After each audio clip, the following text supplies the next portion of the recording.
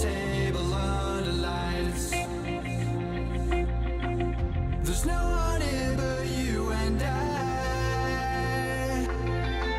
This neon town is yours and mine. And I said, hey, Carissa, stayed up through the desert night, lay and we watched the world get light. Hey, Carissa, sunlight, freedom in your eyes. Please don't leave now.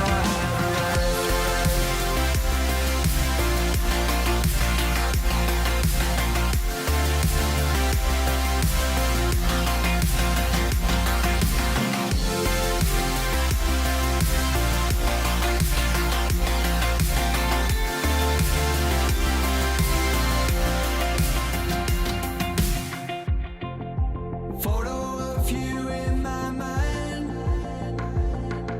on the table under lights. There's no one here but you and I. This neon town is yours and mine. And I said, hey, Carissa, stayed up through the desert night, lay and we watched the world get light. Hey, Carissa, sunlight, freedom in your eyes.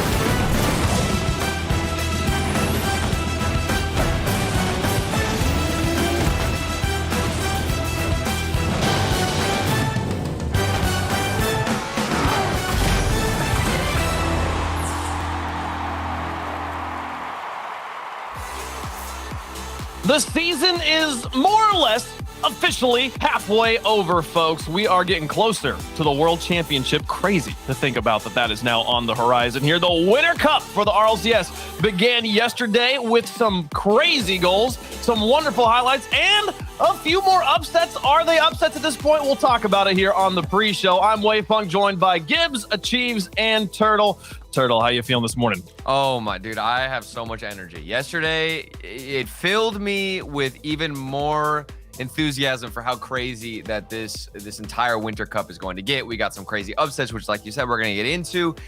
And you know, normally you get this kind of feeling with Europe, but it's nice to have that toss-up, the mix-up of results here in North America. Right? It's so good to see the depth in NA, Gibbs. Isn't it good to see? It is weird to say that. I think we're getting to that point, and it's an odd thing when we have all these international transfers. Now the depth is rising up. It seems a little strange, but I think this was the first time ever, and I tried to look back, and it's a little like unofficial, that we have 3 teams in the top 8 in North America that were outside the top 10 in points in RLCS in the history of RLCS in terms of this format for the past 2 years. So this is a big deal. This is 3 teams outside the top 10. Not a lot of people expect them to make top 8s. 3 of them are here. None of them are playing one another. So now it turns into, do they all get stopped today, or do they keep the magic going? Yeah, the Achieves. This is a wonderful bracket, maybe an unprecedented bracket, some might say. Unprecedented, I think, is a decent enough word for it. Obviously, the big surprises in M80 and Koi. Who knows what everything has in store? Nobody gave Koi a chance versus version 1. Again, maybe some people gave a little bit more hope for M80 making it out of groups, but you never know. And the way they did it, going 2-1, was absolutely wonderful to watch. So I'm looking forward to see how they do today.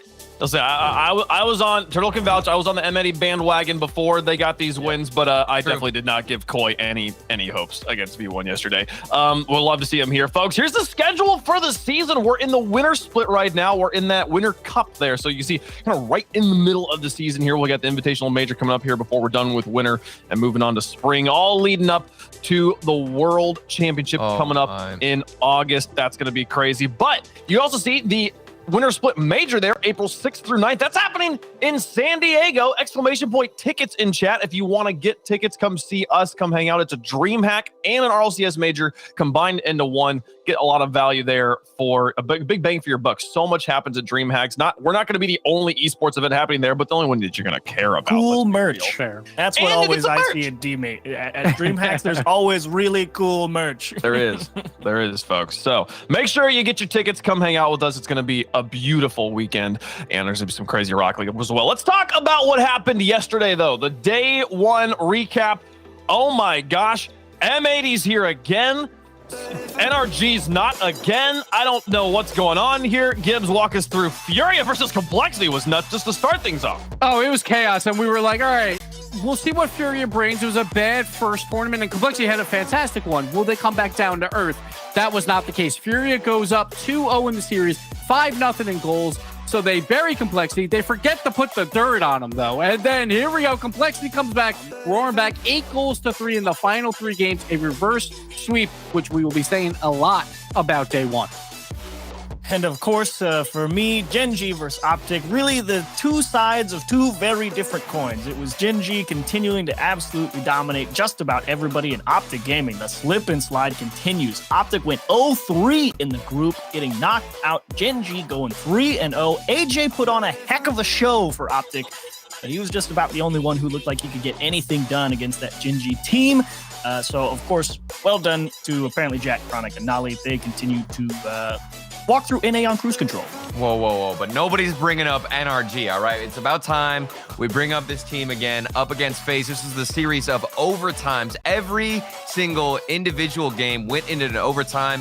NRG started off really hot, taking the first game, but then after that, we're quickly turned around up against FaZe Clan, and typically you can see him clutching it out, finding a lot of great executions. The passing plays were connecting. Sometimes you wouldn't get the best of the shots from NRG, but they always found a way to rotate back in, but it was not enough to take down FaZe Clan.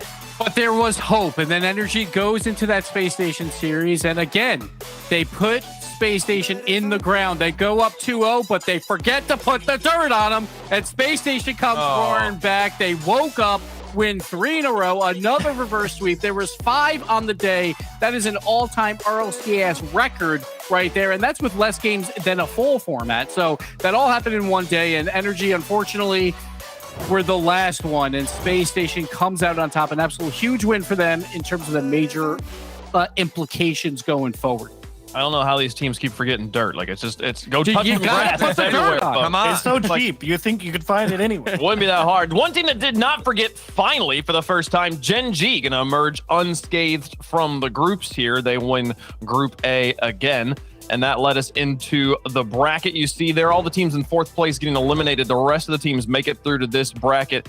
We played our round 1s yesterday. Another series of bizarre results here. Many upsets. Every one of those matches a sweep or reverse sweep. Turtle, we you know, just quickly want to touch on Dignitas. Had a great week last time. Get knocked out here in round 1. What do you feel like is happening there for Dignitas? I mean, it was kind of difficult because I thought they had a really good matchup up against the Knights, and everybody was hyping them up, getting top 4 in the previous tournament. And this just goes to show what we talked about, the NA depth, the competition. It's much more difficult as time continues in this region to anticipate one team just being more dominant, especially if it's one of those up-and-comers. So the Knights, I can see these guys, you know, putting up a fight against FaZe Clan and potentially making a similar top 4 run that we just saw with Dignitas.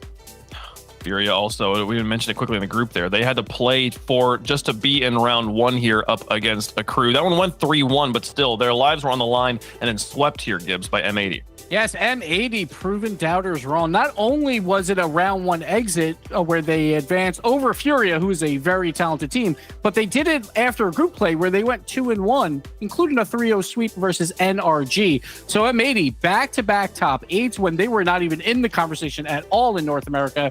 But now they're in the conversation for a major spot in winter. That's absolutely huge for them. They go up against Gen.G, though. That's normally a brick wall when it comes to playoffs. But you never know. That M80 magic might continue. And then we go right into the points. So we're talking about the winter major. Top 5 will get you there. Dignitas sitting in that 4th spot, but they are done for the entire tournament. No more points gained by them. A lot of other teams are still in that mix. One team to highlight, 9th place FaZe Clan. They're sitting at 13 points. A lot of people think that they can make a run throughout this playoff bracket and gain on a lot of these teams. But it's going to be a tight race no matter how this lands, because we see teams like Gen.G and Complexity are doing very well. So if they continue to do very well, that 4 through 9 spot is going to be very tight going into that final tournament.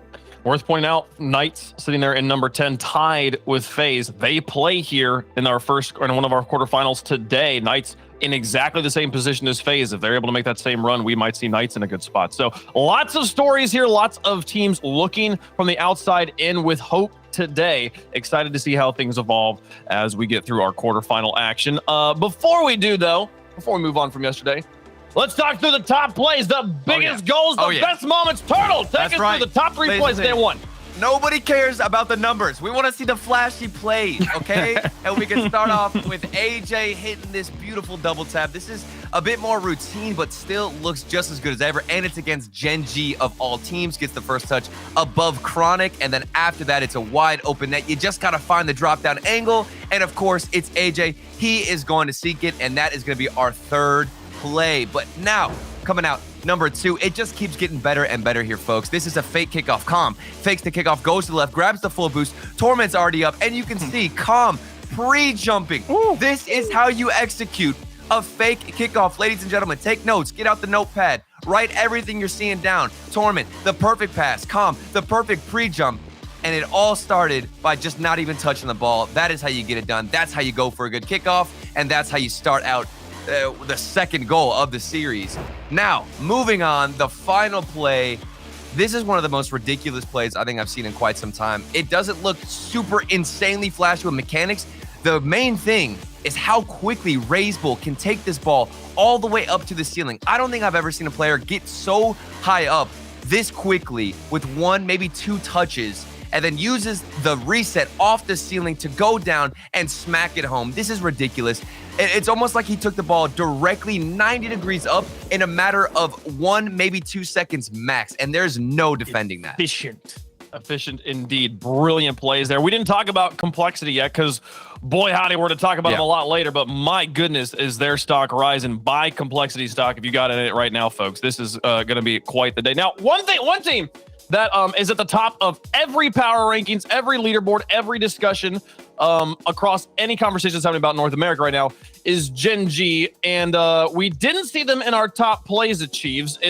Why don't we see them in the top plays? Well, it's a good question because they make a lot of really good plays, but perhaps always being flashy, not quite the answer. But they do say it's a thinking man's game, and they have demonstrated that to a T. And we're going to take a look at a couple of clips that demonstrate how quickly they're able to capitalize on a bunch of space with a lot of great car control, freeze defenders, and maximize their opportunities. So clip number one, we're going ahead and look at this. This was G2 versus Gen.G back in the Winter Open in the semifinals, and this is the start of the series. They're trying to get a go-ahead goal. Let's go ahead, jump on board with Chronic here and see how they make this one work.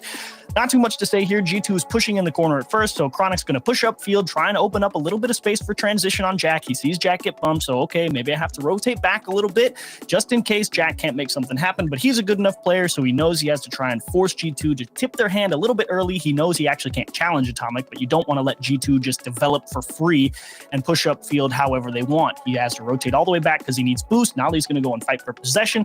Now you have to have a quick pause here to think about what you're going to do if you are Gen.G. Apparently, Jack, he just stole that corner boost up there in that top left corner. He knows Nolly doesn't have a lot of boost here on the sidewall, so they're thinking, how are we going to make this play work? Well, apparently Jack doesn't want to rotate out because that's going to leave Chronic all the way back here as well, and it will let JNaps and Chicago and Atomic turn and start a strong counterattack. So the option here for apparently Jack, okay, let's try and rotate through JNaps and Chicago, try and get some demos, take them out of the play, and maybe Nolly can make something happen without a lot of boost.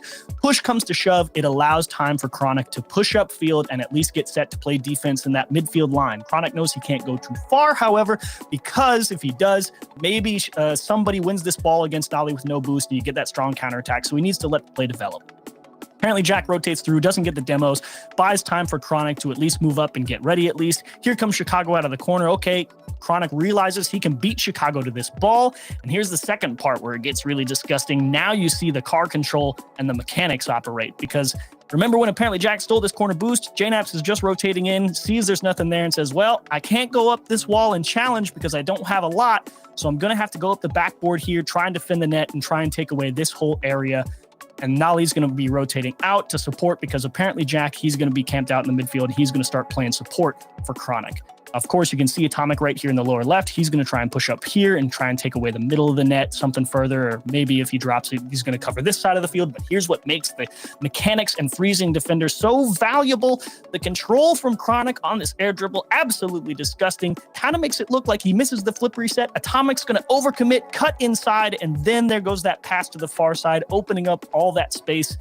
And Gen.G make that happen so quickly. It looks really easy to defend when you watch it at half speed.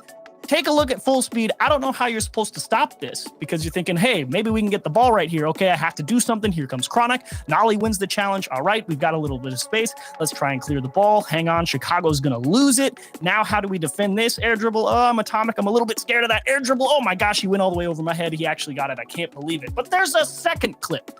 They do it so quick. And G2 are sitting here. This is game 4. Gen.G is up 3-0 in the series. G2's got nothing done. This is 30 seconds of play right here. And G2 touches the ball 3 times in 30 seconds. And they can't do anything. So this one's pretty easy. Apparently, Jack, all right, let's try and take this ball back into the corner. How are we going to get through? Well, I'm just going to cut this ball inside. Look, we're through all 3. Dang it, we missed the open net. That's all right. We're Gen.G. We know about efficiency. Let's talk about the plan here. All right, we just got through all the defenders. We missed the open net. That's fine. Apparently, Jack, I'm going to press right here because I know I have to force JNaps to at least play the ball early. I can't just let G2 again start that strong counterattack. You see Chicago. He's about to get that boost.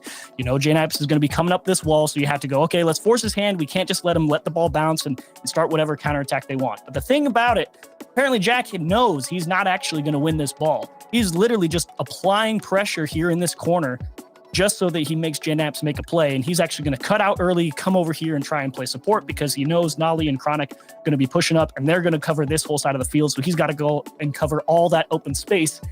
And that's what opens up the disgusting opportunity here for Gen.G. Nolly's camped out. Chronic's going to say, okay, I'll go play support in midfield. And here's where it gets gross. Nolly's like, cool, I'm going to win this ball. And they're all thinking, wait, there's all that open space down there. Fake it, fake it, fake it, fake it. And G2's like, oh my gosh, they faked it. What do we do? Here comes the pass across. How are we going to save this one? Hang on, the pass is too far. We can't actually score it. That doesn't matter because apparently Jack's like, it doesn't matter. The play's not over. I'm going to let this one roll. We're going to buy time for Chronic to rotate through, Nolly to get reset. We're not going to try and force something that isn't there. Apparently Jack just has to buy time. Look how he does it. He's going to go up the sidewall. He's going to start an air dribble again, try and freeze defenders because here comes Chicago. I can't go up and challenge him. He's already at the ball. I got to go sit back here and give up all this open space in the air. JNaps is camped out nicely on the goal line. Apparently Jack thinking there's not going to be too much here. I'll just try and jam it through myself so I don't pull my teammates out of position. Chronic's going to get demoed. No problem. Nolly has grabbed a boost. He's already going to rotate through here. JNaps is having to go back. And here's the tragedy if you're a G2 fan. They're totally uncontested right here. Nolly's not here yet. There's no pressure. You have a perfectly good outlet pass from JNaps to Chicago to get yourselves out. But they don't have it in terms of the time because, again, it looks really easy when you're watching it at 50% speed. Oh, yeah, just pass the ball and we're out. But look at how quick Nolly actually comes up and attacks. They realize, oh, there's a miscommunication. Atomic, I thought you were going to go and get it, but now I'm the one that has to hit it. Here comes Nolly pressing out of the corner. Apparently, Jack opens up that demo. Chronic has respawned. Here's the pass back to Nolly. He's pushing up the field right now, and they're like, wait, they didn't just shoot the ball? They're going to dish it back mid?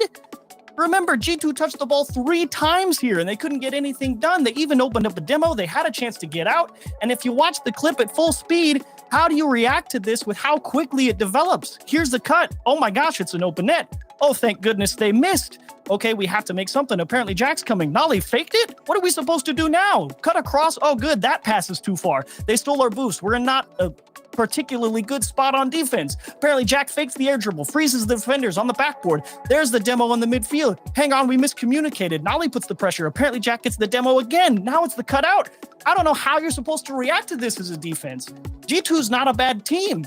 And Gen.G just say, oh, there's all the space. Now we just have to freeze the ball and make them give it to us, and we win the game. And the only reason they do that is because they're so good at controlling all their calls and moving the ball around to wherever is going to freeze the most defenders and give themselves the most opportunities, and they do it like that. So yeah, they think a lot about how to attack on offense, and they make it look real good. Cheese, if I want to enroll in your class, like when does enrollment start? How much? Please tuition? teach me. $5. $5. Crisp high five. Now, to be fair, I'm going to ask apparently Jack for coaching instead because it just feels like they are so smart right now. And he even said, like in interviews, he has learned over this past year that it's not about mechanics, it's about smart mechanics. Obviously, you still have to have some, but you got to know when to use them or when to use them effectively. And it seems like they're doing just that. Small mistakes by G2 are capitalized by Gen.G. Small mistakes by Gen.G, like that incorrect pass, they still turn it into another play. They find ways to fix those small mistakes. No other team like them right now, but we still got more to play. They look like the #1 team in the world, but they got to show it again at Winter Major and keep proving it time and time again. They are the #1 team in the world. And here's the thing. I think that they can lose an event at some point and still be the number one team in the world. Fair. But they do got to lose eventually, right, Gibbs? It's got to happen eventually. Let's talk through our brackets of what we think is going to happen over the next few days. We're going to play quarterfinals today. We'll play semifinals and finals tomorrow. We're going to start off with Wavepunk and Gibbs, aka Wibbs' bracket here. What? Oh, yeah, here we go. What is this? What is this? What have you all done? So let's talk about the big brain of Gen.G. They made one crucial mistake. They have always lost on day one. Yep. Always, except for this tournament. They went 3-0. So that means they're going to lose now? What? Exactly. They are going to reverse curse themselves, and now they're going to lose to M80 because they went 3-0, so they don't have to fix any mistakes. They're going to get surprised by M80. What? It's a huge upset, obviously. Why does but we're M80 going bold. beat Gen.G but complexity? What? We're going bold here, but what that means is we bust our own brackets, Wave, so that gives a free road to G2 to just walk through this tournament, right? Right, exactly here. So now, Gibbs said it so well. This is clearly the perfect bracket here. Complexity's got M80's number, right? Where's the logic in that? So M80 beat Gen.G, but then you don't have M80 beating Complexity. It's a brand new day. Got their number. Complexity's got their number. What? Don't worry about it, Turtle. Don't worry about it. Complexity is okay. undefeated against M80 in the whole 1 matches they've played. Okay? Right. That's true. There's so much true. data behind that. I love it. It's brilliant. All right, well, if you're such geniuses, what does your bracket look like? I mean, yeah, look at ours. This is the correct bracket. This makes sense. You look at this and you're like, oh, they clearly used their brain. oh, Because Resident Gen.G Sleeper. Gen.G are going to beat fast. M80. Gen.G, it's a rematch. They're going to beat Complexity again, make it to the finals, and then take the dub. You said it yourself. You know, G2 can kind of get that walk into the grand final. That's how I'm feeling. I think the biggest debate here is not the Gen.G pick. It's just the FaZe Clan G2. I think those are the teams that you have to pick on who you actually could coin flip and decide who makes it to the grand finals. And honestly, boring I would say, bracket though. Yeah, it is pretty boring. But Space Wow. Station, I think, could upset here versus G2 because Space Yeah, Station I feel looked that. red hot at the beginning of the day, and then they ran a little cold afterwards, which might actually benefit them because they'll learn from their mistakes, hopefully. And so that could be a better series than many people think. Is it really boring though? Don't you want Gen.G and K Corp to both have 2 straight regional come on. wins and be the team? That's in their the region? story. I mean, I would. So personally, I want Koi to win 12 games in a row, 12 matches. I don't want to see them win the regional out of anyone. But Oh, I don't know. It's just this is what everyone thinks is gonna happen. So come on, guys, you gotta throw an upset there somewhere. Folks. Chiefs and I were talking about the bracket. We're like, well, this is probably what Gibbs and Wavepunks looks like. So I don't know if we should go with this. And then turns out you guys just clearly had some other type of mentality. yeah, we got it. We do both have. I want to quickly touch on this. We both have Complexity going to grand finals. We both have we have Complexity going to grand finals, Yeah, and we then had Gen.G, yeah. right. Yeah. No, but we obviously all rate Complexity here to make a deep run in the tournament, but none of us have him Semi. winning it right now. Right. How do we feel about Complexity after the Winter Open and then the performance we saw yesterday? I feel like There they're looking great because we look at regional 1 numbers and they looked fantastic. Number 1 on offense, I think it was like number 3 on defense.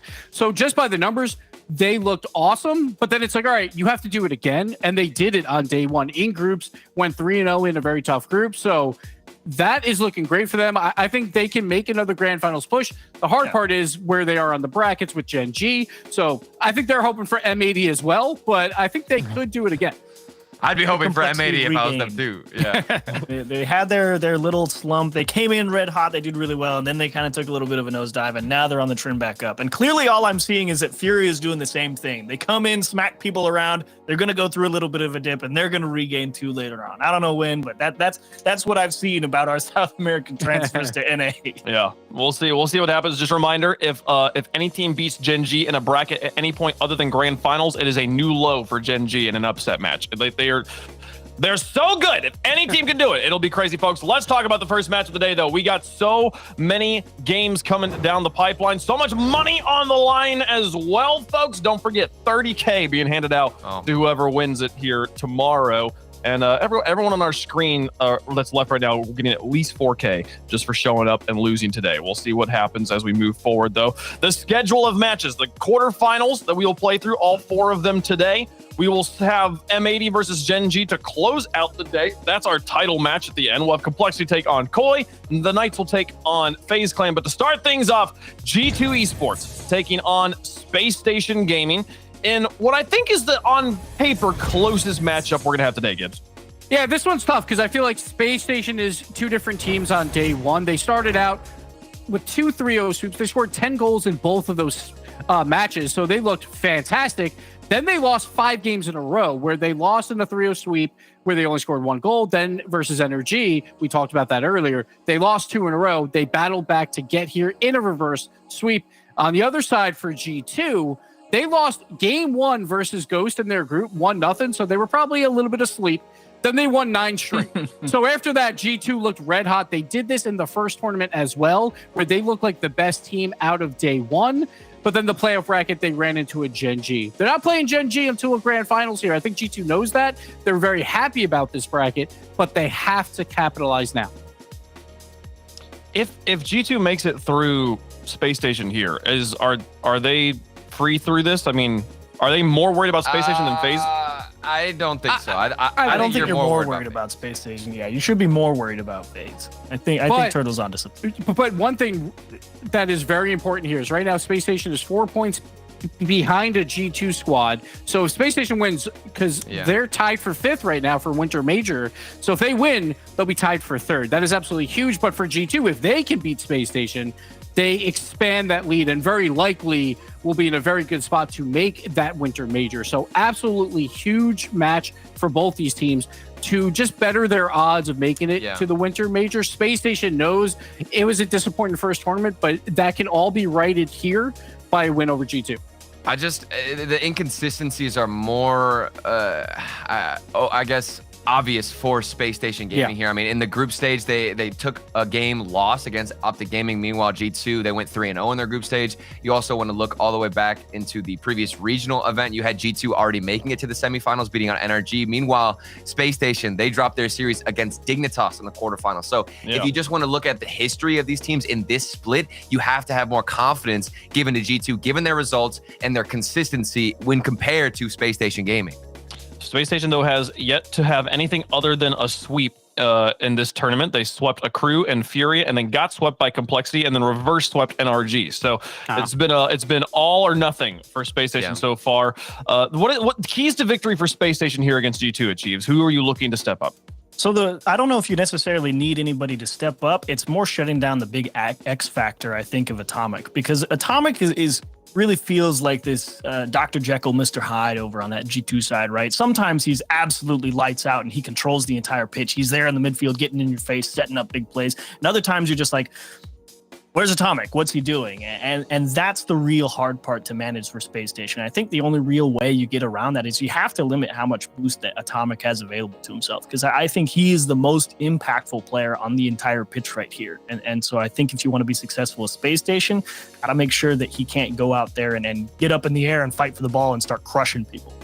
And for me, I think it has to be Arsenal, because we talk about confidence in Space Station, and it wasn't very high out of the fall major. It really felt like Daniel just put the team on his back, and they tried to make a run, but it didn't go that well. And then Arsenal, like after the first tournament, he was like, oh, I guess I'll just get more into content creation because it's not looking great for me. So it feels like they aren't very confident. And we know when Arsenal's confident and popping off, he's going to hype up his teammates as well and really capitalize on that. And you got to look at that Gen.G versus G2 series as well, because once it was a 2-0 lead for Gen.G, it was all but over. Like, we didn't see any battle back. So we'll see if Space Station, I think it's very important that they at least split game 1 and 2. And so I hope they actually win both, because I think that's the way they beat G2. You come out hot on them, and then maybe the confidence will go in Space Station's favor, and then they will just... they'll probably win the series in 5. Like, I think if it goes long, I'm going G2 on this. So I think Space Station has to come out red hot and win like 3 of the first 4. We'll see what they're able to do. Again, we're moving up to best of 7s here now that we are in the quarterfinals. Chat, you've been letting us know who you feel like is going to win here. Gibbs has apparently already submitted his prediction. G2 will be his prediction on this board. Achieves, who you got? I like it. I think I'll take G2 as well. I think they definitely looked a lot more solid than Space Station. I don't think it's outside the realm of possibility for Space Station to come away with a win here. I just feel like the floor is a little higher for G2. Yeah. As much as I hate to say it, I do agree with Gibbs. I definitely think that the longer this series goes on, the more in favor it will shift towards G2.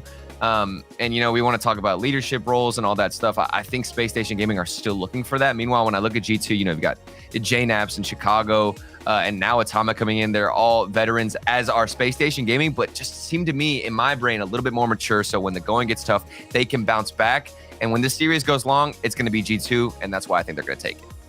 Understood. Well, both of us had G2 winning in our brackets here. So if I predict G2, then we will curse them. So, and it would also be kind of disrespectful to SSG, I think, if we completely predicted that. I agree. I agree on this one, folks. Yeah. SSG it's not a landslide. It's not a landslide. Don't call it an upset here. This is an even matchup here. Chat split right down the middle on this one. That's perfect. I like Look at that. I'm liking these numbers. Beautiful stuff, folks. We got some Rocket League to play. We got some teams to send to a major, and we are ever growing closer and closer to going to San Diego, folks. Space Station versus G2. Get up and get loud. It's game day.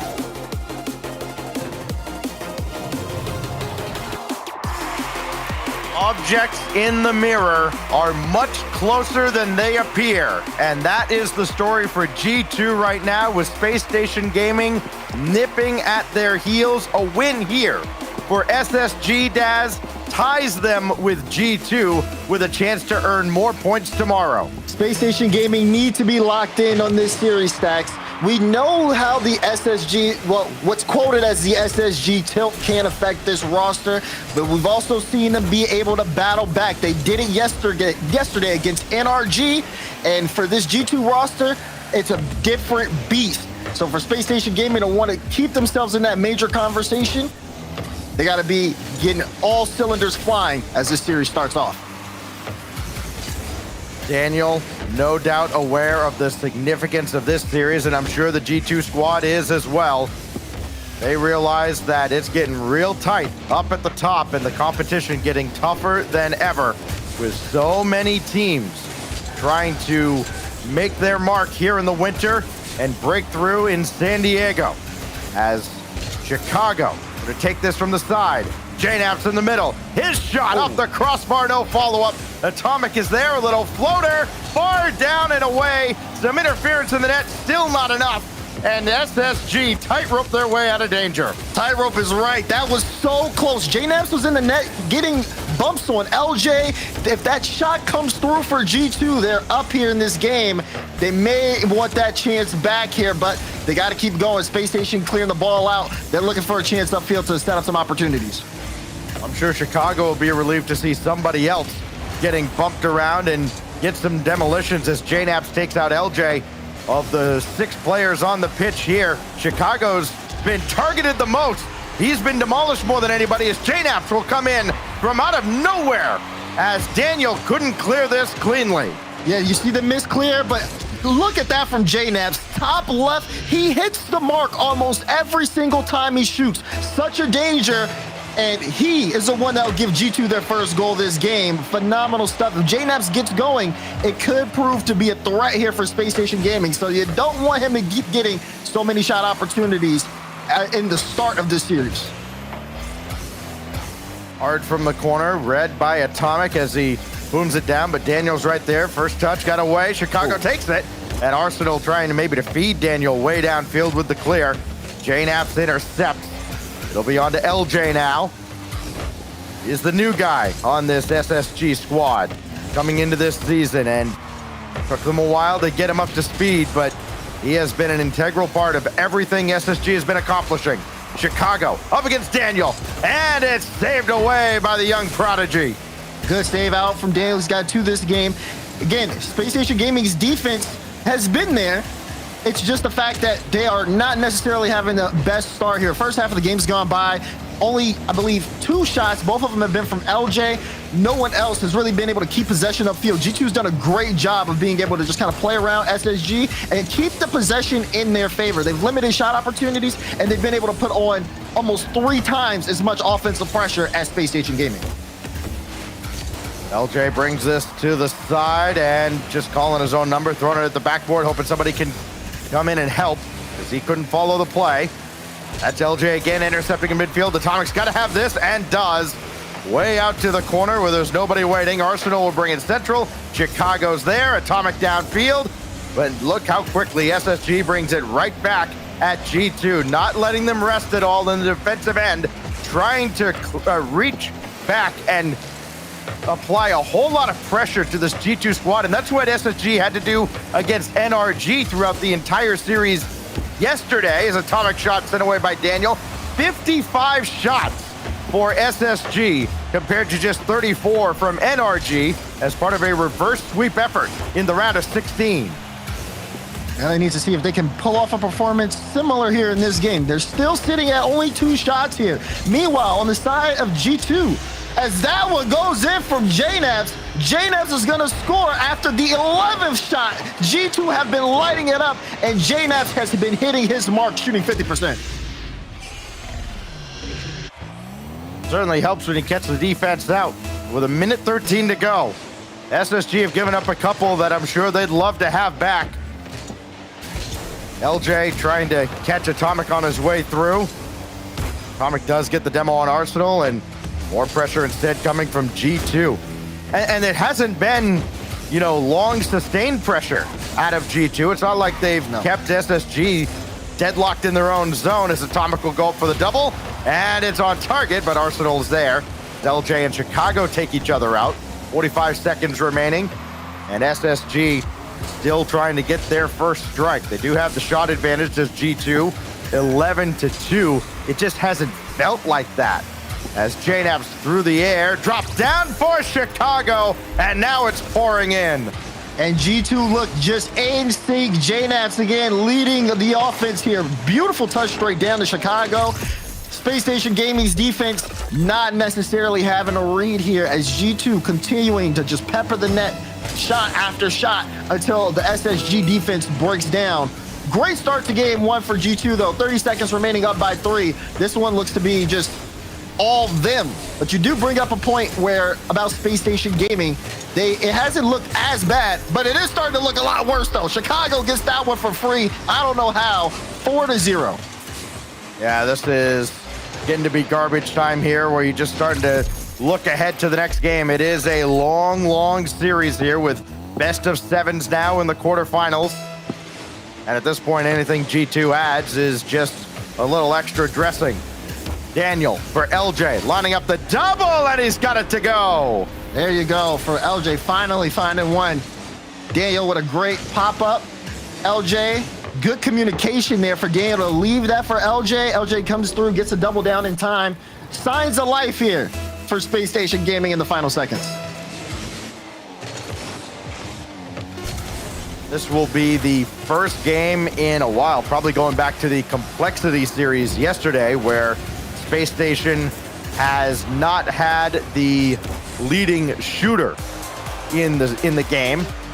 They had somebody either tied or outright leading in most shots in every single game of that NRG series, even the 2 that they lost at the start of that series. This time it's Chicago, double what anybody else from SSG could put towards the net. 6 of the 13 shots from G2, as it was a relentless barrage. It didn't feel like they had SSG locked down though until probably close to the end when they got a couple quick ones and really put this game out of reach, Daz. But now we go into game 2, and I think with these 2 teams in particular, momentum isn't necessarily a thing because they've both got excellent coaches that are good at getting them focused on what's ahead. And that's going to be something that's super important. You know the adjustments coming into Forbidden Temple. Space Station Gaming is going to be able to try to mix things up here. They understand that, they didn't necessarily show up to game 1. A lot of it was them trying to kind of find their form against G2. But now it's up to them to dictate the pace. 5 minutes on the clock, 0-0. Let's see what SSG bring to the table. Ideally, Daniel will be a little more sure-handed at the back line, but this time he's nowhere to be found. It's LJ and Arsenal in the net watching Chicago blast one through. 17 seconds into game 2. I love this, though, because the communication is great. Chicago steals the boost from Arsenal in the corner, calms that, and Atomic immediately sends the ball there towards them. It's great work there for G2. And again, one of the reasons why they start off strong, but there's Daniel off the kickoff. He'll flick one in to equalize us quickly. And important to get a quick answer. You can see him go after the demo, trying to nudge Daniel away from the play. Following up, not in time. So 5 seconds later, Daniel gets it right back. We reset now. Still less than 30 seconds gone by in our second game. Daniel bringing this to the corner. Chicago being bumped around by Arsenal. Daniel bring it all the way across, but Atomic's right there. Good quick reactions and a full tank of boost from that midfield line, but no play on the ball as it's powered away by LJ. JNAV's leading the charge, and Atomic, it was a close chance there. Just missing the mark. But again, another pass comes through. LJ big. I mean, the pressure there from G2 is so strong that it's forcing SSG. They got to respect any even idea of a shot chance. Still, though, they are in this game.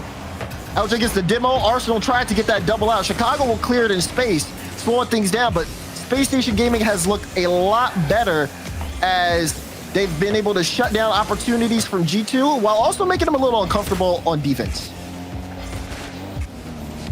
Arsenal Slow play to get around J-Naps, let him go by. Here comes Daniel, met by Atomic, but Chicago has this ball through the corner. As far as LJ, as Daniel jumps right back in, slows down G2. Atomic trying to play around the defense, hit it where they ain't. The problem is, this SSG squad collectively so quick, able to react to just about anything G2 can throw at them. That first game notwithstanding. Daniel got a piece of this one from J-Nap, so all Atomic can do is try and dump it back into the zone and let his teammates get reset. So for both these teams, huge major implications with San Diego just around the corner. The Invitational coming in a couple of weeks as Daniel gives SSG its first lead of the series. I love this. LJ looking for that demo on Atomic. You knew how this play was happening as soon as the ball was in that midfield line. The demo setup, or at least the opportunity to have that front man there, gives full reign for the shot to come through. Daniel now 2 for 2. Every shot SSG have taken has gone in, except for that one off the kickoff. Imagine that percentage gonna skyrocket if G2 doesn't change things very quick. Daniel with Arsenal in support behind him. Atomic and Chicago working as a tandem against him. And now Chicago for J-Naps. Chicago's still in the play. LJ the initial stop. Atomic will bring it back central. LJ's there to feed Daniel. Here comes Space Station again. Daniel trying to create, and he does. It's a hat trick. He pushes it through him. You gotta be able, if one isn't enough, get 2 in the air. J-Naps and Chicago both try to put a hand up against Daniel, but he forces it into the top right corner. SSG have completely flipped the script. They've limited G2 to 2 shots so far this game, while also allowing Daniel to explode on the offense. This Space Station team can score in bunches. Not the first time they've done it in this event as LJ makes the save. Arsenal crisscrossing with him. J-Naps trying to maybe leave one for Chicago. They did not fool the Space Station defense. They scored 4 unanswered goals between games 3 and 4 against NRG, part of that reverse sweep yesterday. Daniel gonna power one away here. Daniel and Arsenal, huge parts of that comeback too. I think at one point, each of them had 7 shots in a game as Space Station led that great comeback charge. Chicago now try to drop one down to J-Naps, and LJ is in the way. Just when this Space Station team gets going, they seem to be playing on a completely different level, and they kind of have these Jekyll and Hyde spurts as Atomic got in the way of that ball. They didn't let it get central off of Chicago. And Daniel will power this ball away yet again, just barely off the mark, and Atomic can sweep it out to J-Naps. Good touch out, but you can see it where the difficulty is here for G2, as this one's right in front of the net. Atomic will get there and make the save in time, but you can tell, again, Space Station Gaming are setting the tone on how the ball's being moved around the field. Last game, G2 got to dictate that, and it allowed them to just get their pass plays, get the connections through, and score many opportunities. Oh, that was a fake. Did Chicago get him? No! Oh, had a free chance there. But again, off the mark. We'll try again, but look, almost the whole SSG team up to make sure that's not going through. It's just very, very hard for G2 to get clean looks like they had in game 1, and it's the reason why the scoring or the shot chances haven't been as plentiful. As 30 seconds remain, SSG is up by 2, and they're looking to continue to hold that lead. I did wonder how SSG would fare against a very stingy G2 defense. Only comes in averaging about 6.5-ish shots allowed per game, where SSG had 11 shots per game in their round of 16 series yesterday. This is how SSG is going to fare against that G2 defense. A natural hat trick out of Daniel. This goal means nothing. SSG ties the series. SSG are going to take that game. J-Naps will get 1 for the road. He's still keeping the shooting good. It won't matter at the end of the day, like you said. You see it on the screen. Space Station taking this one. There again, the changes being made. Giving Daniel that space, letting him work, feeding him the ball. I mean, some plays he made himself. You know, you saw the kickoff goal happen, but others carrying the ball. It was a little bit of everything there for Space Station Gaming. All goals assisted too as well. As we take a look back at the replay, and G2, goals like this were only, you only saw one of them. And that's simply because things like Daniel being able to carry the ball upfield, the way that Space Station was moving and passing the ball around just made it so hard for things to get really set there for G2 Esports. We go to game 3 stacks, and it's going to be a big one here. Yeah, and if you like a lot of teamwork, teams racking up assists, just hang around for the next series with FaZe and PK. FaZe leads the tournament in assists per game. They seem to assist on just about every single goal they score. The teamwork has been exceptional after a disappointing winter open. And this Space Station squad now trying to build off of a FaZe-esque performance. As Arsenal can't get to this ball though, Chicago out of the corner. Now it's LJ. Lost possession there. J-Naps had that bounce off of LJ. Chicago having a tough time corralling this ball. Second touch keeps it available for Atomic. J-Naps lurking in case there's a misplay, and there have been a few, but not this time as SSG hold them off. I guess Chicago trying to get that around in the corner. Atomic with some space. It's a good pop-up. J-Naps is up for this. I think Chicago got a bump as well. It's awkward for SSG. Demo on the play. Chicago with the shot will force it through, and G2 start us off hot. A very inauspicious start for Space Station defensively. Had the smoke screen in front just as that dissipated. Chicago's shot comes through. A complete mess as G2 had them scrambling around. And so, more early goals between these two squads. Atomic circles around. He's going to serve up J-Naps. Trying to bring this to the backboard, and Daniel in the way. Here comes SSG, trying to counter quickly, but they're not going to be able to jump up. Chicago all over that. So too is Atomic. Got to get a hand up, and Daniel does. You saw that threat. Everyone knows, don't give Atomic that backboard for free. Good on Daniel to be able to reach that in time to slow things down. But G2 definitely playing with a much more faster speed, and they're not afraid to get physical as well. A good shot from J-Naps, but a great save from Daniel. He's already got a hat trick in terms of saves, but it's the quality of the saves that have been fantastic so far this game. At least 2 of the 3 have been really tough ones to make. Listen, mechanics aren't everything, but when you've got reflexes like that, and when the game seems to just go in slow motion at times for you, it can make a huge difference, and he can bail his team out of some real awkward spots. Tried to set up LJ here. Second touch to serve up Arsenal, but he's too far behind. So he's got to wait for the ball to come out. Now we'll bring it back in with Daniel picking up the midfield boost behind him. Can he stay with this play? No, but Arsenal can. All the way to the weak side. Daniel chasing down Chicago. Could not get him. And this will fall to J-Naps. They gave G2 a little bit of time.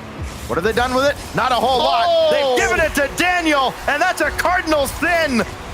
Look at Daniel, the shining star of Space Station going up. Beautiful flip reset over, and surprising.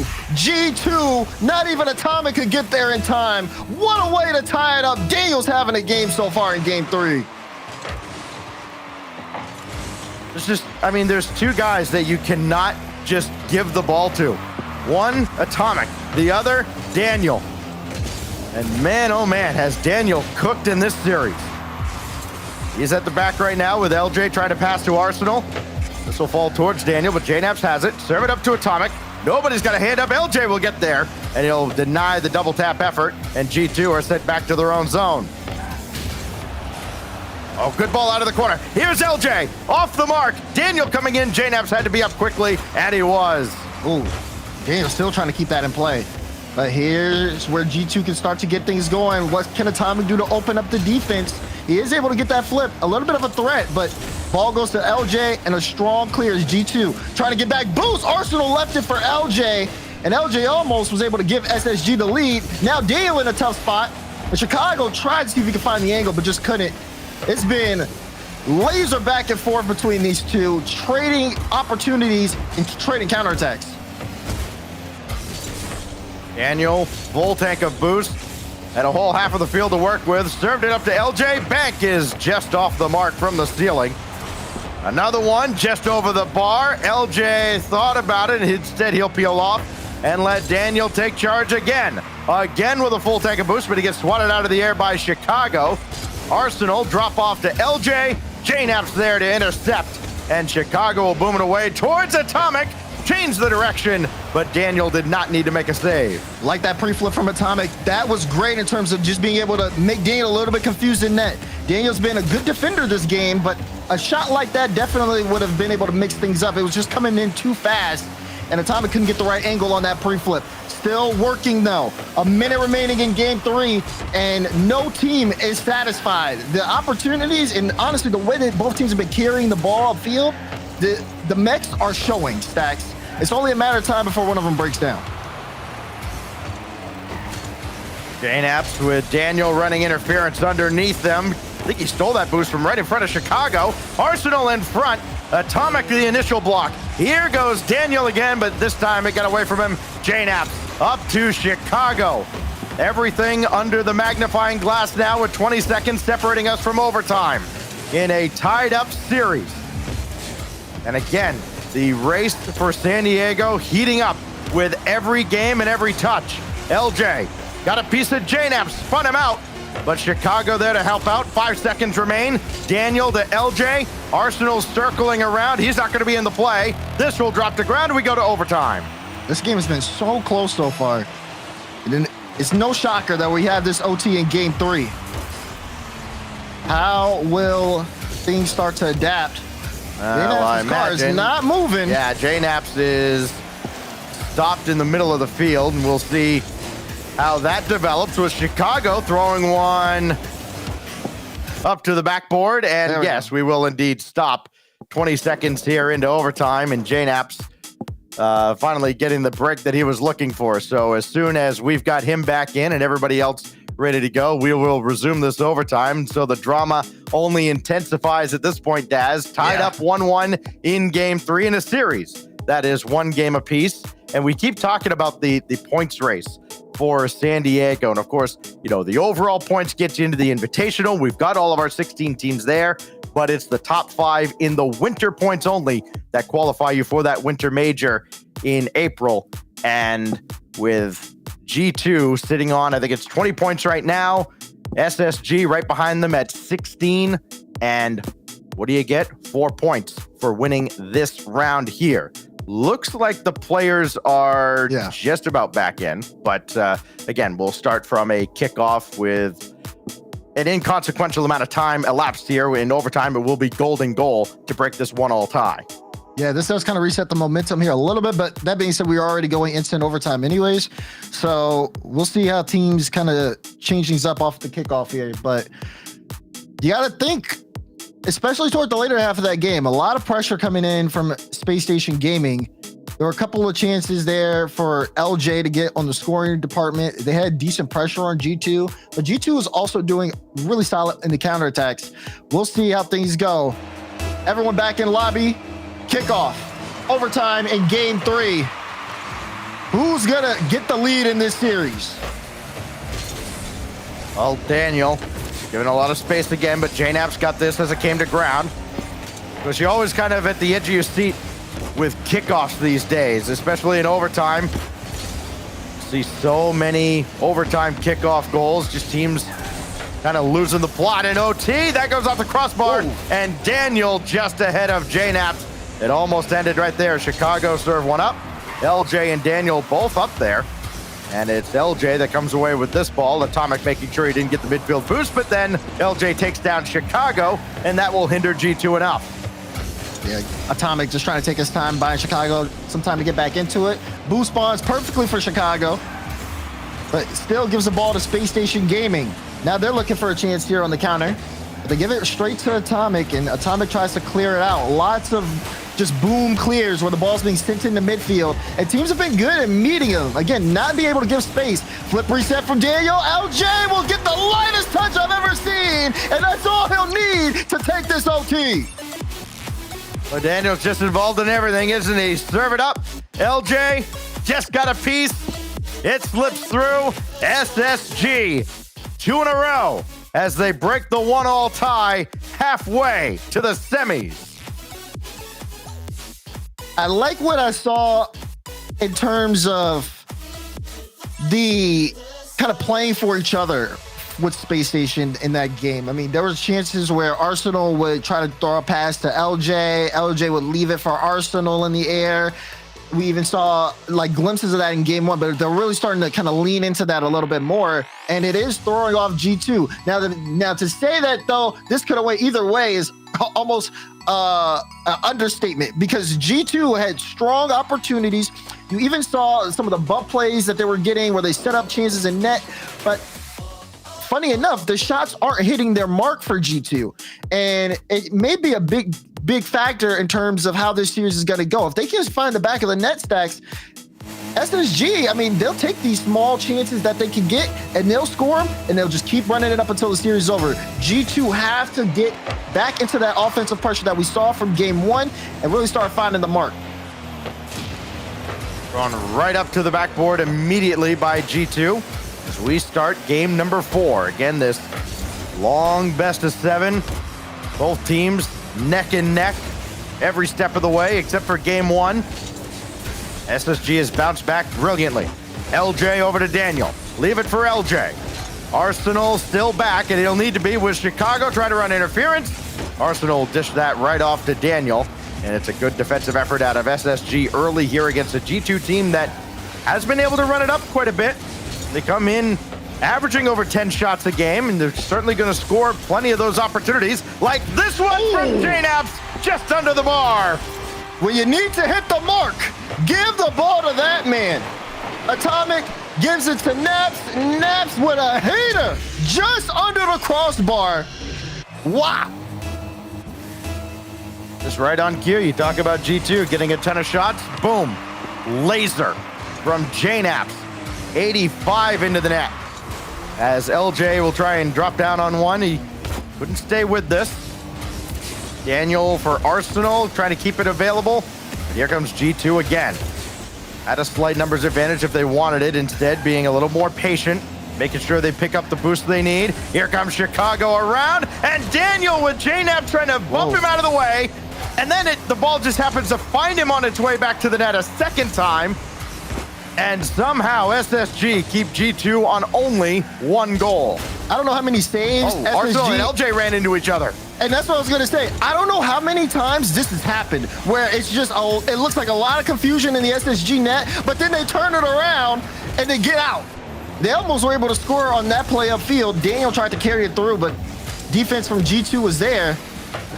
You said it towards the end of, I believe, game 1, where SSG, it felt like they were kind of hanging on by a thread.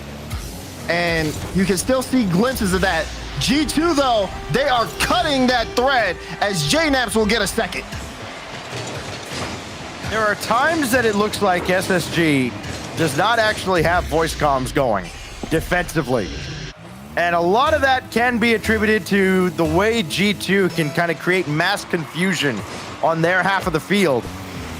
But then you see them just bump into each other when there's no pressure, and you're like, what's going on here? And then you have moments of brilliance when you see Daniel make 3 or 4 critical saves, and you go, well, this is like the best and worst defensive team we've ever seen. It feels that way sometimes. And it really does come down to, I think once the communication breakdown starts to happen, you can kind of see that continue throughout the course of the game, at least. It really just all depends on what's going on in the game. That was almost a great chance. Chicago did have an open look at the net there, but missed the shot. And there was a dibble on the play too. But G2 not able to capitalize. That being said, they are in control of this game right now. A 2-goal lead as we approach that 2-minute mark. SSG is going to be the team that has to find a way through.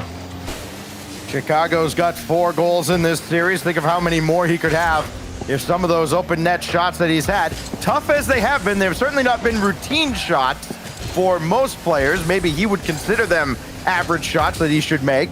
But for the guy that T-Bates calls Reed Curry, he hasn't been 100%. As Atomic circling around here, he has yet to score, but he's got 5 assists on the 9 goals that G2 has scored here. As Atomic right at LJ. Arsenal out of the corner. Daniel waiting at midfield for this clearance from JNAPS. Oh, Chicago took him out. How did this get through? Oh, he didn't It's have still boost. available. JNAP does not have it central, but SSG are in a lot of trouble defensively right now. A double commit. I mean, we've seen that again, time and time here for Space Station, multiple times this game. They don't get punished for it, but also it makes it so hard for you to move upfield when there's no one able to follow up because two guys went for the same defensive clearance. Infield pass to LJ, just a little slow there, and Chicago got the beat out. Now JNAP's upfield still in boost while Atomic is trying to lead the charge. JNAP's again able to turn on this, keeping this in play, and Space Station have to keep their head on a swivel because G2 is running around. Maybe a chance for Daniel, and he finds one, bringing Space Station back into the game. Keep your eyes downfield and watch LJ. Bang! Atomic out of the play. And Daniel pumps that through to an open net with 52 seconds remaining. And think about a couple of opportunities that G2 have had to extend this lead. Haven't been able to cash in. SSG hanging around. Can Space Station bring it all the way back? They got the right man on the job, but JNAPS is there. Start keeping an eye on Daniel in these final seconds, but also keep an eye on JNAPS as well. They've been stone cold in the way that they have been lethal on that offense. LJ trying to lead the charge here. Touch out for Daniel. Arsenal has to keep this ball in play. SSG don't have too many chances here. 20 seconds left in regulation. Daniel, 5 goals, 2 assists. SSG has scored 7 goals in this series. You do the math. That's 100% goal participation, but they need him involved in another. He is bringing it to the corner. LJ with a bump on JNAPS, but Chicago brings it around away from Arsenal. And Daniel doing all he can to keep it in the air, and that's just allowed to drop by the G2 defense. Clever play at the end as G2 hangs on. And the series back tied up here as well. Series tied 2-2. And, you know, one thing I have noticed is no timeouts. No timeouts so far from either side of this one here, which could be something. I mean, we've had that conversation last week in Europe. This time between these two, they're still deciding to play this on as every team. I mean, you talk about momentum coming in. The momentum has been a big factor, yes, in some of these matches, but also I think for these guys, they all know their game plan. You even said it yourself, Stacks. They have really solid coaches behind them who have a good read on how the game is played and maybe just don't want to disrupt their own team's pacing here. It's going to be a big game coming up here. Game 5 in a wasteland between G2 and Space Station Gaming.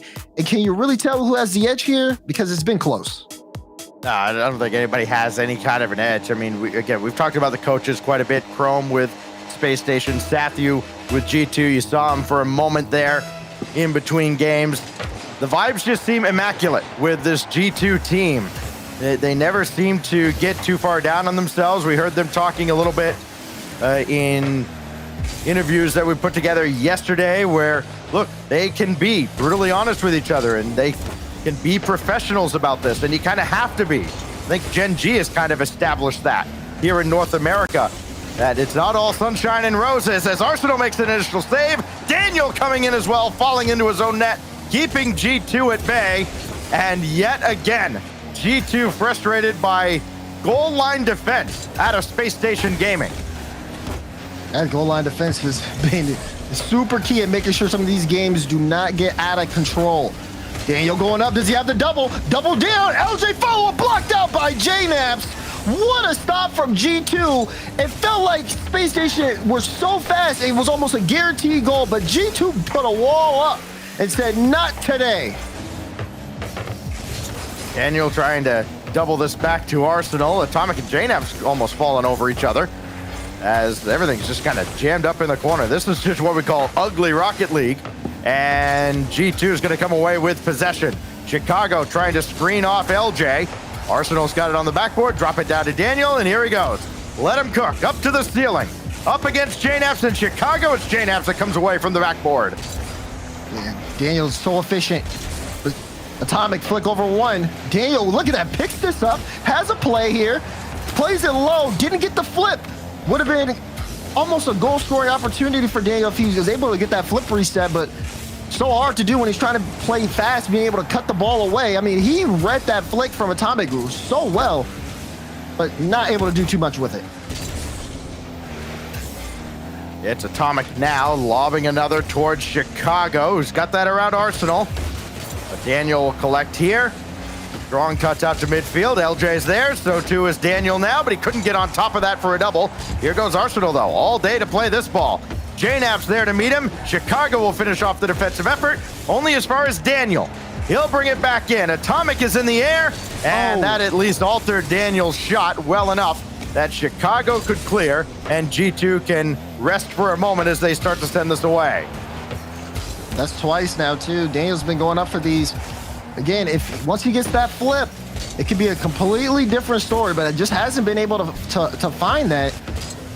And now, still a stalemate, but Space Station have had a decent amount of pressure. I said as a Chicago will put a shot on. It's G2's third compared to Space Station Gaming's 7th. This will take a high bounce that Atomic's got all the way. LJ waiting for him to give it back to him. Now Daniel, this will angle downward. Arsenal's got the read to stuff Chicago, but it's Atomic way downfield. We're seeing a lot of this, just big powerful clears, a little bit of dump and chase strategy from G2 and Space Station. This one's got away, and Arsenal's got to scramble back. Chicago's there, and somebody's got to take the shot. Finally, it's Chicago, the floater, and it does not go. It hit everything except the net. JNAPS will try. Chicago's there, and he hit the post again, but JNAPS will clean it up. JNAPS having to help out Chicago there. It's a beautiful pass. Chicago had a chance for the shot, goes off the post. JNAPS still in the air, not giving up on that play. And G2 finally find the back of the net. Minute 30 to go to break this 2-all tie in a best of 7. LJ around Arsenal as that's popped up. And Chicago just dumping this back in, burning a little more time, making this task just a little bit more difficult for Space Station Gaming. Try and equal game 5. LJ shot. Blocked at point blank by Chicago. Atomic one-on-one with Daniel, and Daniel just a little bit quicker. Yeah, Daniel had to be quick. They're low on boost on that play. Able to get that pop-up, buy him and his team some time to rotate back as Atomic trying to put another shot in. Looking to close out this game 5, but it's still a 1-goal game.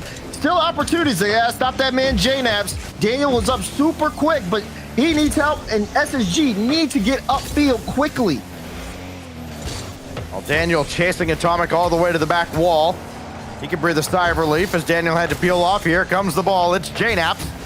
Just dish that off to the corner. More time wasted as G2 try to pin down SSG. JNAPS again deep into the corner. You can tell SSG getting a little antsy. They want to get out of the zone. They just can't get a pass together.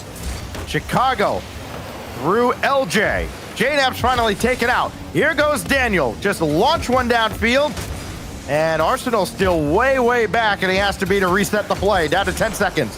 LJ doesn't have anybody to pass to. They are just completely disjointed as G2 have shut down Space Station Gaming in the final stages of Game 5. Arsenal can finally get away. Is it enough? No! Atomic with the save at the end, and G2 on match point.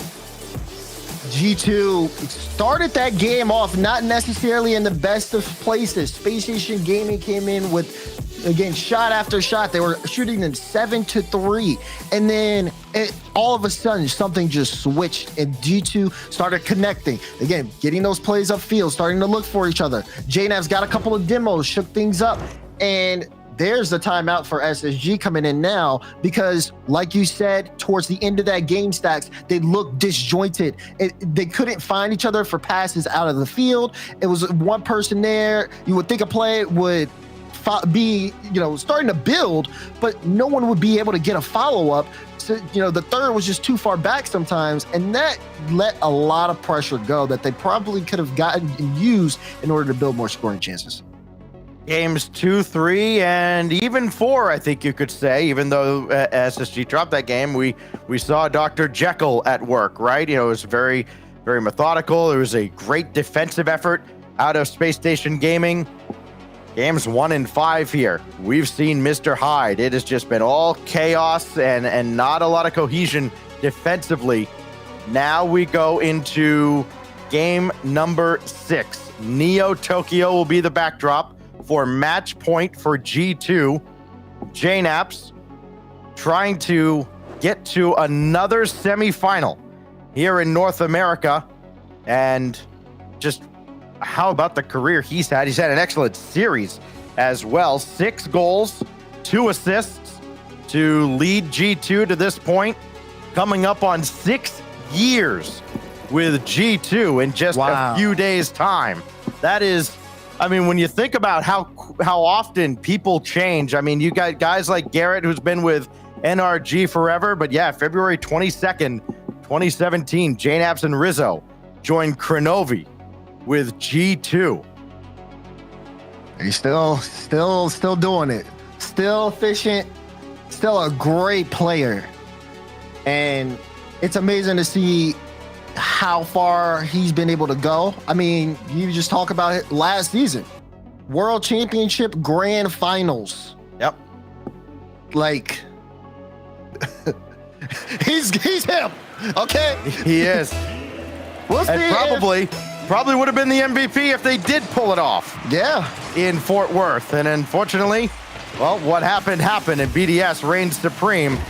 They seem like a far, far cry away from that now. And it's so tough now to even get to a world final. Much tougher than it's ever been before. And Chicago getting things started for G2. The timeout for Space Station didn't seem to help a whole lot. I mean, that's a great start. You can even see it on the cam. Chicago, he loved the fact that one went in. Finally, hitting his shots.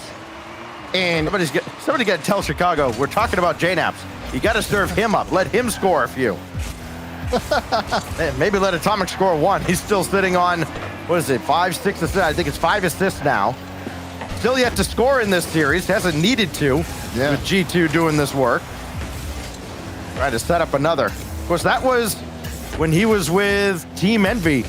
That was what Atomic is known for. It was Atomic for his elite level passing. It was Mist for his defense. And it was Turbo for having championships and clutch goals in situations nobody actually expected him to score, but he did. He was like the RLCS Bernie for all you CRL fans out there. That's a reference not many people will get. No, definitely not. Just trust us on this one. Daniel with the flick and Daniel with the goal. We've seen him do this so many different times. Great awareness here and great individual effort. Daniel just keeps going. He's still at 100% as he's got his 6th goal of this series to go with a pair of assists. 3:49 remain in the tournament life of SSG if they allow G2 to take this game. Arsenal bumping Chicago out of the way. What a pick by Daniel. He read his soul and adds another to the tally. Cookies, give me that. That's exactly what he said. Atomic, who you pass it to? Daniel cuts it out, puts it in. Great read. Again, Daniel's awareness has been very solid over the course of this series. Of course, there have been some mistakes there defensively, like everyone on SSG. But just when he's on, oh man, he's a threat all over the field, and he's showing G2 that right now. Oh, LJ way up ahead. Arsenal is waiting. That's going to waterfall down towards him. But Arsenal will not have a look at his first goal of the series. Here's Atomic. He will score his first, and he ties up game 6. Free lane here for Atomic. Daniel, we talked about the awareness here, but he's expecting a touch there. Chicago and Arsenal both missed, creating just a momentary lapse. And it's just enough for Atomic to bring G2 back into this one. Tied up 4 goals in the first couple of minutes here.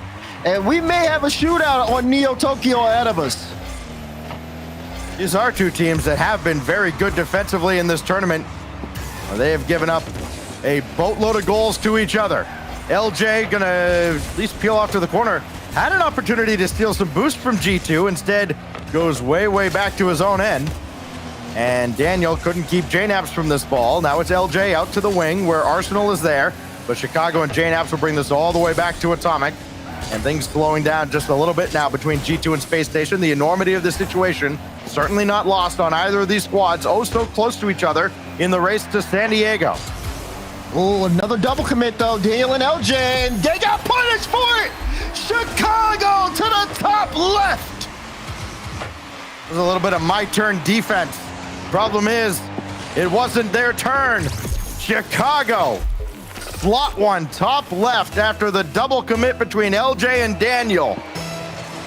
And for all the brilliance offensively that we've seen from Space Station Gaming, that ugly, ugly defense rears its ugly head again. Here goes Daniel, he'll try again. Atomic way up there, and he'll power this through LJ at the back line, so now Arsenal has to deal with it. And Space Station Gaming find themselves looking up at G2 in the lead again with LJ avoiding J-Naps and clearing the way. LJ tried to get that over Chicago. Arsenal up quick. It's a high ball, but Daniel not there in time, just a little slow. Can SSG match G2's output this game? They're gonna need to, and they're gonna need to get things under control here in defense if they want to force game 7. The shots have been solid. We've been looking at great Rocket League, especially in this particular game. But is this where Space Station's limits are? We've got a minute 40 to find out.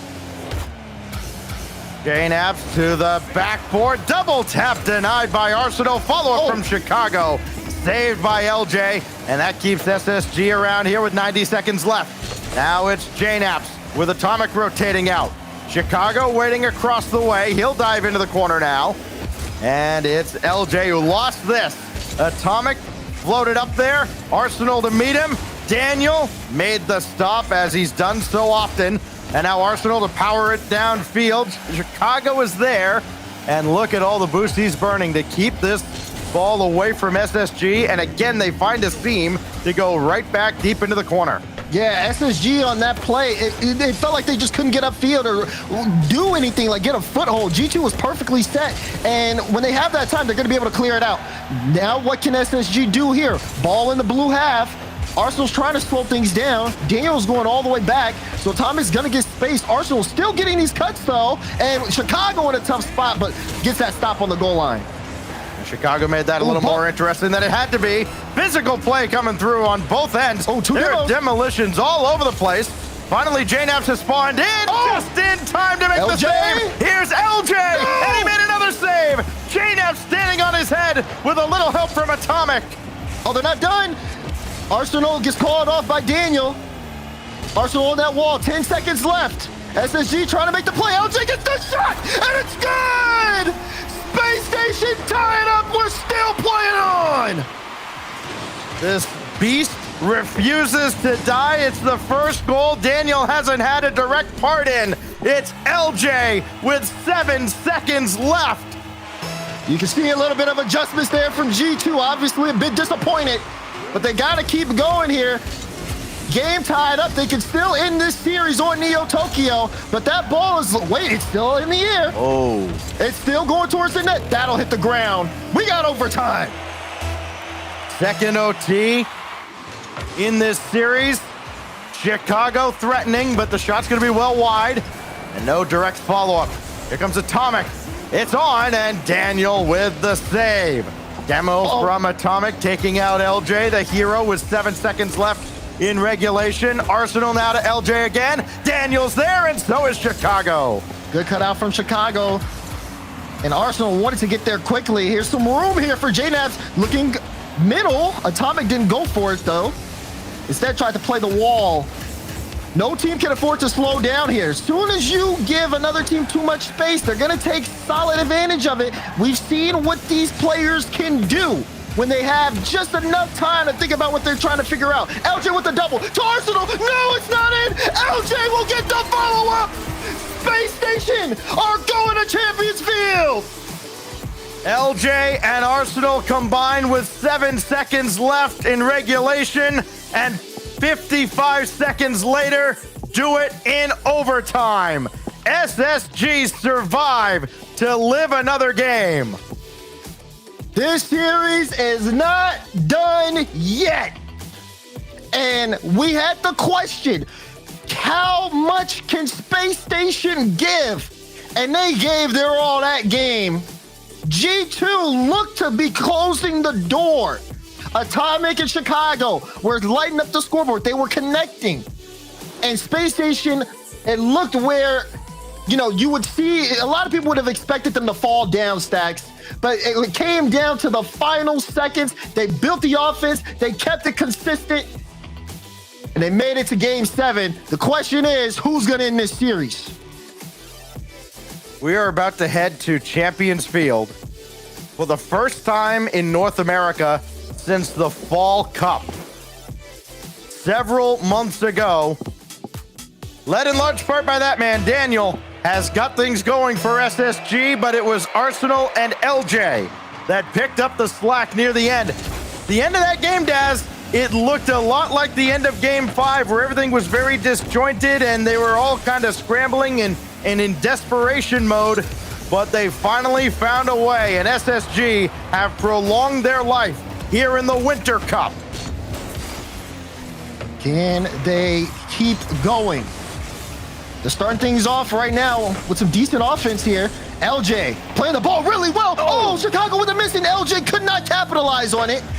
G2 keep this game scoreless off of what I would say is very fortunate miss from LJ, but they have not been able to kind of get things going in the opening minute. This is going to be their first play upfield. J-Now's taking it low, but Dean with the clear. LJ's downfield, and no! Atomic, amazing save on the goal line!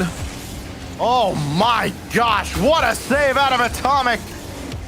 And fireworks early on Champions Field, but no score. Daniel will try again, trying to get a piece of Chicago. Dropped it back for Arsenal. Stuffed by Atomic. He's in the air. LJ isn't, and Atomic scores. If he needs to step up, he will. Beautiful read on the play. Notice he caught LJ out, wasted no time getting into the air and put it right under the crossbar. Atomic able to drop one in for G2 when they need it most. J-Naps, that kissed the ceiling. And Daniel trying to chase this with Arsenal right behind him. LJ waiting in the center, but Atomic has this ball away, and the second touch to dump that deep into the corner. So G2 scores first yet again. They've scored first in all 7 games. Here goes Arsenal for Daniel. Off the backboard, LJ needs a second touch to direct his central, does not have it. And J-Naps will bounce that out for Atomic to chase down. He's got Chicago to his right, and that was clever out of G2, but it did not get anywhere. Yeah, that play from LJ needed to be an on-target shot there. I see what he was trying to do, looking for a clean double, but the execution, he was coming in just a little too fast. So that play will go the other way. Still plenty of time, and you know that even though G2 scored this first goal, Space Station have been able to match their offensive output. They have to make sure to keep themselves locked in, at least for the second half of this game. Demo's on the play to try to shake things up for G2, but SSG still can't get downfield. Oh, Arsenal recognized that Atomic was maybe threatening to pinch that across, and he peeled off that ball at just the right time. But here comes J-Naps, met by LJ in the air. Atomic ahead of Arsenal, lining up the double, and he dropped it right down on Daniel, who made the save. Atomic getting these double taps is not something you want to see if you're an SSG fan, but if you're on the side of G2, this is exactly what you want from him. Being able, he's been setting up, he's been the assist man in this series, but again, if G2 need a score and no one else is getting on that board, Atomic will more than happily do so. It's been close though. Scoring has stopped ever since that first goal from Atomic. Teams have cleaned things up, but SSG are racing against the clock here. Atomic adding his first goal of the series. That previous game on Neo Tokyo. J-Nap shot here, saved by Arsenal, the only player on this field who has not scored in this series. Chicago for LJ. Oh, he got him! Try and save it. Arsenal couldn't keep it out either. Chicago gets a second for G2. Got the light touch. It was just what he needed. Arsenal thought LJ had to clear out, moved up a little bit, and that was the mistake there. Once LJ missed, Arsenal got caught out, goal for G2. Great play for Chicago as G2 are not trying to give this series away. Daniel off the demo by LJ. Here comes SSG again. Man, you can see the frustrations. Chicago's the one demoed there. Just very irritated on that fact that goes in. And SSG... Yesterday all over again. You're right. A minute 21. Can SSG tie things up? We've asked you this question the entire series. But it comes down to this. G2 have really had a hold here in this game, and you thought that they were going to run away with it. Can they hang on? Well, LJ going to leave this for Daniel. He's in JNAP's way. Now Atomic over the defense. He got swatted out, and Daniel will get the clearance. And he just got a hand up in front of JNAP's as well. LJ to pop this out from Chicago. Daniel trying to thread the needle, and he almost did. Arsenal to follow. Over to LJ. Tie game. The team play from SSG keeps going. They keep clawing their way back. Infield pass. LJ slots it home. And it's coming down to the final seconds. G2 have started off strong every single game, but they haven't been consistent in keeping that pace up. And now they got to fight for their life in this tournament. A selfish player takes a bad shot, and they never get a good look. Arsenal, true pro that he is, made the extra pass. And he's just about set one up for LJ. It's Daniel that takes over, and Chicago brings that out to the corner.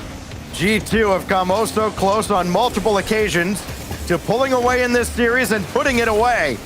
But SSG continue to battle. Bank not open here as Arsenal making 2 saves, stuffing Atomic at point-blank range. And Daniel has LJ to his right, opts to go left.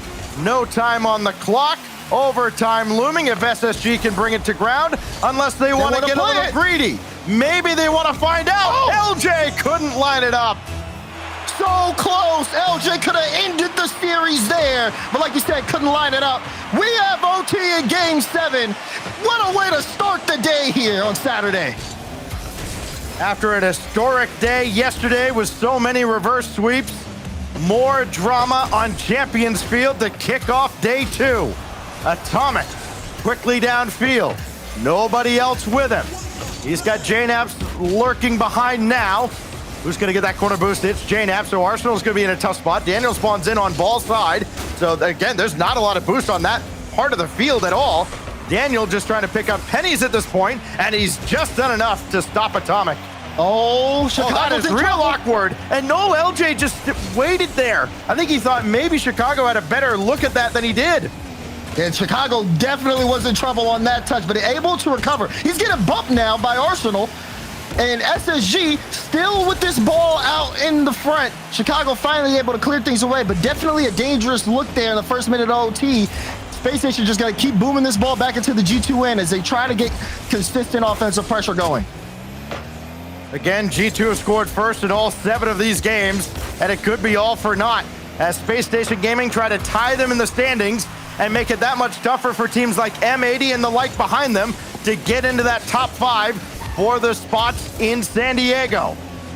What a lot of this comes down to is LJ got in JNAP's way, and Daniel can just throw this out to the mid. Arsenal's there, bank off the ceiling, one more touch needed, and it's central, but JNAP has it all the way. Oh, cross pass intercepted by LJ. They've been good at reading these passes. We saw Dio do that in Game 6. This time it's LJ. They understand G2 are going to look for each other upfield, and I think that's where you kind of see a little bit of the patience from SSG come in, where they're not too aggressive because they understand that, okay, this G2 team plays for each other. We just need to read that, and we just need to be faster than them. Arsenal soft off the side, and Daniel is there to meet JNAP. Chicago in an awkward spot. Just lob it downfield. Everybody's going to reset for G2. So here comes another SSG attack. That's quickly out from Atomic. Quick trigger over to JNAP. Then Daniel with the initial stop. Chicago, that's very dangerous. Over to JNAP now. The extra pass and the shot ringing off the crossbar. JNAP misses that one, tries to keep it in. Chicago, no. Can't get it around LJ. This pressure from G2 is scary. But SSG Hold on, show no fear in the net. Oh, they're caught out a little bit, though. That's off the back wall. Daniel with a misread. Arsenal will clear it up. We saw a hit there of a possible breakdown in defense for Space Station Gaming, but they're able to reset for the time being. They still haven't gotten the ball out, though, and G2 are perfectly okay with keeping it in that orange half. Jane Haps all day to play this with full boost and the ball and full team support everywhere, but the shot still deflected by Daniel, who picks up another savior medal. He's got 6 of his team's 11 saves. Chicago's got a medal as well, as LJ will bring this to ground in the corner, and Arsenal now with options left, right, and center. He'll call his own number, and Chicago's there waiting for him. That's good, though. LJ gets there first. And LJ, again, another big dunk, but no aggressive follow-up here for SSG. G2. It seemed like they had, everything lined up. But here's Daniel and the rest of Space Station trying to turn things around in their favor. Another double. That one almost on target. Arsenal tried to get there. But I think it was Chicago who got that save out. G2 looking for a counterattack. It's starting not to get as easy as it was in the first minutes here of overtime as Space Station Gaming, like I said, they looked awkward, but now they're starting to really find their form. Remember the Blue series from Arsenal. That's dangerous off the crossbar, and Atomic will score in overtime for G2 as they survive a massive challenge out of Space Station Gaming. Oh, man, it's right off of Daniel's car, and G2 takes full advantage of it. And Cam tails to the right. Look at that. Yep. Hand on his head. Yep. Because he knows that series could have went any way. And it wasn't necessarily clean on either side, but G2, they get their chance. They see the mistake from SSG, and they end this series. And you can tell they're breathing. It's just sighs of relief now. Oh, my goodness. Man, I cannot wait to hear from these guys after all that. And if any of them have the audacity to come on and say, no, we had him exactly where we wanted him the whole time. No, you didn't. SSG just would not go away. I mean, how many opportunities on the goal line on either side? And it's Atomic that gets the job done. G2 takes it in 7. They're semifinal bound, and when we come back, we've got another quarterfinal on the way. FaZe Clan and the Knights as the Winter Cup continues.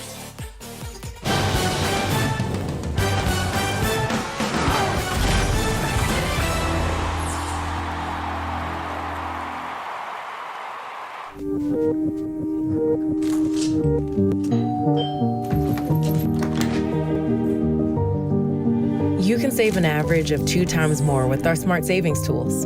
For everything we want, we're all better off with an ally.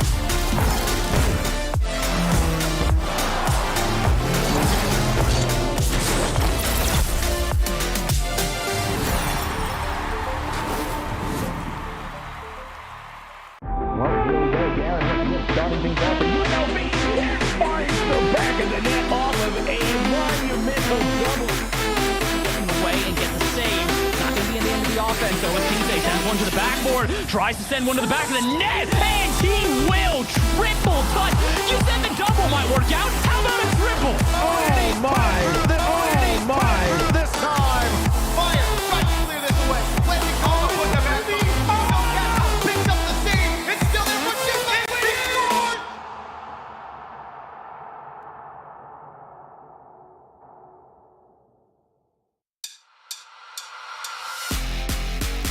pause. Press play. Don't pause. Press play. Don't pause. Press play. Don't pause. Don't pause. Press play. Press play. Press play. Press play. Press play. Press play. Press play. Press play.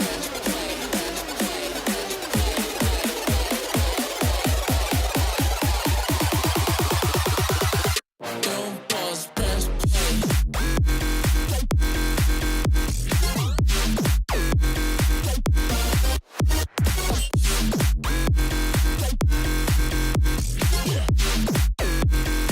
I wanna hear what you got to say. Press play.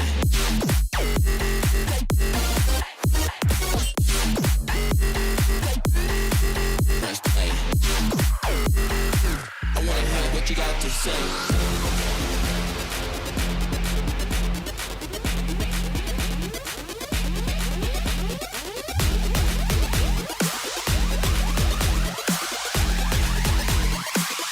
Don't pause, press play.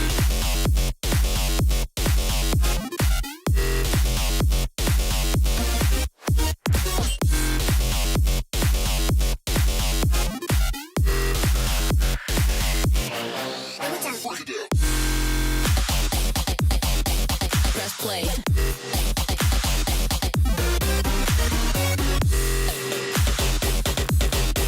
Press play.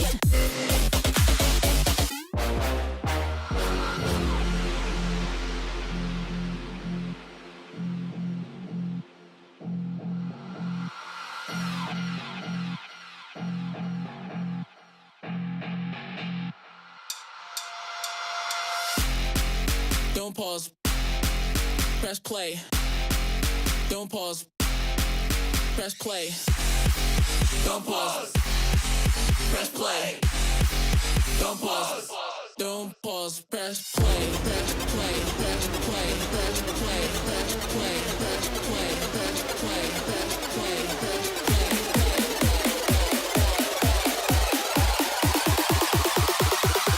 Don't pause. Press play.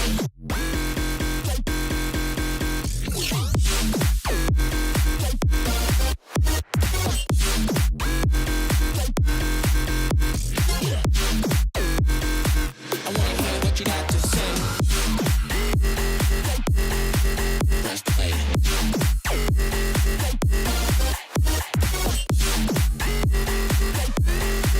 Press play. Don't pause, press play.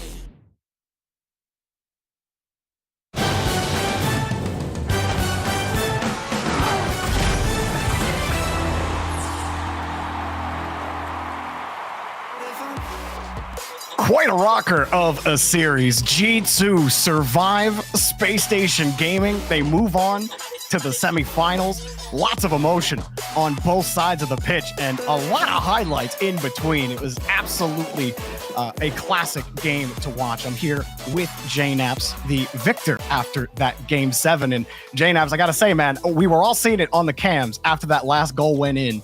Emotions very high for you guys. Felt like a lot was being released in that moment. Can you talk about, because we saw Sathu talking, like what's going through your guys' head after this win? I think this win was so huge for us because it it increases the point gap between like us and Space Station by a decent amount, and Dignitas. So I think for the major chances, like that series was huge for us, and we want to win the regional, but obviously the majors are our first step and our first goal. So that was just huge for our chances of making it. I mean, you guys in Game 7s haven't had the best record. You've been 1-6. Your only win actually coming against Space Station back in the spring. So, like, what has it been about Game 7s for you guys? Like, is it just do you feel like it was a mental block or something else? I feel like when we come into a series and like we don't expect how we're playing, we just get really nervous. Like for some reason, it's like we don't know what we're doing at all. So we kind of just all make individual mistakes, and it gets worse and worse. Like it snowballs. And I think when we go to Game 7, usually we're not like happy with how we're playing. So I think we're just like, we do have nerves, and we've been working on it. So You guys do outlast Space Station this time. What do you think was the most difficult thing about the matchup? Because they were kind of you guys started so strong in game 1, but then they came back. What do you feel like the pain point was? I think like we were like slowing down our play a lot, and when we slow it down, like it gives room for Arsenal to chase like a third man or something, and then our rotations get out of whack. So I think we just like they were playing a little bit faster and we were slowing down a bit, and I think that let them back in the series. You guys do make it to the semifinals, making the major more of a likelihood for you guys after that stressful match. And you guys have talked a lot about whether it's you coming on here or Chicago or even Sathu talking about working through your guys' issues. And like, I mean, this game 7 issue is one of those, right? And getting over that hurdle. But like, that's not always the easiest thing to do, to work with your teammates through the bad spots. Is there any time in particular that you felt that mentality helped pull you guys over a hump that otherwise would have completely dismantled the team? I think like our team in general, we obviously hate losing a lot more than other teams. And I think we just came to a realization, like, we're not going to get better results if we don't like do something about it. And I think we really, this week we kicked it into gear with just being over analytical of everyone's mistakes and just trying to clean everything up and really try to improve in some way. And I think the scrims this week were showing that. Well, there's been a little bit of upheaval in North America lately. A lot of teams who aren't usually winning are winning. To you, for the rest of the field in the quarterfinals, outside of Gen.G, who do you think would be the toughest competition for you guys to face with who's left? I would say FaZe for us would be the other hardest team other than Gen.G, but Complexity is right up there too. So I think Complexity and FaZe both to us kind of play similarly. So either of them would be a hard opponent other than Gen.G. Gen.G's the best right now too. Oh, absolutely. But G2 are right up there, Jane Apps. It was a pleasure to watch you and a pleasure to talk to you. You too, Jordan. I don't doubt that we'll be talking to you again soon, man. So we'll see you soon. Okay. I like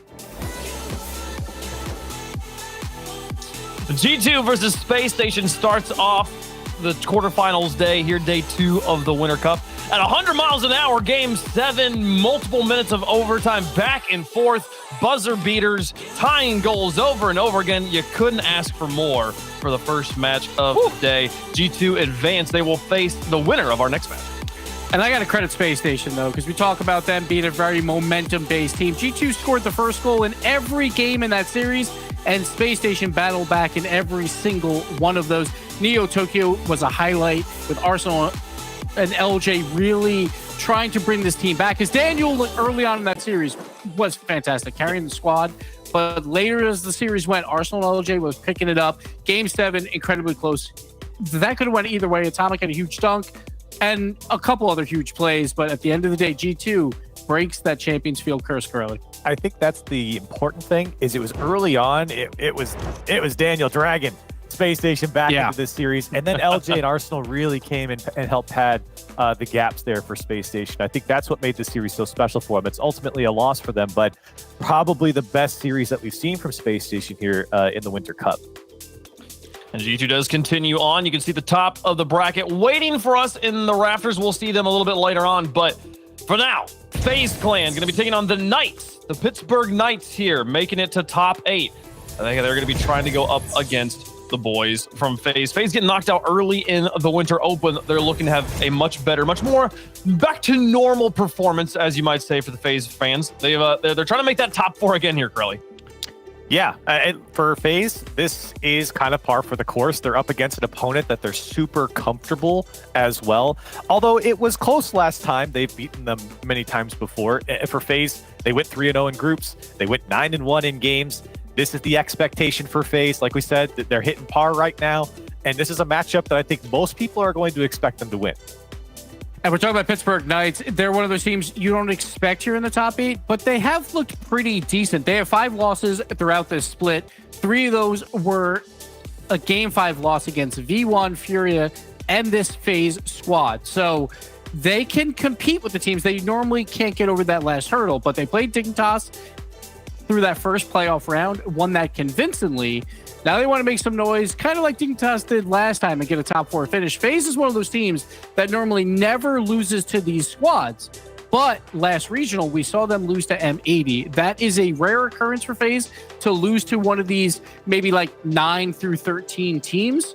So FaZe does not want that to happen again, but they are more vulnerable than they've ever been before. Losing that many game 5s to top squads like this feels like an anomaly in and of itself. Is it just a mental block for the Knights? Is there something they need to do differently in those game 5s? I mean, it's hard to tell, right? It's hard to tell. Yeah. Like, you have to clutch up what the good teams do, right? So I think Pittsburgh Knights are trying to figure that out, and this is a great first experience in the top 8 round to play a very great team in FaZe. I think a lot of people still have them power ranked top 3 in North America, even though they did finish 9th. So FaZe Clan is a very, very hard opponent. Pittsburgh Knights, though, this is a learning experience, and who knows? Maybe magic happens today. When you see the FaZe leading in every single stat line there, we obviously will be predicting FaZe to win this one. It would be an upset for the Knights to be able to win at this spot, but it's not impossible for them to do it. How's chat feel about it? We have FaZe is the favorite on the desk. Are they the favorite in chat? Yeah, pretty sizable margin there. We'll see. Knights just look like they brought some fans along with them though. So another big match. The winner gets to play against G2. We just saw that crazy match go here. You heard J-Nap say in an interview, Crawley, FaZe is the other team they're most afraid of. We did. And I think for FaZe fans, again, the expectation is to get to this point, but to also go up and beat the big boys against G2. And ultimately, a lot of people are eyeing a possible Gen.G FaZe in the final here in this bracket, the way it's panned out.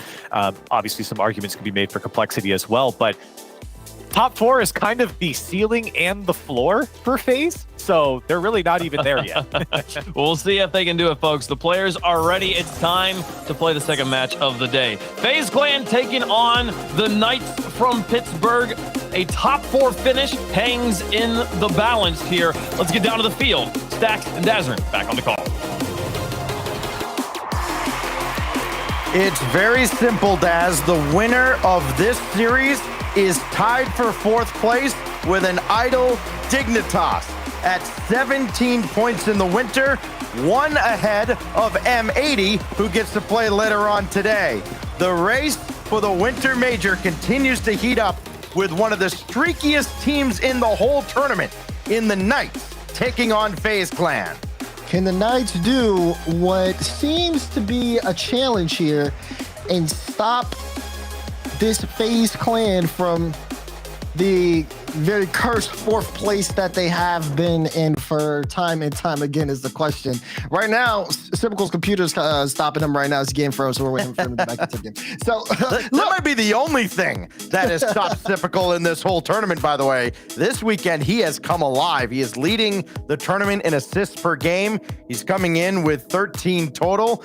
First killer has scored 14 times yesterday. Of course, he didn't have the benefit of an extra match like some of these other teams had, as FaZe Clan topped their group going 3-0, only dropping a single game to NRG along the way. And on the other side, you've got this Knight squad, Daz, that, you know, they had the lead against version 1 in their first match. Then they dropped 6 straight games. They get reverse swept in the first match. They get swept by G2. Who doesn't these days, other than SSG? And then they go and win 6 games in a row, including a 3-0 sweep over Dignitas, who had their top 4 finish last week. North America's wide open. Yeah, this is a great showing of NA depth. And Reddit is ready to pound. The copium is away now. We get back into the game. But yeah, this is definitely something that has been kind of shocking, I think, for a lot of people, because when you think of NA Rocket League, there are teams that come into mind. These days, what would normally be your 5 teams has been open. And there's even players from what I would say the bubble starting to break out as well. So there's so much shaking up, and there's only 5 spots for San Diego. So it just seems like it's going to be a constant battle, and we're in the middle of one right now. Both of these teams are, as PK, this is a great performance from them this tournament. They want to expand on it. For FaZe Clan, they started this split off poorly. So now they're trying to get back into the form that we all know that they can be in. And it just makes things so much more tense in what is the middle of the split. As Zanil finds the split of the defense, Knights will pick up their first goal. And Zanil is one of the guys that was actually kind of, in high demand coming into the start of this season, right? I mean, there were talks that he could end up with Dignitas, and then he went, I think he ended up with Dark Zero, now he's with Knights. I mean, he's been kind of all over the place, and a lot of people are very high on Zanil's potential here in North America, and he's kind of started to make a name for himself. He's off to a great start here with his 5th goal of the event, and typical there to stop Zanil's clearance efforts, so he'll have to rotate back, trying to get through Cheese. That goes off to the corner, and here is first killer. With Zanil up to meet him, Cheese waiting on the backboard, just everybody ready to pounce when first killer's on the ball, and that's just the kind of respect that he commands anytime he's on the pitch. You know, this one for Zanil as well, you talk about him. A win here would probably be, I think, so big for just his journey as a player. You know, you go from him arguing with Roll Diz on in-game and on the timeline, and now him playing Roll Diz's team. So there's a lot of story talk, at least in that particular aspect. But yeah, as a player as well, you know, this Knights team, everybody on this team, you know, we've seen them play against FaZe, every single one of them. But to play here and now for a chance to be top 4 in the North American Winter Cup, I mean, it's a big deal. Sosa off the handoff from Cheese. He's got it up there. Now Zanil coming in, beaten by Mist, whose defense has been a huge improvement for FaZe Clan. And first killer there to swat that ball away from Zanil, and denying him a second goal. And now Sosa for Cheese. First killer's all over it. Mist way at the back, waiting to come up. He will on the same side. Nobody there for that pass from first killer. Zanil, good carry. And I like what I'm seeing from Knights. It's not, they're not showing signs of fear here. I think they understand, they know their potential, they know what they can do as players, and they're going to force the issue here for FaZe Clan. It's not going to be a free game. They are going to have to earn it. First killer with a flip reset, though. That's just automatic. Everybody just kind of stops and stares, except for one who was taken off the field. Prior to that effort, Sosa had to kind of keep his head on a swivel with contact coming in from behind as well. We're all knotted up now with 96 seconds remaining in regulation and maybe more overtime looming. Here in the early stages of day 2, Cheese's shot is blocked by Mist right at the goal line. We're off and running again here in game 1. It's crazy. When you watch FaZe Clan, it's almost like each individual player, there's like a box to check. Like, Typical's great everywhere on the field. Very solid. You even said it yourself. Super solid. He's been stepping up for FaZe. Missed on that back end. You're expecting him to make some tough saves, but also put on some good shots. And first killer, you just expect him to be first killer at the end of the day. Like, flip reset to the top corner, that's first killer. Getting a beat on 2 to the other corner, that's first killer. He's got 2 goals this game, and FaZe have the lead. And that's the pressure that's always on first killer, right? When he's not clearly the best player on the field, when you get to the end of a series, everybody starts to look around and wonder, what's wrong with this guy? Haven't had to say that much here in the Winter Cup. He's got both goals now for FaZe. Both basically unassisted. Typical got the assist for that one. And that adds to his tally. Mist running free. He'll add a goal of his own. And FaZe Clan are starting to run away here in the final minute. Yeah, look at this. Again, beating out 2 here. The double commit's not been kind tonight. And FaZe Clan have the awareness to know when they have you beat. And it's great for Mist to be able to have that awareness. We expect that from him. 3 saves and 100% shooting. Well, Sosa will try and bring it back for the Knights. Zanil's got a range way back now with 30 seconds remaining here in the opener. Don't let anything fool you. I mean, game 1 was kind of a snooze fest between G2 and SSG, and then you saw how that turned out. As first killer got another one to go towards Zenil. He made the save, then paid the price for it. He spawned back in, and he won't have Sosa in front of him. Typical's made sure of that. But the Knights are running low on time here, and that last stop by FaZe Clan will deplete their resources entirely. This will touch ground, and FaZe Clan takes care of business in game 1. Takes care of business is a great way to describe that, because that is what it felt. It felt routine. Obviously, the opener Knights definitely kind of tried to set the tone, but the game got away from them. FaZe Clan on transition, you saw what happens when you get first kill of that space. You let him roam free. Got 2 back-to-back goals there, but also it's really solid for Mist and Typical to be able to relieve some of that pressure while also keeping the ball in play from FaZe Clan. A lot of chances, you know, especially in that second goal, come from Mist getting a demo, setting things up front, and he sees first killer come in for the shot, doesn't even move because he knows exactly where it's going. You know, things like that are how you really can see, okay, yeah, FaZe Clan, they're operating today. So it's first killer that leads the way in game 1 for FaZe Clan. He's still there. Somebody is not. That's fine. As we get ready for game 2 on Forbidden Temple. Again, so good to have Forbidden Temple back in the rotation. Here we go. Knights trying to mount a comeback against the almighty FaZe Clan, whose reputation certainly precedes them. But they haven't lived up to it so far in the winter. We're seeing signs of it now in the cup. His first killer right on the doorstep. Typical there as well. But Zenil and the Knights have at least held the gate so far, and Cheese will pop it away. Okay, what kind of adjustments are we going to see from Knights here in game 2? Well, they're trying to make adjustments. Meanwhile, Typical just blazing through the back line. And almost a good first goal. That shot just a little bit off the mark here, but FaZe still keeping up the pressure. They've got to be able to, I mean, step 1 is slowing these guys down. Look at this, Typical running amok there on that offensive front and making it really hard for Knights to even get comfortable, let alone thinking about a transition. Mist and Typical there defensively for FaZe, but an opportunity for the Knights to maybe pour some pressure on, but they've backed off. And it's going to be first killer diving in, just ahead of Sosa. And first killer, little pogo action, but Zenil still got the save. Sosa, good speed, but straight to the back wall. First killer wasting no time, and he also got that follow touch. Again, keeping the ball away from Knights. Things kind of settle here in the midfield. Infield pass, Cheese, good shot, and miss.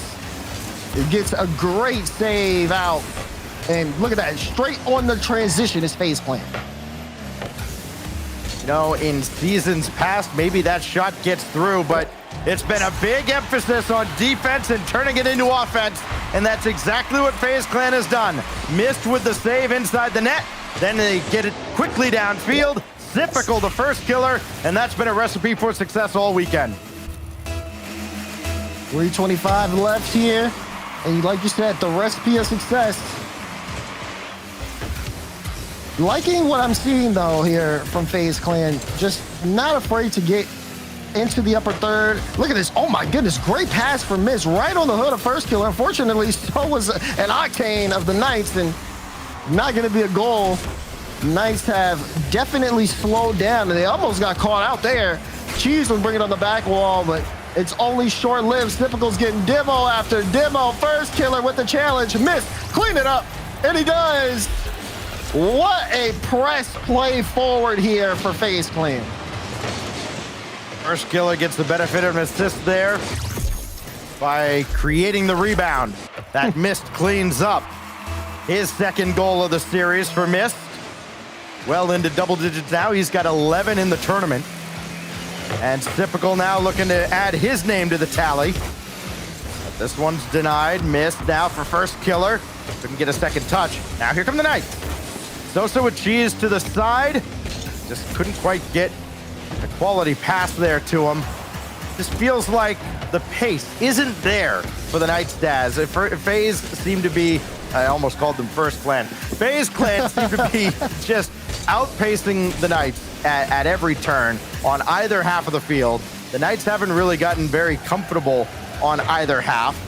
And you're seeing that in the shot totals and certainly in the scoring totals, where the Knights only have the 1 goal here through a game and a half. Yeah, you know, it looks like for me, for Knights, that they're having a hard time just getting a good read on where the ball's going to be. And that's really just credit to how FaZe Clan are able to move the ball around very quickly and have reads on there. Look at that. Sosa tried to take out First Killer. Sosa jumped up, and First Killer remained patient in net. Great save from First Killer to keep Knights at 0.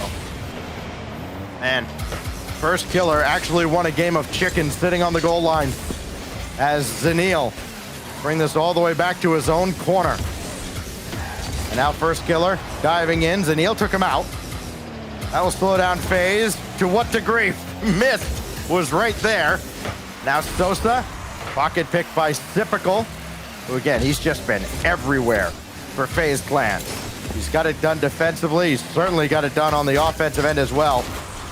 And for a player in Sipical who spent so long with the Bread/Space Station Gaming group, great to see him having success now with FaZe. It's been rocky at times, right, Daz? I mean, you know, he hasn't always fit in with this squad, but he's having an excellent Winter Cup. And he had an excellent major, for that matter. Yeah, he has. And seeing Sipical do so well and find his places, he is going to find the back of the net here as well. Everybody from FaZe Clan is scoring this game, and you just love to see it. This is that cohesion, that teamwork that I think is what keeps them at the top. And I think if they could continue to kind of build on that, and when they get to the teams like the G2s, the Gen.Gs, that team play is going to be the difference maker here. I'm saying that because they're up by 3 right now, up by 4. And this game, I'm saying it. This is FaZe Clan. Game 2 is FaZe Clan. I'm calling a timeout for the Knights right now. And I don't know if it's going to do much, but yikes. Yeah, FaZe Clan running away with this series now. They have poured it on here at the end of Game 2. About to get halfway to a semifinal berth. They would get G2 in that semifinal after their epic series a moment ago. Zenil trying to get any offense going at all. He's been the lone offense for the Knights. Had the opening goal in Game 1. And ever since then, it's been all FaZe Clan, and it has not just been First Killer. Sosa here, saved by First Killer. Cheese, stuffed by Myth. This goes way downfield. FaZe Clan might get another. No, the ball touches down. A little bit of mercy shown by FaZe Clan, and indeed, well before that game ended, confirmed Knights are calling a timeout. You got to be able to reset here. Things are getting out of hand. I mean, First Killer had 6 shots last game. He has 7 this game. Typical now, bringing up that shot total. And it just felt like Knights couldn't find an answer to FaZe Clan at all that game. And we expected an adjustment, but instead, things just felt like they got worse. So taking a timeout here, completely understandable. You see Lando on the screen. It's going to be up to him to be able to talk to the team and figure out, okay, how can we get back into at least a little bit of form here to really show up? Because it felt like Knights were so flat that game, they might as well not even been there. Well, this timeout, an opportunity for the Knights to reset mentally, and we go to DF8 Stadium at the other end of this timeout with FaZe Clan up 2-0 in the series, marching towards another date with G2. This almost feels like a speed bump along the way, and it's on Knights and it's on Lando to find a way to turn this around, get Zenil the ball in more favorable favorable positions on the field, and maybe for Sosa to rekindle some of that magic that allowed him to beat FaZe Clan, which feels like forever ago. You have to go way back to the fall of last season when the Knights were able to last take down FaZe. It's been 4 straight for FaZe Clan against PK, in large part because of that guy, First Killer, who has just been a thorn in their side. He's been a thorn in the side of a lot of these teams. Let's be honest. That is the look of a man who is supremely confident in what's going on right now. looking at the Knights run, you know, they lost to V1. In 5, V1 had the reverse sweep on them. They got swept by G2. They ended up beating Ghost to make it out of groups. And then they took down the Dignitas team, who we thought could have been, you know, on that back-to-back consistent run. Knights said no to Dignitas and finished the job there, all in 1-goal games and a sweep. But going into this matchup, a lot of people are predicting FaZe Clan to make this a quick series. It's up to Knights to be able to prove otherwise, and we'll have to see it here on the field. Well, if you want to look for something for the Knights to maybe hang on to historically, their win percentage in games 3 and 4 is not it. Only 37%, and they're under fire immediately. I thought you were going to give me some good news. Clan early, and First Killer will bring this out around the boards, and typical, not under any duress at all. Zanil took that away from Cheese, and it just continues to get worse for the Knights. Oh, this was not... It was really awkward there for Sosa, but Sosa was able to kind of clean things up. And now Knights can move upfield. Zanil straight down, looking for Sosa. Sosa gets the dunk, but it's still not enough. Typical will clear it away. Miss will get credited with the save. That had to be painful for all the Knights players watching that play develop, because that ball rolls up the wall. There's nobody from FaZe in the same zip code as the net, but by the time the ball can actually get into a scoring position, everybody's there. Mist makes the save. Here comes FaZe again. First Killer, hard out of the corner. That's not going to find Mist, but it will hit Typical. Cheese is right there, and he can bring this back into the FaZe end, and a chance now for Knights to get some pressure that they have sorely lacked so far in this series. Zanil trying to wrap that around First Killer. A little bit more of a spread out effort here for the Knights, not necessarily piling up on top of each other. We saw a little bit of double commits earlier, but this time things are, again, a little bit more simpler for them in terms of rotation. It doesn't necessarily mean that they've got things figured out here, but they are looking a lot better in the opening half. This Cheese will sail that all the way downfield, and we can see what Knights do on offense. While on paper you wouldn't consider these teams as equals, in the standings they are. 13 points apiece, with the winner getting into major contention, getting 4 very valuable points. The difference between top 8 and top 4. First Killer with Typical playing decoy. This goes back downfield. Mist will collect, and he'll hit Typical over on the wing. They would tie Dignitas, who, again, Knights beat. So if FaZe are victorious here, they can at least thank Knights for keeping Dignitas at bay. As Cheese sends one downfield, they have to chase it himself. He's got Zanil in support.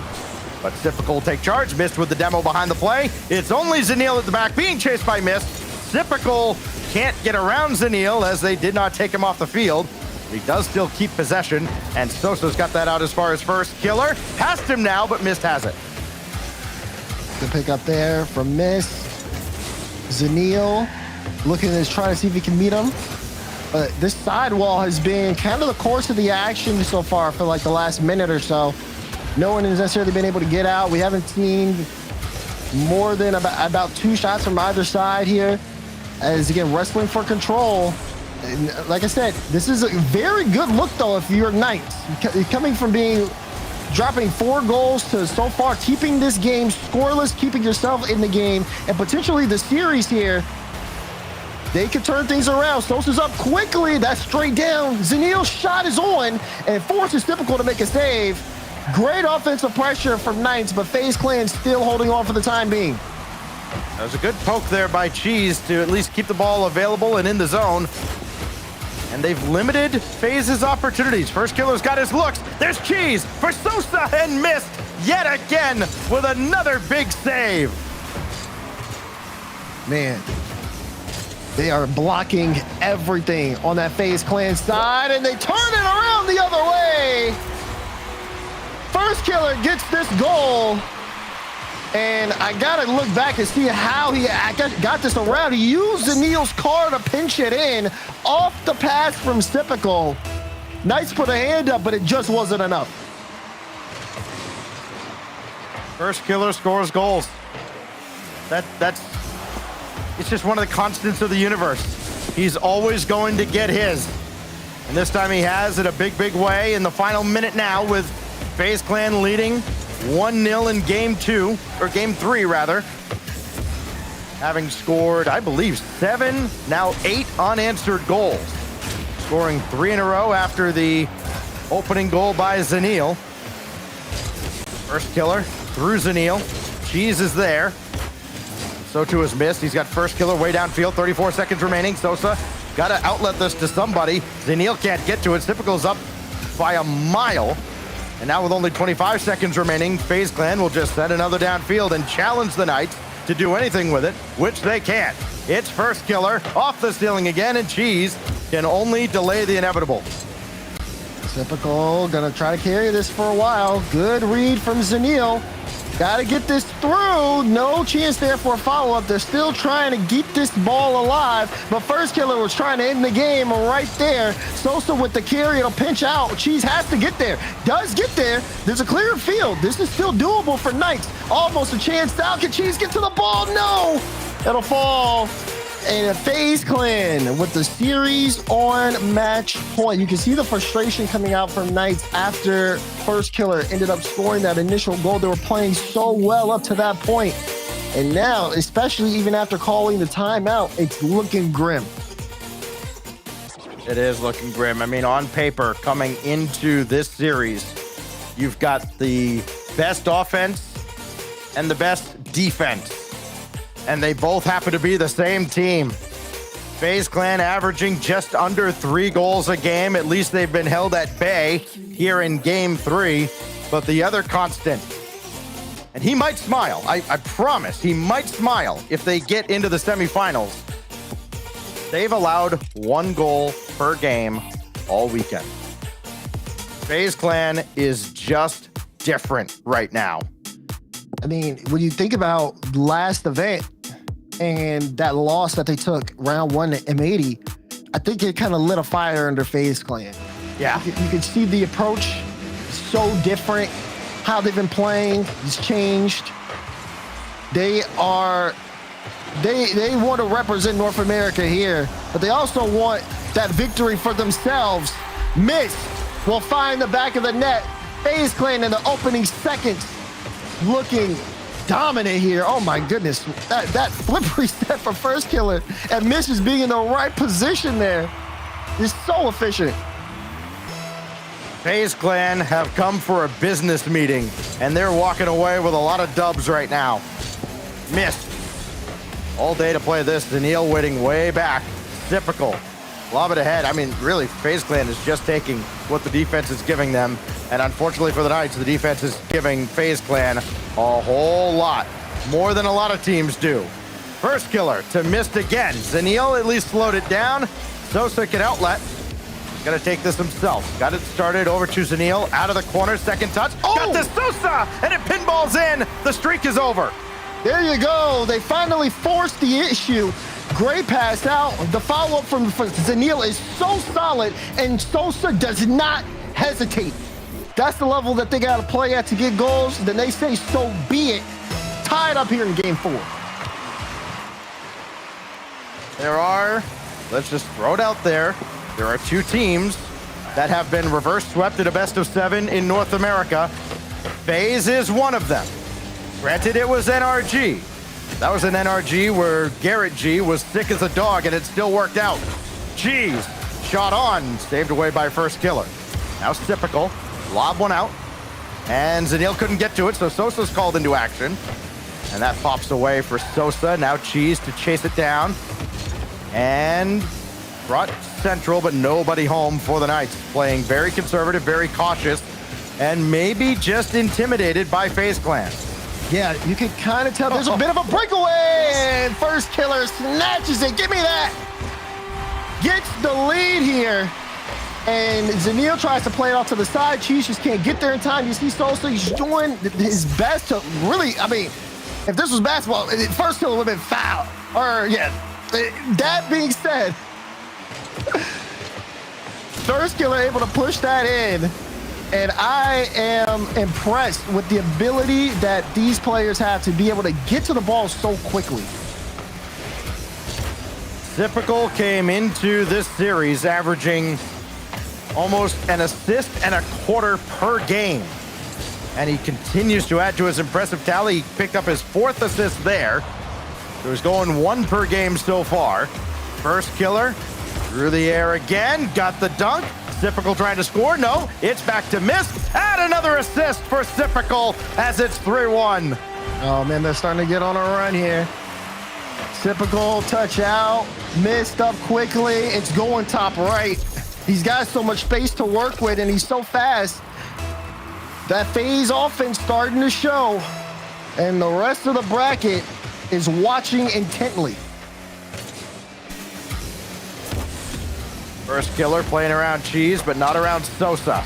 Still a lot of time to work with here for the Knights. They've got a couple goals in this series, but now they need a couple more. That's been a real sticking point for the Knights. They just haven't been able to generate enough pressure to score in bunches. Certainly not against a team playing defense the way FaZe is, and we haven't said that in past seasons and certainly past splits. This goes to the corner. It's Zenil and Mist with the save on the low roller. Now we've reached the halfway mark of Game 4. FaZe on match point, and now time to pour on more pressure perhaps. Jeez, carry out. Not that much time here. If Knights want to start, working their way back into this game, first things first, you got to stop these shots from coming in. Another good shot there from Typical. Sosa will get credit with the save there. Cheese will clear it, and finally does push it upfield. And Sosa up so quickly once again to get there, but just off the mark. And it'll go the other way, played out. First killer lining up the double, and I thought he had it. Cheese, a great save. Yeah, you expected that one to go in, but Knight's able to get the stop. It just about had him dead to rights, but an acrobatic save at least keeps Knights with a sliver of hope here with time winding down in Game 4. Approaching the final minute. Oh, nobody got that midfield boost. Zenil takes it, but first killer's got ball. Now Sosa, he's been hyper-aggressive now over the last couple of minutes, and it's worked out, but that's what it has taken for Knights to get any kind of offense going. Zenil intercepted by Typical, and yet another stop by FaZe. Now they're pressing forward, though. Sosa turning around, he realized Mist had him beat. Cheese back towards Mist. Zenil let it go. Can he get back to it? No, and a misplay from the Knights cost them another opportunity, which are going to be few and far between here in the final 50. Yeah, FaZe Clan can just play, the 50-50 game, run out the clock here for the remainder of this competition. A little bit they can't even get a rule 1. Yeah, they said get off Mist. Mist is like, hey. Mist is all business. Everybody on this FaZe Clan side is just business. There have been very few smiles. I think I saw Typical crack a smile very briefly during the timeout.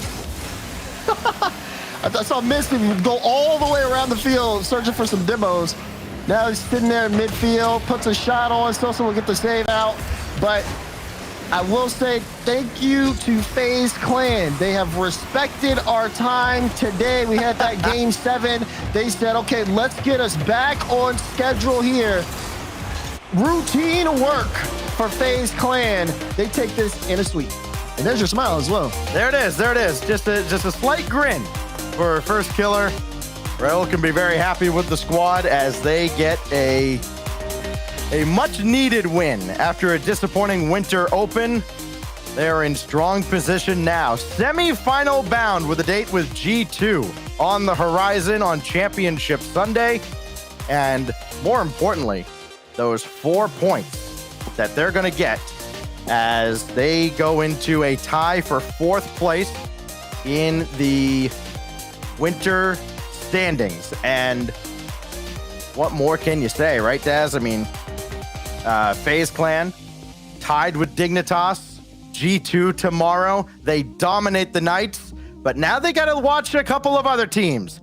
Koi and Complexity.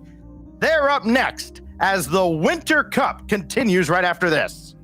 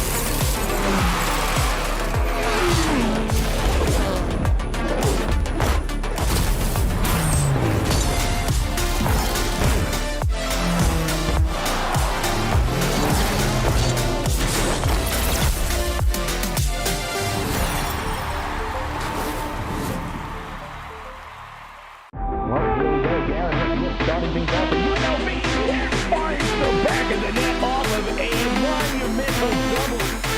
Getting away and gets a save. Not going to be in the end of the offense, though. Kingsley sends one to the backboard, tries to send one to the back of the net, and he will triple touch. You said the double might work out. How about a triple? Oh my! This time, fire! Try to clear this away. Let me call the foot of it. Picks up the steam. It's still there for Kingsley. He scored!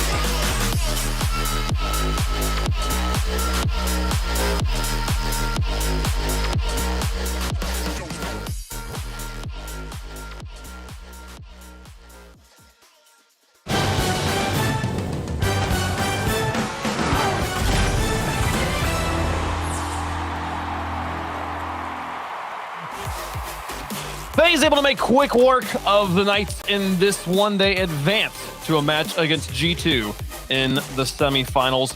Knights gave it their best effort, but they will have to regain in the Invitational. Yep, their best effort, and even then, it was not enough, unfortunately. But it looked pretty solid. I think some of the backboard defense was great. They were positioning themselves frequently on that backboard, but knowing when to challenge FaZe is the hard part. What?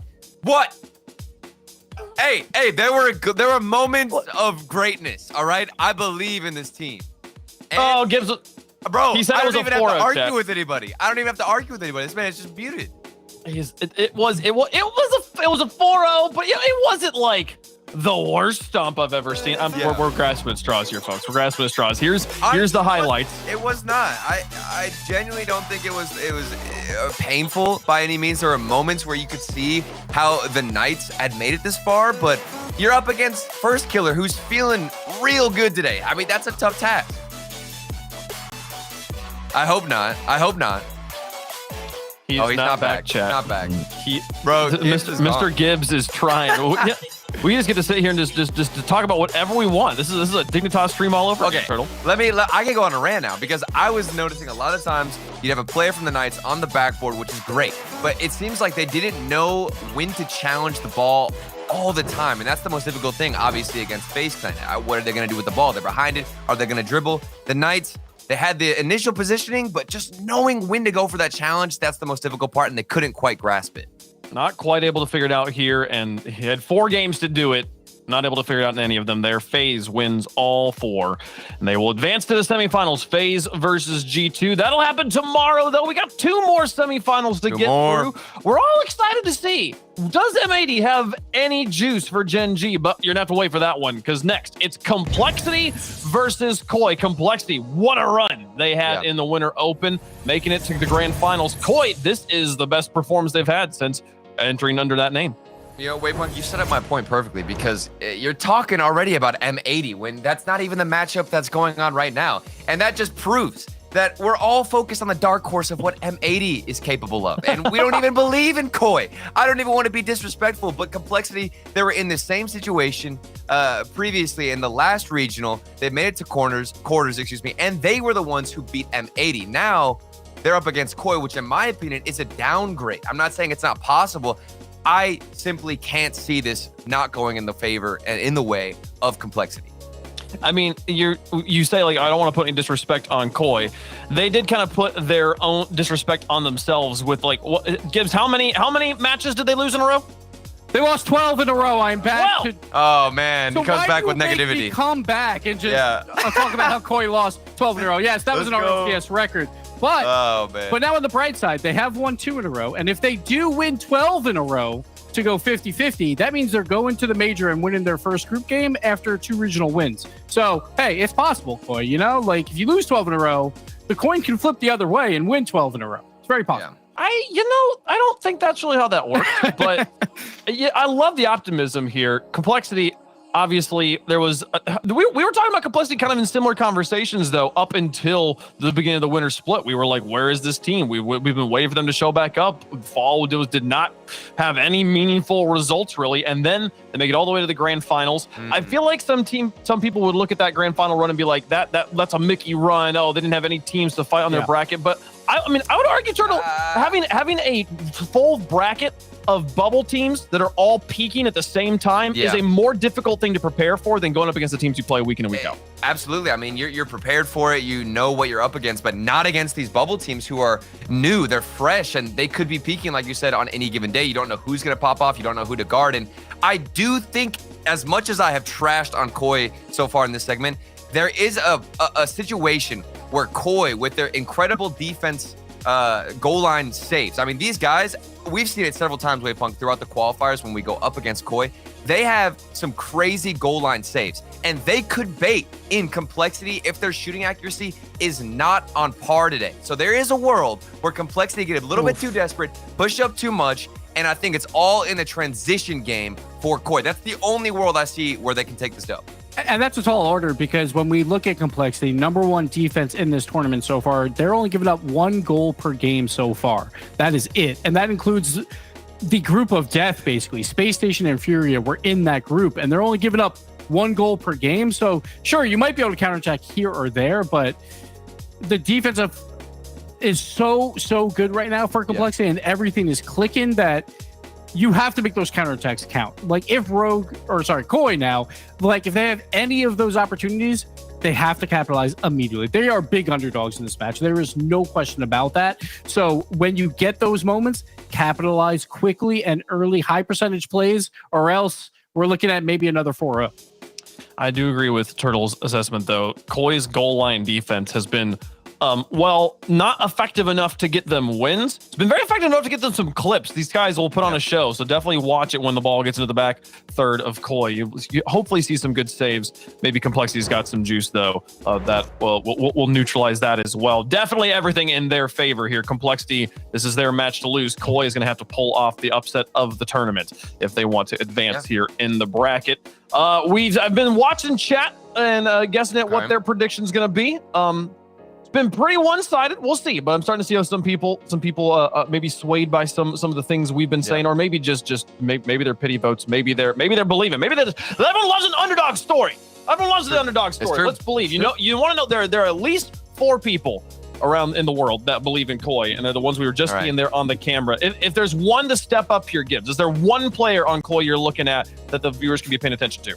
You have to talk about Aqua, right? Like, if he has a series of his life, he can win some series for this squad. Yeah. But I think his peak is higher than any of his teammates, so like he has to really be peaking to take this series.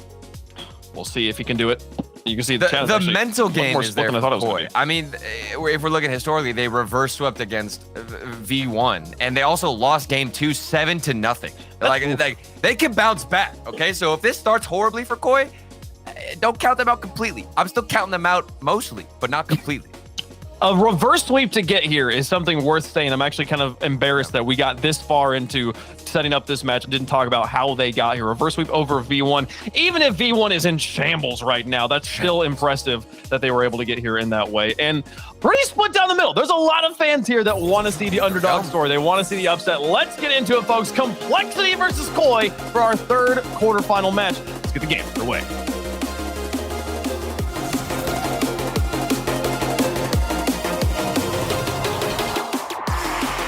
Well, it's been a long time since you may have heard the names Gyro, Aqua, and Knight, but they are back. It's time to get things underway against a team that is surging. Corelli Complexity Gaming, definitely the heavy favorites here. Definitely coming off their 2nd place finish from the previous regional in the Winter Open. Complexity are a formidable opponent, and certainly one that I think a lot of pickers out there, fans, have them getting to the next round. Koi, though, something to note as well. I just noticed this. When they played Gen.G, they actually scored more goals than G2 did last regional when G2 played them. They scored 1 more goal. It's been pretty close. Gen.G's kind of been the bar for a lot of teams, and Koi have played a lot of teams close, but just haven't had fate fall into their hands. This is their time for them to break out and an opportunity to make a big statement against a team like Complexity. Well, they've definitely got the early pressure to make something happen, but at long last, Complexity breaks the early press, gets themselves some breathing room, and Gyro right back into the mix, straight on target, and Knight just keeping the pressure on them to see if anything will stick as they get a little bit scared of what RazeBull's capable of, and they all decide to retreat into the back corner, collect some boost. Koi, we may get to see that defense on display here.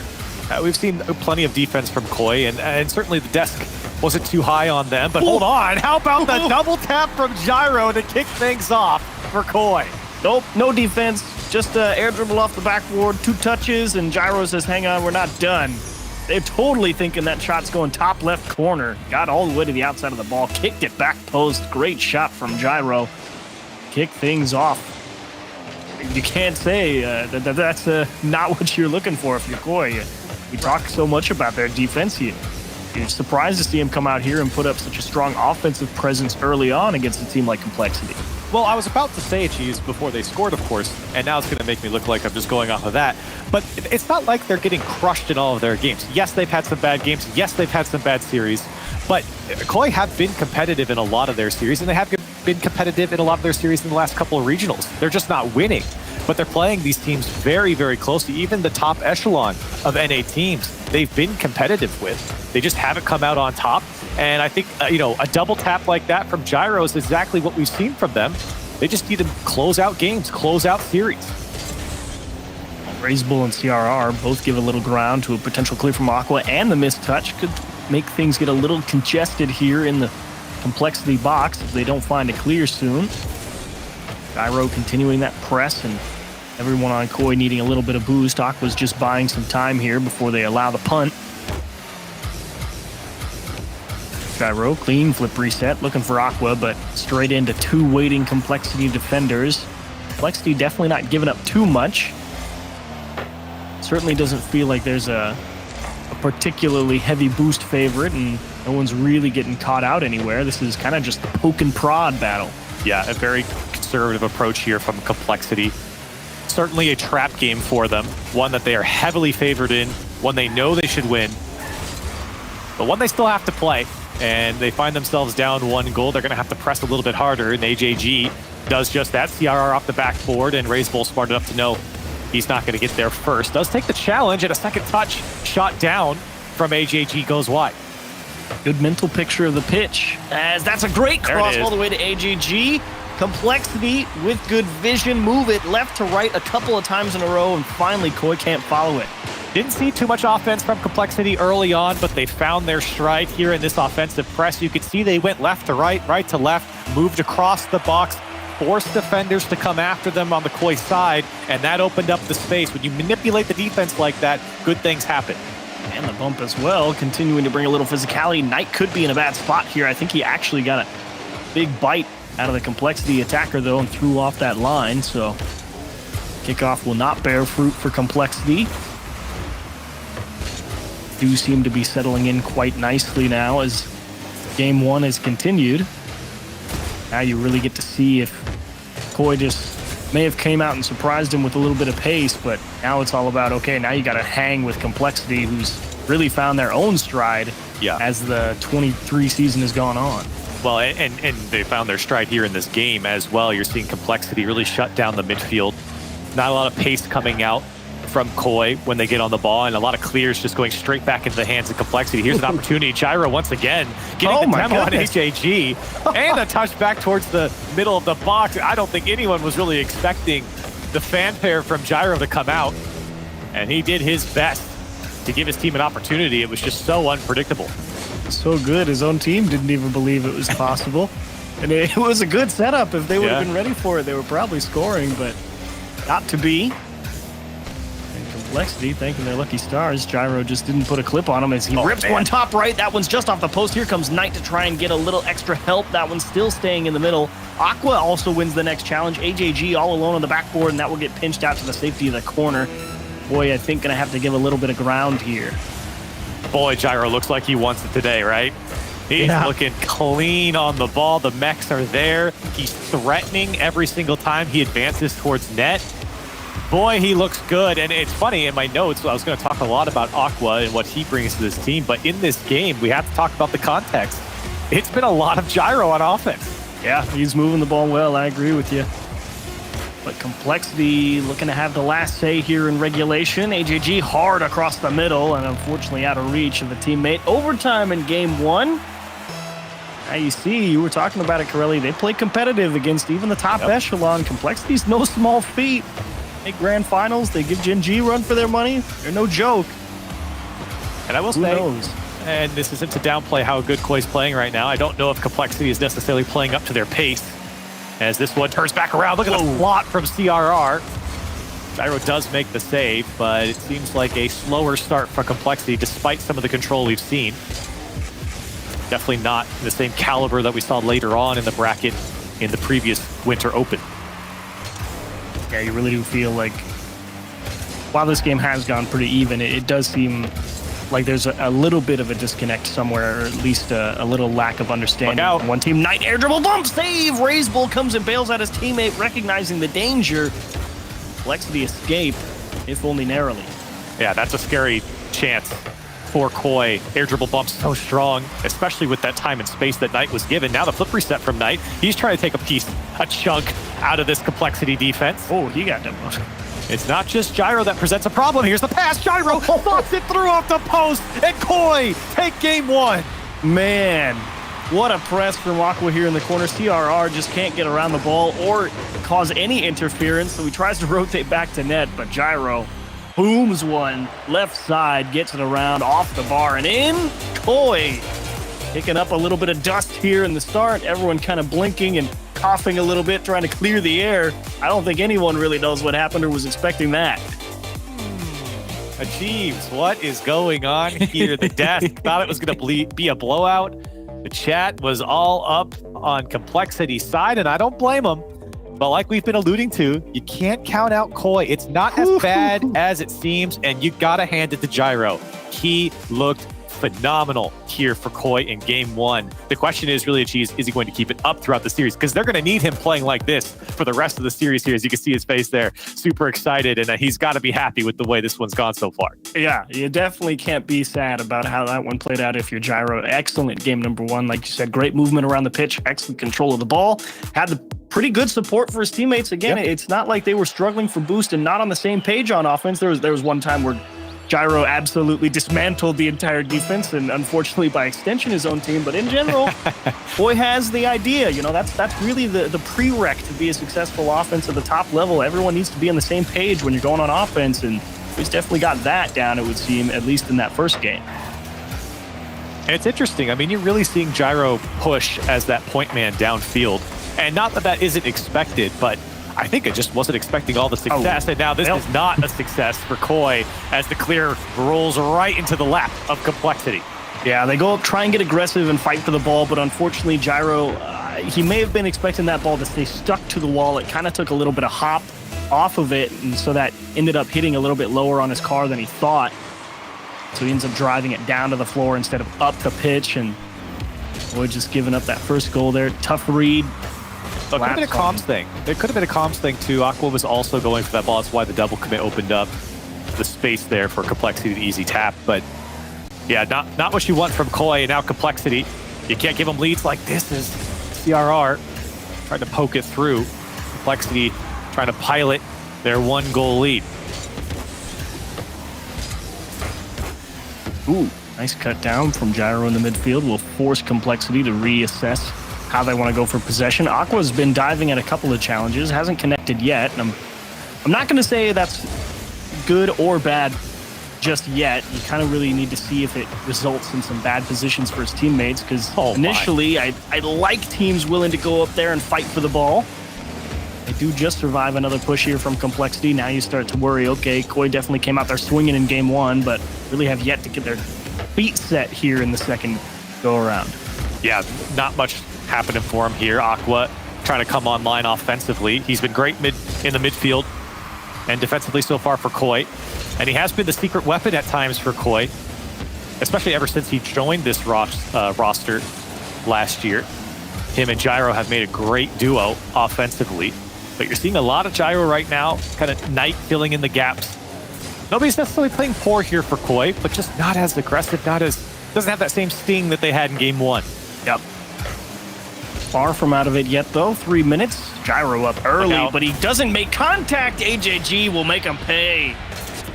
And there's the sting from Complexity. CRR with a setup touch, wonderfully placed to let AJG go up and do what he does best, a double tap down, and a comfortable 2-0 lead here for Complexity. And now you start to ask those questions. All right, you know you got it in you, but now you got to bring it out when you have to score. This is when I think offense is the most difficult. Down 2, plenty of time left on the clock, but you know you have to press and you know you have to execute, and the other team knows you're coming at them. It's when it's generally, to me, the hardest to find success.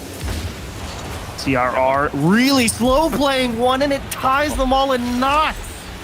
Great play from CRR, but it was Raiseful who comes through, takes out Aqua. The net opens up just a bit. Touch is not coming through for Koi. CRR gets a third here for Complexity. Just barely missing that clear 2. Could have escaped. 3 always does tend to be that magic number. Gyro trying to get one back, put him back in the same position. CRR up early, sensing a Koi offense right behind him. Got up early to take away an easy put down. Raiseful to Knight. Knight looking for help, but he doesn't really square the ball up. Now he has to make a save, and Aqua gonna have to wait a little bit for boost. Here's where you start to wonder, okay, the boost may be slightly moving over towards Complexity's end. That offense starting to not have any support behind it, really, and it's starting to feel like, okay, we got to dump it down and just chase it and see if we can hold on to it. I'm looking at the Koi scoreline right now. You got 2 players under 100 points here. You have Knight with 3 saves. He's got 223 points. It just feels like nothing's happening for Koi, right? They're just not getting any quality possession. A lot of the touches, maybe not the most intention behind it.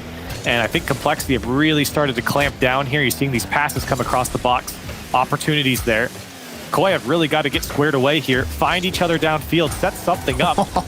As not get faked by Raceball. Here comes again the pass across, and he's there perfectly. CRR 4-0 Complexity.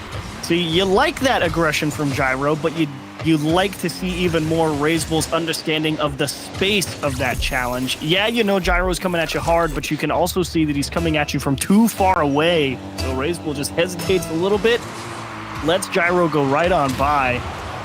Made that challenge look like not the best decision making.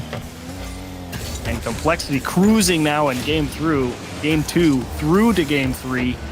Really just trying to stop the bleeding at this point. If you're Koi, don't even necessarily want to...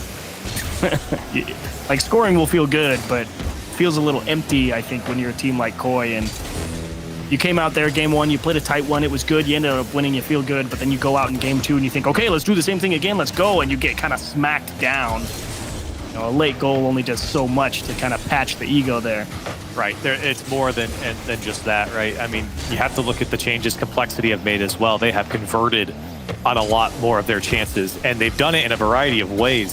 Physical gameplay coming out, great passing plays through the midfield, quality solo plays as well. Things really started to click here for Complexity, and Koi need to find an answer. And again, you just see a little hint of that lack of synergy from Koi, not quite understanding how the ball's going to be moving, and it just barely delays them reacting to the play. Complexity adjusting ever so slightly faster. CRR looking to get a little bit physical here in the final 10 seconds. The boost deal's coming out. That should definitely close out game 2. CRR saying, come take it if you want. We don't mind either way. This was our game, and we're here to show you that we're not just gonna sit here and be like, oh no, Koi's winning, what do we do? They had the answers there.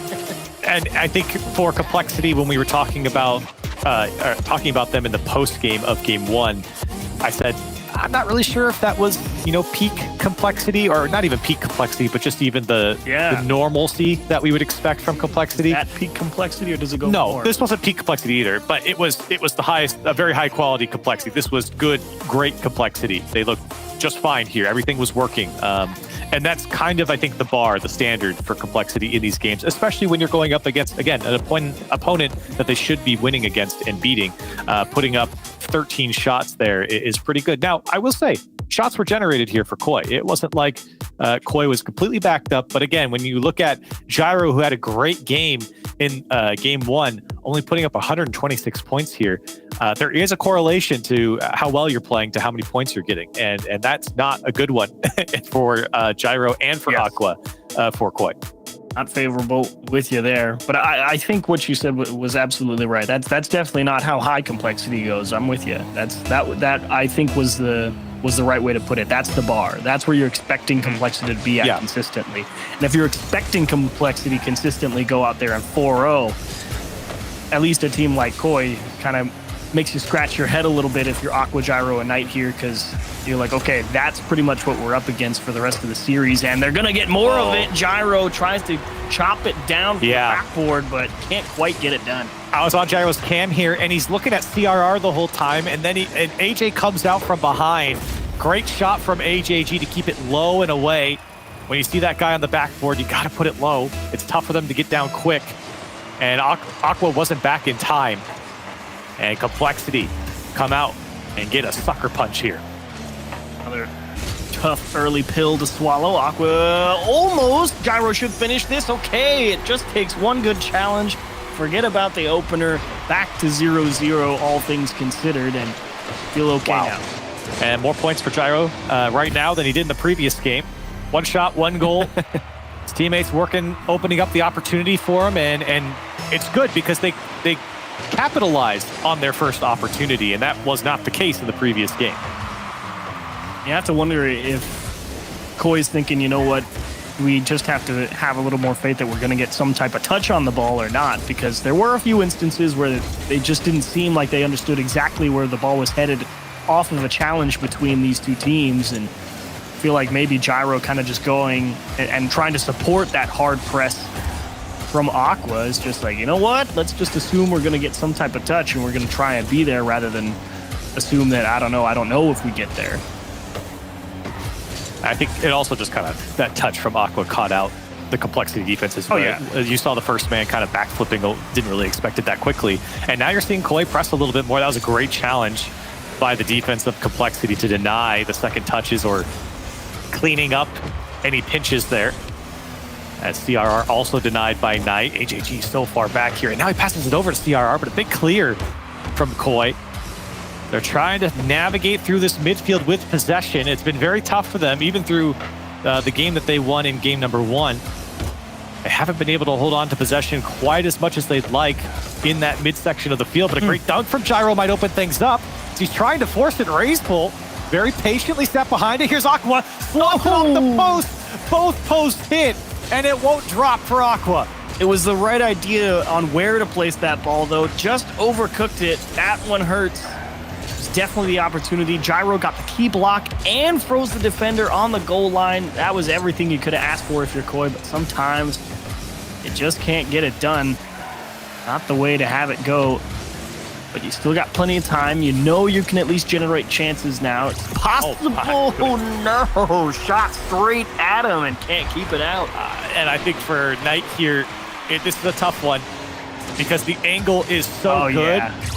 And it comes so low, and I guess, I don't know, he just reacted too slow. A double jump even might have done him better there, but he just couldn't react in time. The ball, by the time he jumped, the ball was halfway across over him, yeah. His body. I think he thought it was so unlikely that you're actually going to get a shot on target that he started to turn out because he thought it was going to be passed off the wall.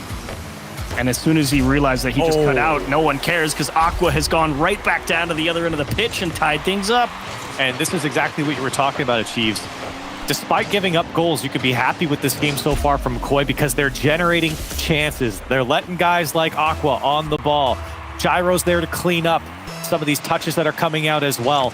And for Koi, this is a good look from them. It's going to be kind of a scrappy series if they're going to take down complexity. They're going to give up goals. You got to go and dance right along with them. And they are here in game 3.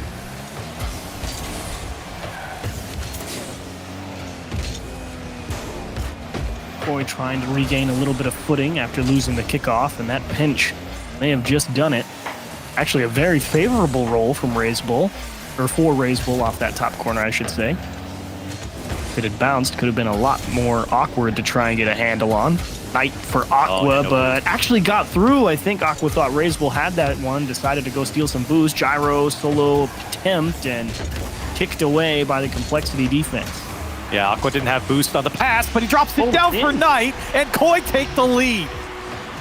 Thought for sure that AJG or Razebull was going to be able to get back here and maybe even CRR. Oh, I guess he did get a touch. Yeah. Knight just went straight through him, and it thankfully didn't go off the bar and out, just stayed right in there. And this is more in line with what I expected from Koi. Is you're seeing Aqua on the ball off the side while generate chances, generate half chances, put a ball across the box for someone to follow up on. Just create that chaos that he can create on a defensive side. And it's certainly paying off here. Now complexity having to ramp up a bit, finding themselves down a goal. Hold on, tied it up by Razebull. Razebull just fires a laser straight in between two defenders. They get stuck in the back of the net and on the backboard. Talk about a perfectly timed power shot. And placement all the way to the right side. That's not an easy goal to score. Yeah, he scored it, but like, go try and score that one against two top-level defenders and tell me how often you actually get it by them. It's important to put that one away. They needed that one. The momentum was starting to shift towards Koi, and it might still be shifting. Koi dancing on the complexity side. Aqua looking for 2. He was there. AJG cuts it away. The shot high. And Koi trying to lock in complexity. Not a lot of boost here for Razebull. Has to give a little ground to Knight, but he will still maintain possession as Koi just kind of throw the ball into the ceiling and can't quite control it. Knight has Aqua in support. Razebull to delay. AJG unable to connect. CRR has to buy some time here. Closing out for Razebull. Complexity really just seeing if anyone's going to commit the demo. Indeed, 4-3. Koi stay in the lead. I was about to say, there's a lot of boom ball happening here. Players just hitting it left to right in the midfield. And the demo, they saw their opportunity. You know that was called out from Gyro that he was chasing. Knight knew he could put it on target. And the demo came through perfectly, striking true for Gyro. And back into the lead, Koi go. Complexity now the ones being forced to answer some difficult questions here with 20 seconds left. And Knight trying to waste all the time off the clock that he can. RazeBull and AJG trying to sort out who needs to go for the ball. CRR, that's a great idea to trap it. Aqua now getting physical. RazeBull, again the demo from Gyro. CRR is forced to just smash that off the wall. This will make them go out of their own half for the final possession. I like that idea from RazeBull. Let the ball travel. He actually gets through everyone. CRR is stretching. Oh my gosh. Side. He's done it. All from the great transition here. Koi got caught. You can see 2 go. And with the flip reset control from CRR to then catch back up to the ball, Complexity tie it up with 0 seconds. Oh, man. That's why it's important to know where the attackers are. RazeBull just lets that one bounce over his shoulder instead of rushing the touch. Gets a perfect lead out to his teammate as AJG able to make a stop at the start of overtime. Gyro comes up empty. CRR now applying pressure, looking to get physical with Knight in the box. Aqua's just trying to hold on to the ball, and Complexity may have a decent push here, but here's they've given a little bit of ground and opted to play some more conservative defense. Oh, what a block from CRR.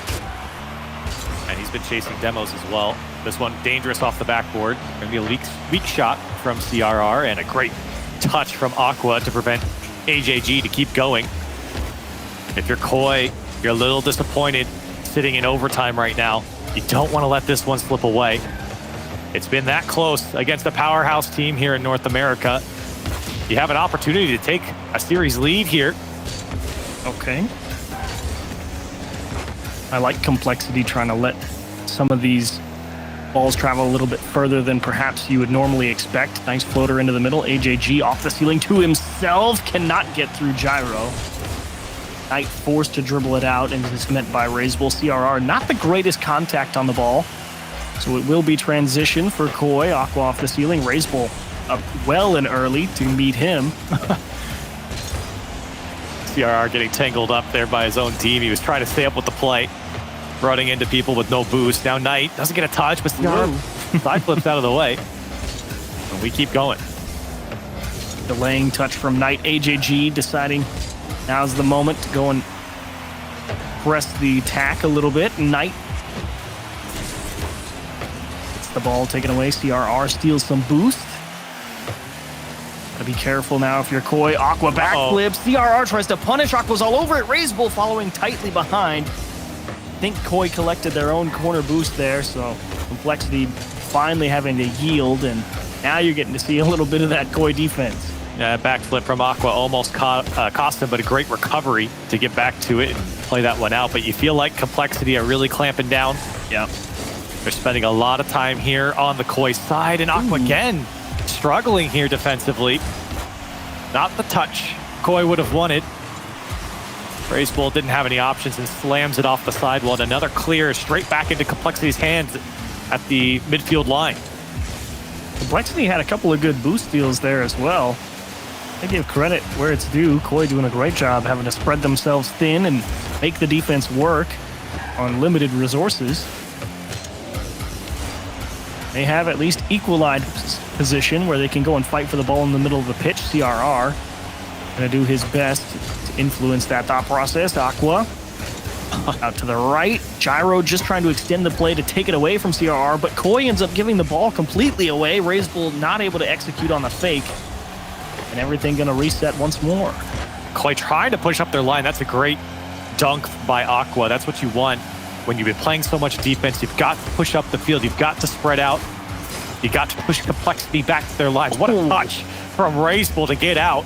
And he's going to get all the way to the Koi side. Here comes CRR. He goes through. Aqua's got to be careful, and he navigates that one over his crossbar and out. Ooh, dished out to AJG, shot wide. CRR leaving it for RazeBull. Actually slips that one by Knight. He may get the bump here as well. Down to AJG, and that is great. A press from Complexity in the corner. They'll take the 2-1 lead. I had completely forgotten this was a 4-4 game. 9 goals scored here. The 9th one, a dish from RazeBull. And finally, Complexity, they've been setting up that shot multiple times. They beat the first man. They get by Aqua. and AJG right in front of it to tap it home. So Koi are going to take a timeout here after losing 2 straight, and I don't think that's necessarily a bad call. Yes, it's a much better game from Koi, like you said, bit of a shootout, 9 goals, but look at the shot discrepancy. That's 18 shots for Complexity, and 13 for Koi. So Koi definitely going out there and giving it their best, but you're allowing nearly 20 shots. Like, can't have that. You don't want that. Can't have it. And despite that, though, Achieves, I mean, Koi played a very, very tight game. I mean, this has not been bad from Koi, right? I mean, when you hear the desk, when you hear the stat of them not qualifying or not winning a series for like a year or whatever it is, you feel like they're just going to come out and get crushed. But, you know, I'm glad we said it. It has not been the case here against Complexity. This has been a decent series from Koi. It's a shame that this one slips away. Remember, this was a 0-second goal that CRR scored to allow Complexity to get into the overtime. So Koi were winning, and I think if I'm on Koi, I'm a little frustrated with this one getting away from us because the result should be flipped at the moment.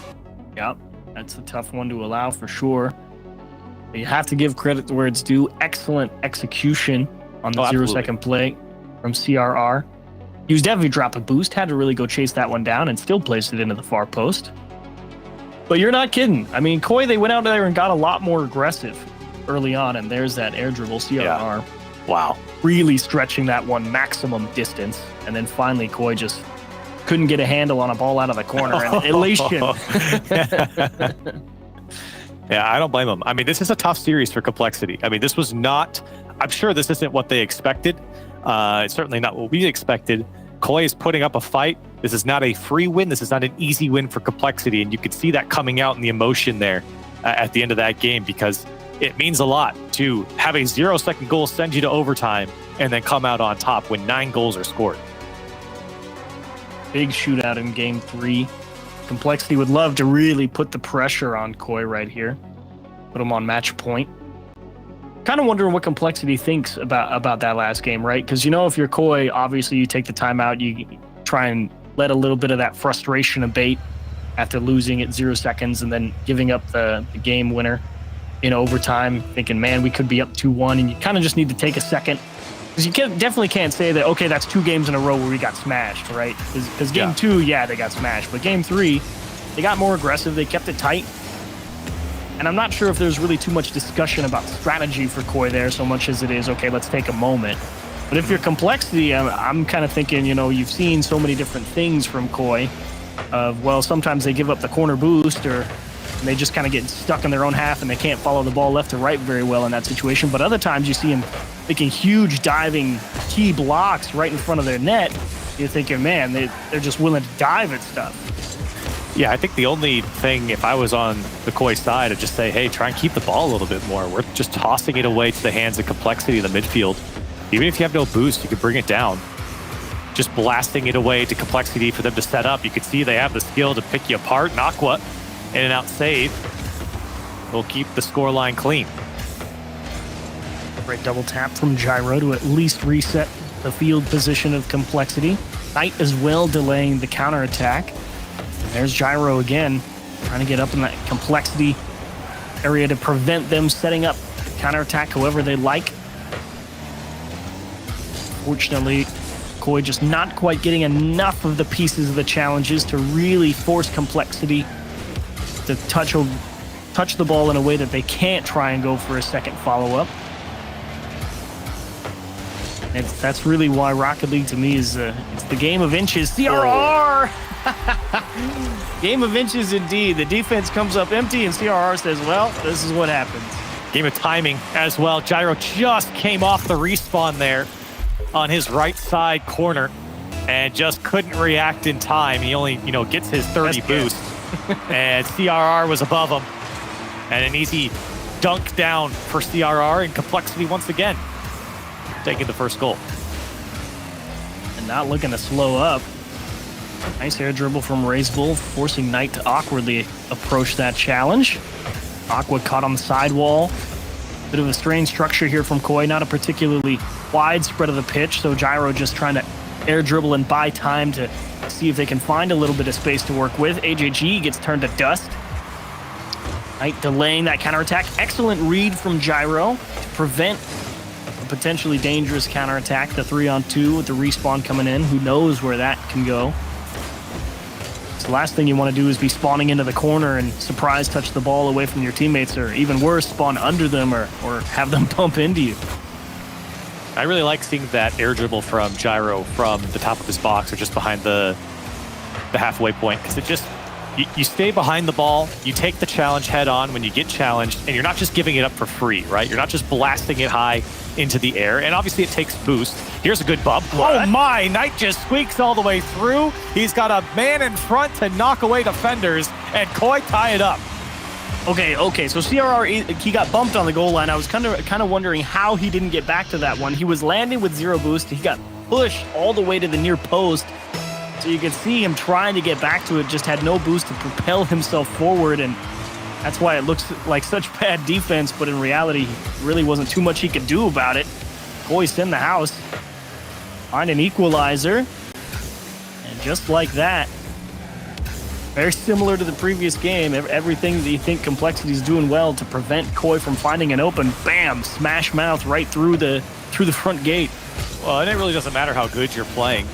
The physical game is always the trump card, is what it feels like in Rocket League. When you bump players out of their way, when you push them into spots they didn't, predict to be towards, a lot of times it looks like that, right? The defense looks really poor, as you were talking about, but in reality, it was just quality physical play coming out from Koi, and now Racebull doesn't get the touch, almost got another shot through, and Koi happy to see this one cleared out. Racebull, I think would like a second attempt at that one. I think he had a couple of different ways in his head about how to score that one. Just missed out on both of them.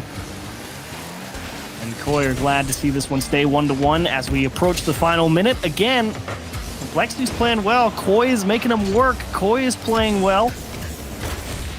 At least when they have the options available to them. CRR pinched straight towards the net. It's just off the backboard. Aqua happy enough to realize he doesn't have to do anything. There's another bump for Koi. Gyro straight towards the backboard, keeps it in the mix, and AJG on the respawn. Again, really like that from Gyro, attacking the net, forcing defenders to go up after it, but then keeping himself positioned behind the ball to keep it on the Complexity side. Give his teammates a chance to clean up the garbage ball that might pop out there. It didn't, but for Koi, great attacks from Gyro. Ooh, CRR. Big miss there. Lets Koi out of the net. Now Aqua's just seeing if he can keep this one out on the blue side. Gyro rotating in to help Knight. As Aqua rotated back to get boost, they will throw Razebull up the ceiling, but he's still going to try and make a play on the ball. AJG actually realizing he needs to go and get this one. Gyro gets all the way around the backside, takes the lead with 12 seconds. And Gyro kind of telegraphed where he was going, but he pulled it back so far with no boost. Look at this shot. CRR knew it right at the last second. He tried to flip backwards to stop his momentum, but it was too late. Gyro with 0 boost. Perfect placement to get by AJG and CRR. They found CRR in the net again with 0 boost. And Complexity now needing another 0-second equalizer.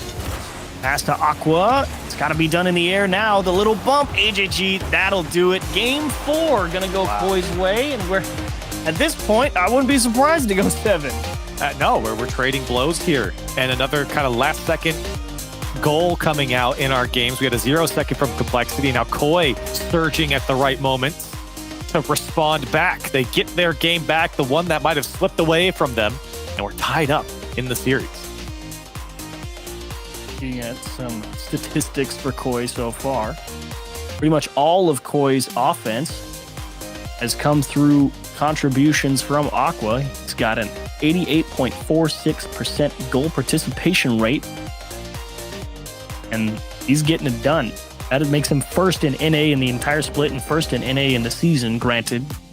You have to wonder how much that really counts considering their record, right? But at the same time, you realize all that production coming from one player, and then you add in, okay, we're here, and now it looks like Gyro's the one out here driving pace of play. It's like, well, maybe Koi just needed a little bit more support from anybody else on the team, and things start going their way. Pieces are there.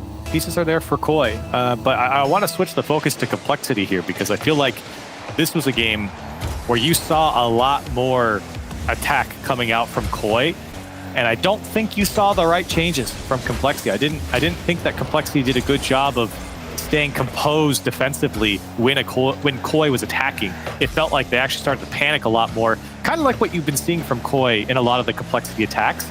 Complexity started to take on that form, and that's not what you want. Koi are certainly capable. They have 3 great players. You give them opportunities, and when they mix in that physical game, it's going to be scary for a defense. CRR, dish to the middle, gyro again, all over it. Cuts that one down. Aqua trying to see if he can just split the defense. He'll go and steal some boost in the Complexity half as his teammates try and look for openings. Gyro, again, really hard press, but now that feels like an almost overcommit from Koi. It leaves Aqua on an island here, and he does a marvelous job. Oh, my days. And Razebull, his touch almost getting away, but CRR pokes the 3. And off the great clear from Aqua somehow. Complexity turned this one back around. What happened to the Koi defense? So Aqua got that beautiful double tap out of the corner, right? And I looked where the other 2 players went. They went back up the pitch to go get more boost on the Complexity side. And that's aggressive. I mean, that's aggressive from Koi. You got to clear your line first. And now the flip reset's coming through from CRR. AJG hunting for bumps. Razebull looking for his own space here. 41 boost on this attack and using all of it. CRR will dive in as well. Koi wants to press hard, but they still don't have possession. You can see players moving up the field to try and receive a pass, but they're not even holding onto the ball at the moment. As Knight gets another touch just to keep it awkward here for Complexity. Big dunk from Aqua. Unfortunately, the support there for Complexity. We're going to have to look for opportunities elsewhere. Complexity really patient here in the midfield.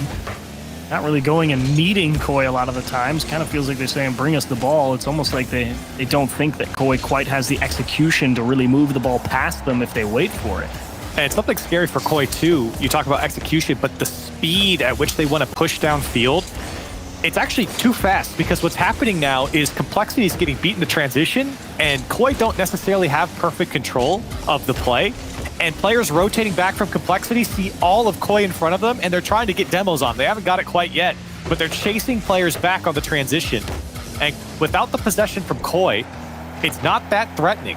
And you might open up the backfield of Koi's side if you get a demo there and possession. They may not even need it as they just start throwing shots towards the net. If you're Koi, like you said, you're looking for just a little more control as you push up the field. More cohesion will be required, as it would seem, as Complexity's now saying, look, you got to come beat us. Hard bounce into the middle, and no one there for Complexity. Gyro uncontested clear. We'll let Koi off the hook for now.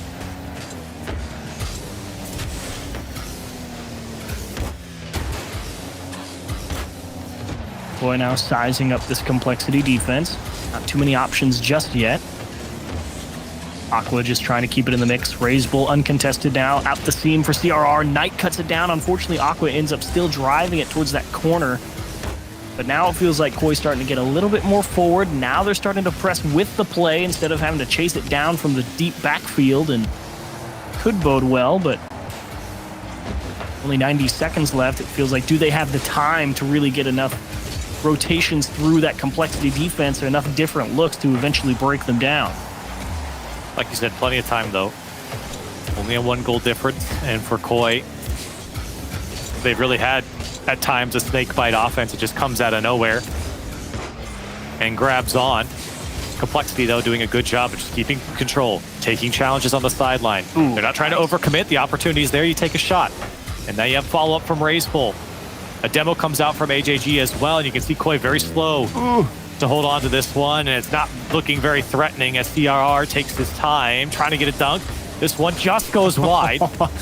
As Knight was fighting, and now the pitch comes out. My goodness, it goes high. Oh no. Okay, Razebull's deep back. I was like, hang on.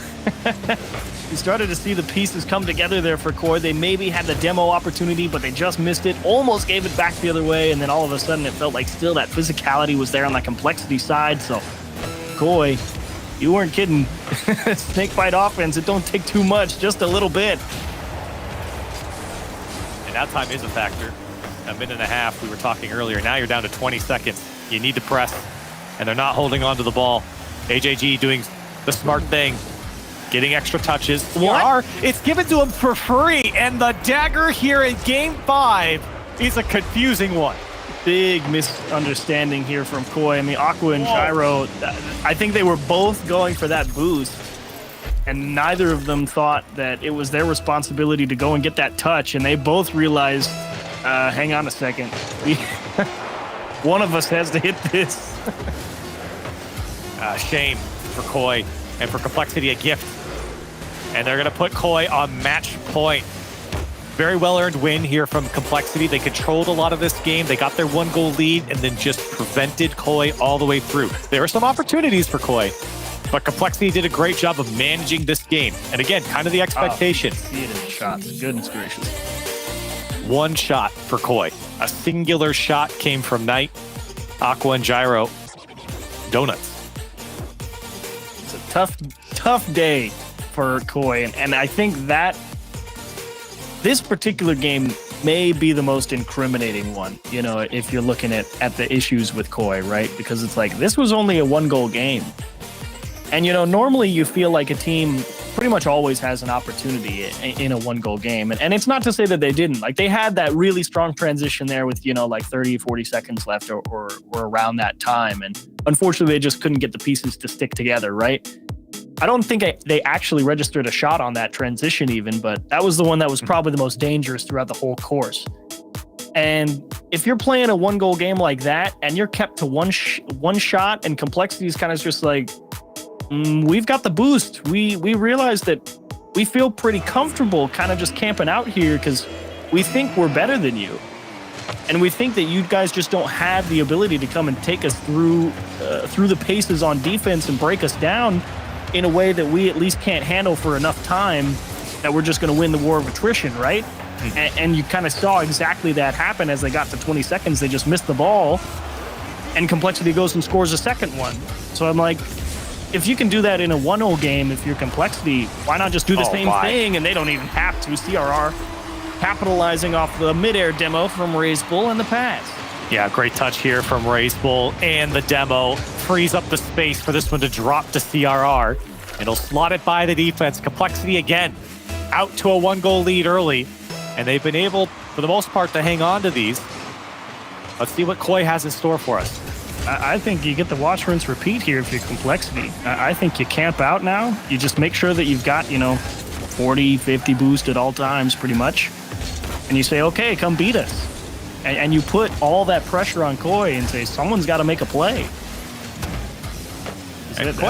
Koi's made some plays. I mean, let's be honest. They have, yes. I'm not saying that they can't, but I think like early on in the series, like Complexity's not sure if they need to, you know, push and try and extend a lead, right? Because like generally, I don't think any team feels safe in a 1-goal lead, right? Sure. And, you know, early on in the series, Complexity, I think, is trying to say, let's go fight for the ball. And then, you know, in that game 4, they're just like, we've already got the lead. Let's make them beat us. And I think that game 4 was really where it's just like, okay, now you got to go do the same thing, Koi. Come and make something happen. Which is, it's not a bad question to ask, right? Well, and it's, you know, from what we saw in the last game, there is an indictment to be had about how they were able to, or I should say the lack of shots generated. Or you can mistouch the ball. Okay. All right. Well, now it doesn't matter. Whoops. Oh, my. Graceful and CRR, what was going on there?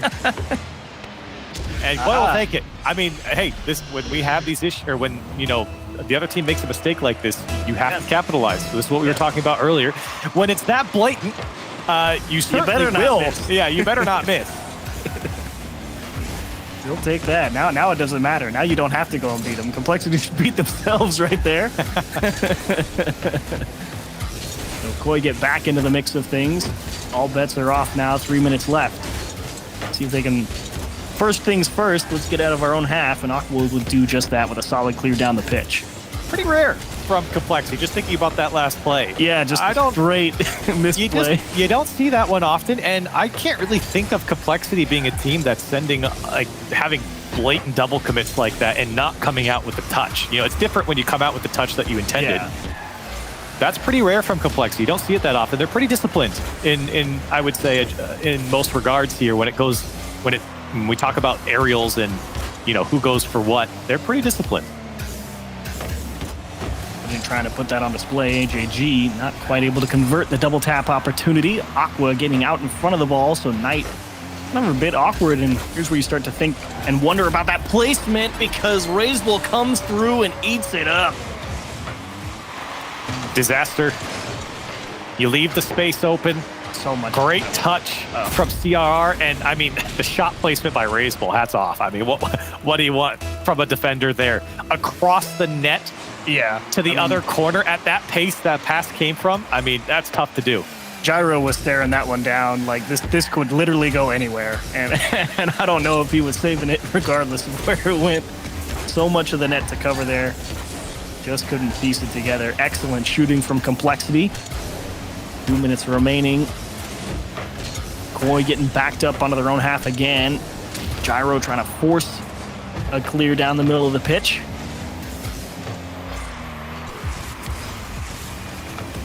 No one there. Seen that a couple times from Koi, trying to set something up, and there's just no one there in the midfield. They're either too far up or too far back. People don't have boost. Now the pinch will come out from Koi. Wonderfully executed and an equalizer found. That doesn't feel like a bad clear. It's the Gyro demo in the backfield. It puts Razeball out in no man's land. And so Razeball, here's his teammate behind him say, I just got demoed. So now he just has to go and make this really awkward challenge. So Gyro getting way in front of the play. Caution to the winds, saying my team will come up with the play. Goes and opens up the space, and Koi executes on it. Kind of awkward here for Koi off their back wall. Complexity trying to punish, but Koi have clawed their way into this one. You were saying it was going to be rinse repeat for Complexity, and it was looking that way until the disaster. And now here comes Aqua. No. CRR, he's late, he's too low. He's not going to get there in time, and Aqua going to put Koi in the lead. I think CRR flubbed his transition here. No, he just couldn't. Why did he rotate his car down? What did he think Aqua was doing there? He had plenty of boost. That was weird. Over 60, probably 70 before I got to him.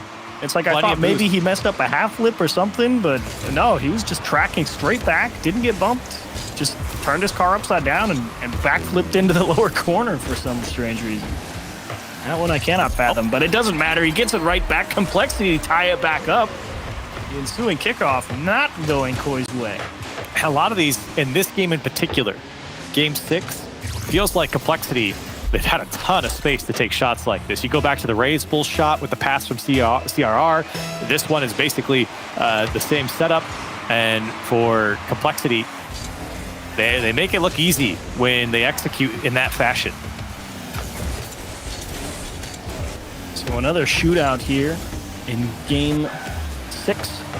Complexity trying to put it down. 41 seconds left. Again, it's Gyro one-on-one on the goal line, and there's just too much to cover. CRR is just dishing it out to his teammates too now that have just been buttered straight through the Koi defense and beautifully laid out in front for his teammates to put it away. And a 1-goal lead now for Complexity. Can they hang on? Does Koi have one more in them? Talk about generating high quality chances. Yep. Complexity's got so many good looks where it's just put the defender in such a bad position. It's not like the defender is in a bad position, it's just in that exact situation. There's not a whole lot you can do except hope. And Complexity, more than a few times, has got that ball in that spot, and they have executed just about every single time. As AJG trying to waste the last few seconds off the clock. Knight misses. That means CRR will come and drive it home. 5-3 will be the final score. Well, Koi, you gave it an honest go. But unfortunately, you can't hang with the top dogs from South America. This is a tough one to lose for Koi. Because I'll say it, I think they probably could have beaten Complexity here. I really do. I don't know if Complexity expected this from Koi. Just knowing how Koi have been playing. And even Razeball in the chat said, GG's, you guys are so good. I mean, I don't think Complexity expected this. This was a very high quality series from Koi. It wasn't perfect. Mistakes came out. Don't get me wrong. But they start refining that offense though. Yeah. Koi's gonna. It was winnable. It was It winnable. felt winnable at times, for sure. I'm with you. Complexity.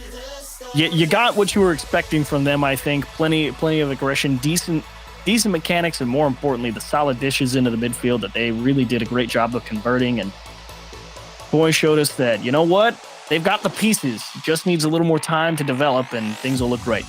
Yeah, we'll see how Koi develop as they keep going. This was a great result for them overall, and Complexity coming out on top into a semifinal achieves. Yes, into the semifinals against Gen.G Mobile Racing. And when we come back, we will continue with our quarterfinal matchups here in the NA Cup. It will be FaZe Clan versus G2 up next. You're not going to want to miss it. Stay with us. Or G2 versus Space Station. My mistake. There we go. Or Gen.G versus M80. I don't know. It's somebody. We'll see ya.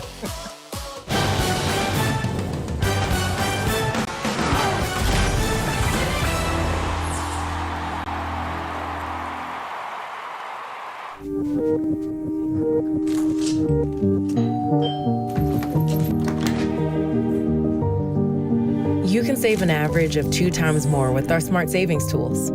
For everything we want, we're all better off with an ally.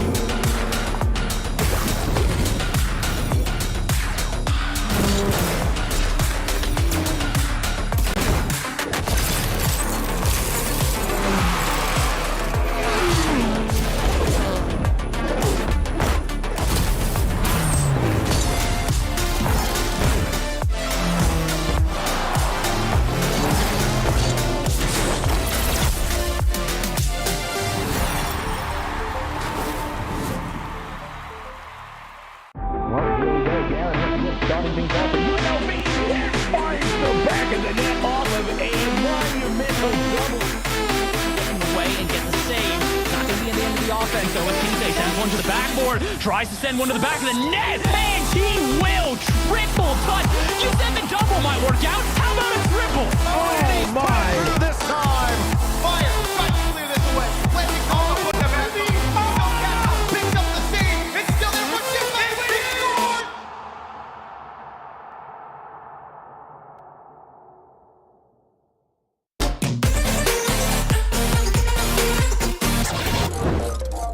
For anyone out there who's wanting to break it to the next level, positivity is that's where it's at. You know, I think mechanics are super easy to learn, and anybody can do that with just, you know, consistency and putting in the hours.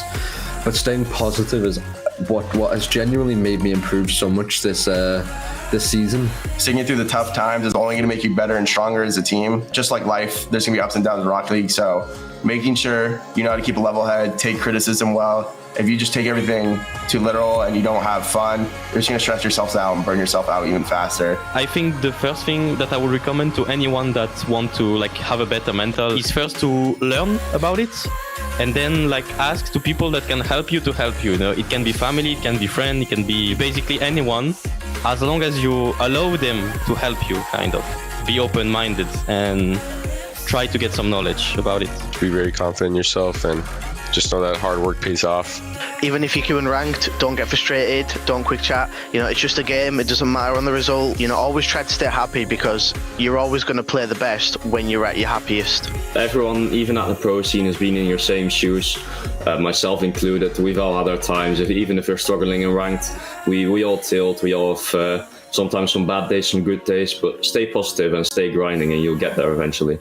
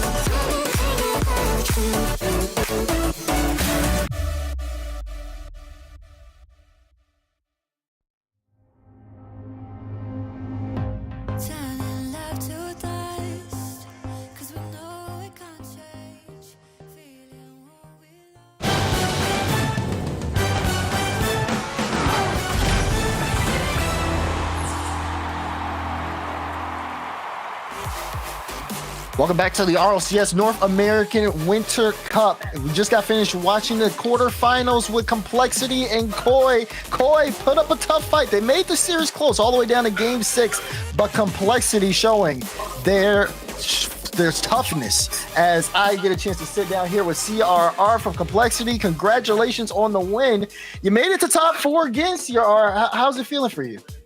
It's a really good feeling, like finally be able to achieve my goals in the RLCS. So nice. But I think I didn't play really well today in defense, so I have to fix that for tomorrow. I like that. Just still being like on the improvements, even despite like your success. Kind of talk to me about how the split's been going for you guys so far in terms of, you know, these back-to-back victories. It's looking like you guys may go to the major, but what's kind of been the big factor in your recent success? I think the mental is the key, because I started working a lot on it because it was pretty bad. So I think that's the key, and then we changed the play style and it's really working for us. Yeah, I can see that. You know, you guys are looking so much more energized, and then of course everything is showing here on the field. The competition in North America has been tough, though. It's been a lot of good teams stepping up. Who would you say has been your toughest competition so far? I really think is G2 probably is the team that is really hard to play against. Okay, you got G2. Now, keep in mind, you have M80 and Gen.G going up next. Gen.G, obviously, you guys played them 2 times there in the last regional event. You took a series in groups. They took one in the finals. If they win this matchup, you'll be going up against them again. How are you guys looking prep-wise for that? Are you ready? Yeah, we are really confident against Gen.G. They are a really good team, but we think like we have a lot of chance to beat them. So let's see if they win their match, and we will see tomorrow. Okay, well, I mean, one thing I do want to ask you though is about, you know, yourself and your fans. You know, you've been on this journey. You've moved to North America. You've been playing in this scene so long. Is there anything you want to say to the people who've been supporting you on your career so far? I really want to say thanks to everyone, because for me, the start of this season, the first split was really hard. I had a lot of problems outside the game, and now everything is going really nice, and it's for the fans. Like they help me a lot, and with all the comments, it's so nice to read in Twitter or something, because it helps a lot with the mental. Well, I'm glad that, you know, you have that fan support. I hope it continues for you, CR. Congrats on the win in the top 4, and we'll see you tomorrow. Okay, thank you. Complexity keep the run going. A top 2 in the Winter Open, and now a top 4 in the Winter Cup. Can they make it back to the Grand Finals to compete for the title of champion? What a performance from them. Koi gave them a lot more headache than we expected, though. What a series. That was interesting, for sure. Koi put up a fight. I think Complexity, that might have been their worst performance all winter split, but they pulled out the win. So it didn't matter at the end, but Koi was right there with them. Game 6 almost went to the distance to Champions Field. So massive respect to them. They won't win 12 in a row, but they can start a new streak in the winter invitation. They can start a new streak of losses. On the wins. Okay. Devastating. Just saying there, folks. But I mean, what'd you think of Chiefs? I mean, Koi's. How do you rate them? If you were putting them in a power rankings right now, what would you do with a Koi after this? Out of just North America? Yeah. 12, maybe. 12? Okay, but I was gonna say like 13. So all right. Yeah. Okay. It's like they definitely have the pieces. Like that offense just needs a little more time to gel and really have the actual synergy there. Because sometimes they'd actually win the ball in the midfield, or they get a pass across the box, and there's just nobody there. So just needs a little bit more time to really understand when to push. And I think Koi's got a pretty solid foundation. Well, Koi are done here at top 8. Complexity advancing to top 4, which leaves us with only one match left to play today. I've been really excited about this one, not because I think it's going to necessarily be the closest, but just it's a great story. M80 taking on Gen.G Mobile 1, the best team, undisputed kings of North America right now. They got to lose eventually. Could it be M80? We'll see about it right here, Gibbs. We have a fantastic team coming up with a fantastic logo, a fantastic org, and then they're playing Gen.G. All right, so here we go. M80 coming out. All right, this is 2 top 8s in a row for them. They're a top 5 offense in this tournament right now. Percy is in number 3 in goals per game, so put some respect to the M80 name. They are coming out, and they want to pull off a major upset. Obviously, we're talking. It feels strange to me here, Gibbs. That Chiefs, I know I want to talk to you here, but we were Gibbs was on the desk last time. We were talking about like, oh, Koi, like, man, this is an uphill battle. There's no way they win this. And then here, I feel like a lot of fans are probably watching, being like, how is this not just exactly what we just saw? And why are we like so hype about M80 when we weren't about Koi? That was a question. Gibbs. Why are we hyped about M80 when we weren't about Koi? Oh, is this for me or for you? For you. For you. So we're hyped for Chiefs. We are hyped on M80 because this is back-to-back top 8. So this is a great show for them. And on the flip side, I always talk about quality losses. Gen.G, masters of quality losses. They always lose on day 1, and then they go through the playoff bracket, and they're basically flawless there because they learn from their day 1 mistakes. Well, guess what? Gen.G went 3-0 on day 1. They don't have that quality loss yet. Right here is the chance for a quality loss against M80. That's not a quality loss. That's a bad loss. Yeah, fair enough. Well, no. Put respect to M80's name. That is a quality loss if you're playing well against a team that's better than you. No, okay. But like M80, obviously, huge underdogs here. I would give them maybe a 5% chance, maybe 10% at most. But there's a chance because they are at least 2 top 8s back-to-back.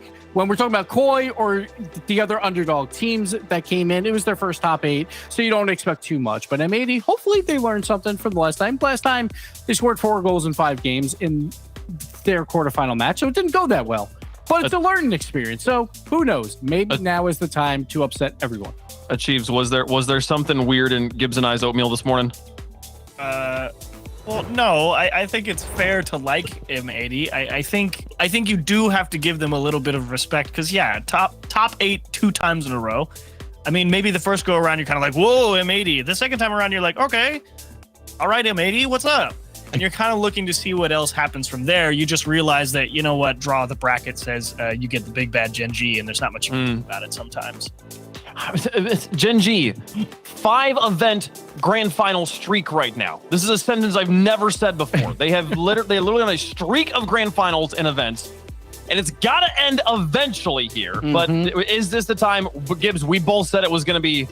We both said the Winter Open was going to be it, and it wasn't. So that's true. We keep saying it. They have to lose at some point, right? They have to have one of those day 1 performances when they're in a playoff bracket, and they'll lose to a team that they're not supposed to. Do I think it's now? Probably not, but I'm going to bet on M80 anyway because the return is so huge. Because people will screen cap this, but he's a genius. So yeah, so I'm going. That's right. We're investing in M80 early here, folks. It's like Gibbs is like, Gen.G always needs that day 1 loss to learn from their day 1 their day 1 mistakes. But there also comes a time where you know everything about a region, and right now I think you're at the height if you're Gen.G. You don't need to learn anything. You know how to win. You beat all of North America repeatedly already. Well, despite what it looks like up here on the desk, this is absolutely Gen.G's match to lose. They are the clear favorites here. Can they keep the streak going? They'll say yes. Only one way to find out, though. M80 taking on Gen.G for the last match of the day.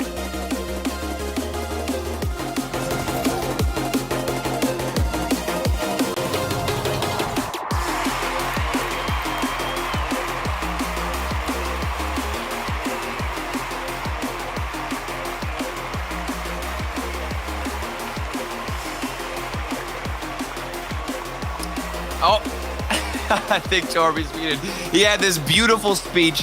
Jorby was coming in here and he was serenading everybody's ears, but unfortunately the man just didn't know how to unmute his mic. So instead, you get to hear my lazy, lousy little voice and start us off. Gen.G Mobile up against M80. They said on the desk, M80 has everything to lose, and I'd have to agree with them. I think this is going to be a very, very tough matchup as we do wait for Jorby to get himself situated. But me, I can't wait. I'm ready to get back into this game and start this series off. For me personally, I think that it'll be obviously very difficult for the most part. But when it comes down to it, M80 have that star power, have that potential to pull off some incredible upsets. And For me, I'm looking at Lion Blaze in particular. I think this man is the backbone for M80. Came up huge, but on the side of Gen.G, looking to do what K-Corp have done in the European Regional. Back-to-back wins this split. And now looking at potentially a 5 Grand Finals spree. We'll see if they can do it, or maybe M80 have other plans in store. Kinsei looking for something in the corner, can't find it. Immediately put on the defensive side is M80. Back down the other way, getting a clear, and a good one at that, but immediately stuffed away, apparently, Jack. This is what they do so good, so well, Gen.G. Stuffing every 50-50, suffocating M80 in game 1. Looks like they're picking off right where they left off, Jorby. Yeah, they still haven't gotten a gold, though, as Gen.G start as they always do. M80, they have certainly made a statement, I think, this time around. They've definitely come into the hardest opponent possible in Gen.G, but with M80's wins against FaZe in the first regional and now Furia in round 1 in this regional, you're starting to punch above your weight class consistently over the split. Lion Blaze definitely a big part of that as he gets the first dunk here, but much yet here for M80. Percy and apparently Jack, who had jumped right before the touch even happened, keeping M80 honest. And if you keep punching above your weight, I mean, it's inevitable that you will get stronger, Jorby. And I think M80, with more practice, with more experience against these top-tier teams, you'll see them break out even more and pull off some upsets. But this would be one for the books. The #1 team, North America, and you take them down. Historically, where Gen.G are so good in these playoffs. I mean, they went 15-3 in the playoff bracket for the Winter Open. And they're trying to add on top of that and create a better record in this tournament, and we'll see if that's possible. It's Gen.G facing a little bit of pressure. Lion Blaze bumping Chronic farther out of the play. Kinsei didn't really have much to work with, but he was given the ball off of Jack's non-touch. And a big clear again here for Gen.G. I think M80 might have got something set up there. Chronic jumps on top of Percy. Kinsei coming in. As Jack waits for him, and a demo for Lion Blaze onto Chronic, and he gets to this touch as well. Kinsei no boost though. He misses the corner, and a hard pass to Percy, but he contacts, and nothing gonna happen here. Lion Blaze has to go back. Oh, and that was a magnificent transition though from M80. You had Lion Blaze, who I talked about when we first got into this game, being the pillar for this team. He was the player on the defensive side, gets the demo, then immediately moves forward. No hesitation with these challenges. And for M80, that is one of the core, I'd say, elements that can bring down this Gen.G roster, is not hesitating, knowing when to challenge in that midfield space that Gen.G are dominant in. And here comes Lion Blaze again, looking for something in the midfield, connects quickly, but 50-50'd out, and we're back down the other end. M80 struggling to hold on to a lot of pressure, but they're getting good looks at the net, Jorby. And another one for Gen.G, a dunk at that. That's going to be the first goal in favor of the boys on the orange side. Good progression, started with a decent 50. Jack forced Kinsei to stay on the ground for a little longer than he would have liked to. That left a little gap for Nolly to put that one underneath. Gen.G just a little too much on that play in particular. But you know, if you ask Nolly, Turtle, about the secret sauce, he just says, well, just think. We're not just doing anything crazy. Just think. And I mean, he's not the only one. Like, Jack says the same thing, right? They don't feel like they're doing anything that special, but it has turned into some special results for sure. But that first goal is wiped away with a beautiful go-ahead from Lion Blaze. Just think indeed. I mean, look at this play. Drawn up the exact way you wanted it to. Kinsei off the ceiling. 2 players bit at that challenge, and then you beat out Abjack with a defensive shot quickly to get under it, and quickly to respond is going to be M80. I think M80 really looked good all game, getting or preventing Gen.G from just getting free touches onto the ball. That push that Gen.G had that gave him the goal, you know, that was a 3-man effort. It took everybody getting involved to get by M80. Apparently Jack, the first catch here, we'll see if it can continue as he drops it down to the ground and cleared away again, but midfield still held on by Gen.G. And one of my favorite parts about the pre-show was actually seeing Achieves and his beautiful face break down the Gen.G team, as that shot does go deflected off of a Gen.G defender. But in Achieves' analysis, he was just showing how well Gen.G can continue movement with the ball down the field, and one play will never die. They can keep that ball on your side the entire time, which means M80, they can't have any hiccups in the rotation, any hiccups in the communication, and we have not seen them double commit. We're rarely seeing them within each other's space, and that's created a well-rounded defense. And look at these transitions with 5 seconds to go. They're already back on the other side and taking shots at the far side. Chronic keeping Gen.G alive. That would have, I think, gone in, but it hits the ground. To OT we go, Dorby. That was, from my angle, it looked like it was going in. I needed to get an angle closer to the net because I was looking at third man from M80, but the clock was against you. Now midfield. Well, wait, it belongs to Percy. Kinsey rotating out, going for a boost steal. Lion Blaze shakes Nolly off in midfield. The 50 game, the last missing piece. Lion Blaze forced out to the side by apparently Jack. Percy up for it as well. Percy with control, off the board and taken away. Nolly as Jack waits. Kinsey slows it down. A slow pop from Nolly, and you see Percy, he's the whole way back. Mechanics slightly off, but as I say that, Chronic is gonna go for this ridiculous double tap attempt, but doesn't have the boost to follow it up. Back to the middle, and that is the play. That's where Gen.G continued to keep their offense forward, but it was sniffed out, intercepted by M80 early on, but they still continue. This is what I'm talking about, Dorby. Gen.G, they don't let up. They continue to press to hammer your defense. It's just too much. Lion Blaze tried to beat Chronic, but as soon as Chronic wins that 50, third man still coming back. Lion Blaze destroyed by Chronic on the backboard, and Gen.G, you might make it look interesting, but game one belongs to them. It's just ridiculous from Gen.G. Like, they had a pass across in the midfield, Jorby, and I was feeling so happy for M80 that they were able to at least relieve some of that pressure. They intercepted the ball that was coming across, and I'm thinking, okay, this is the end. Finally, they can break out. But Gen.G respond to the interception, get it right back in their face, and within a matter of what, maybe 1 or 2 seconds, they're back with a shot on your own net. But don't discount M80's performance in game one. They had good pushes, good transitions, solid defense for most of that game. I mean, for the first minute, it was Gen.G controlling the midfield, but M80 never put themselves out of position. You were saying it as well, Turtle. Mistake-free Rocket League for most of that game from M80. And both of those goals, Gen.G just made the better play. 100%. The structure is there, and you can see why M80 would be a great dark horse and a team that could be the underdog to pull off an upset against Gen.G. The organization, the structure is there.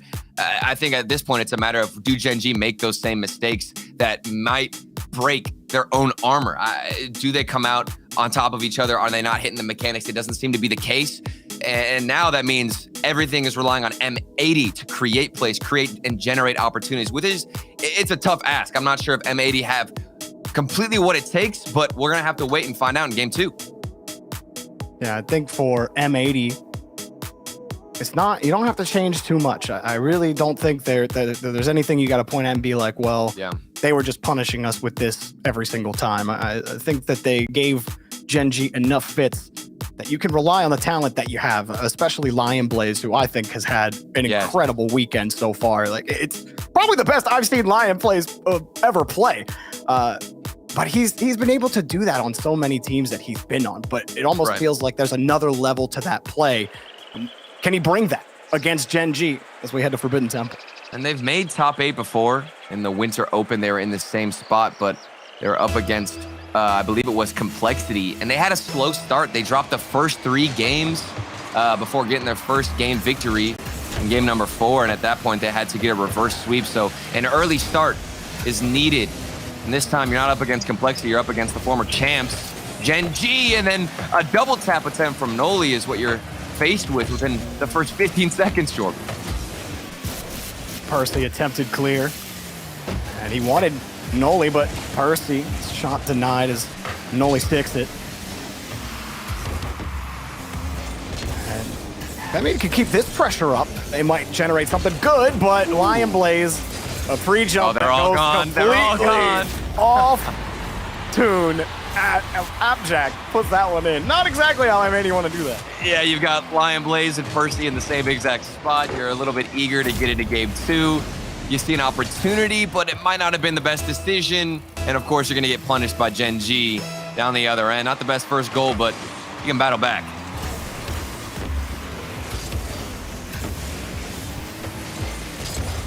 start again here for Nolly, but Lion Blaze wasn't letting him have it.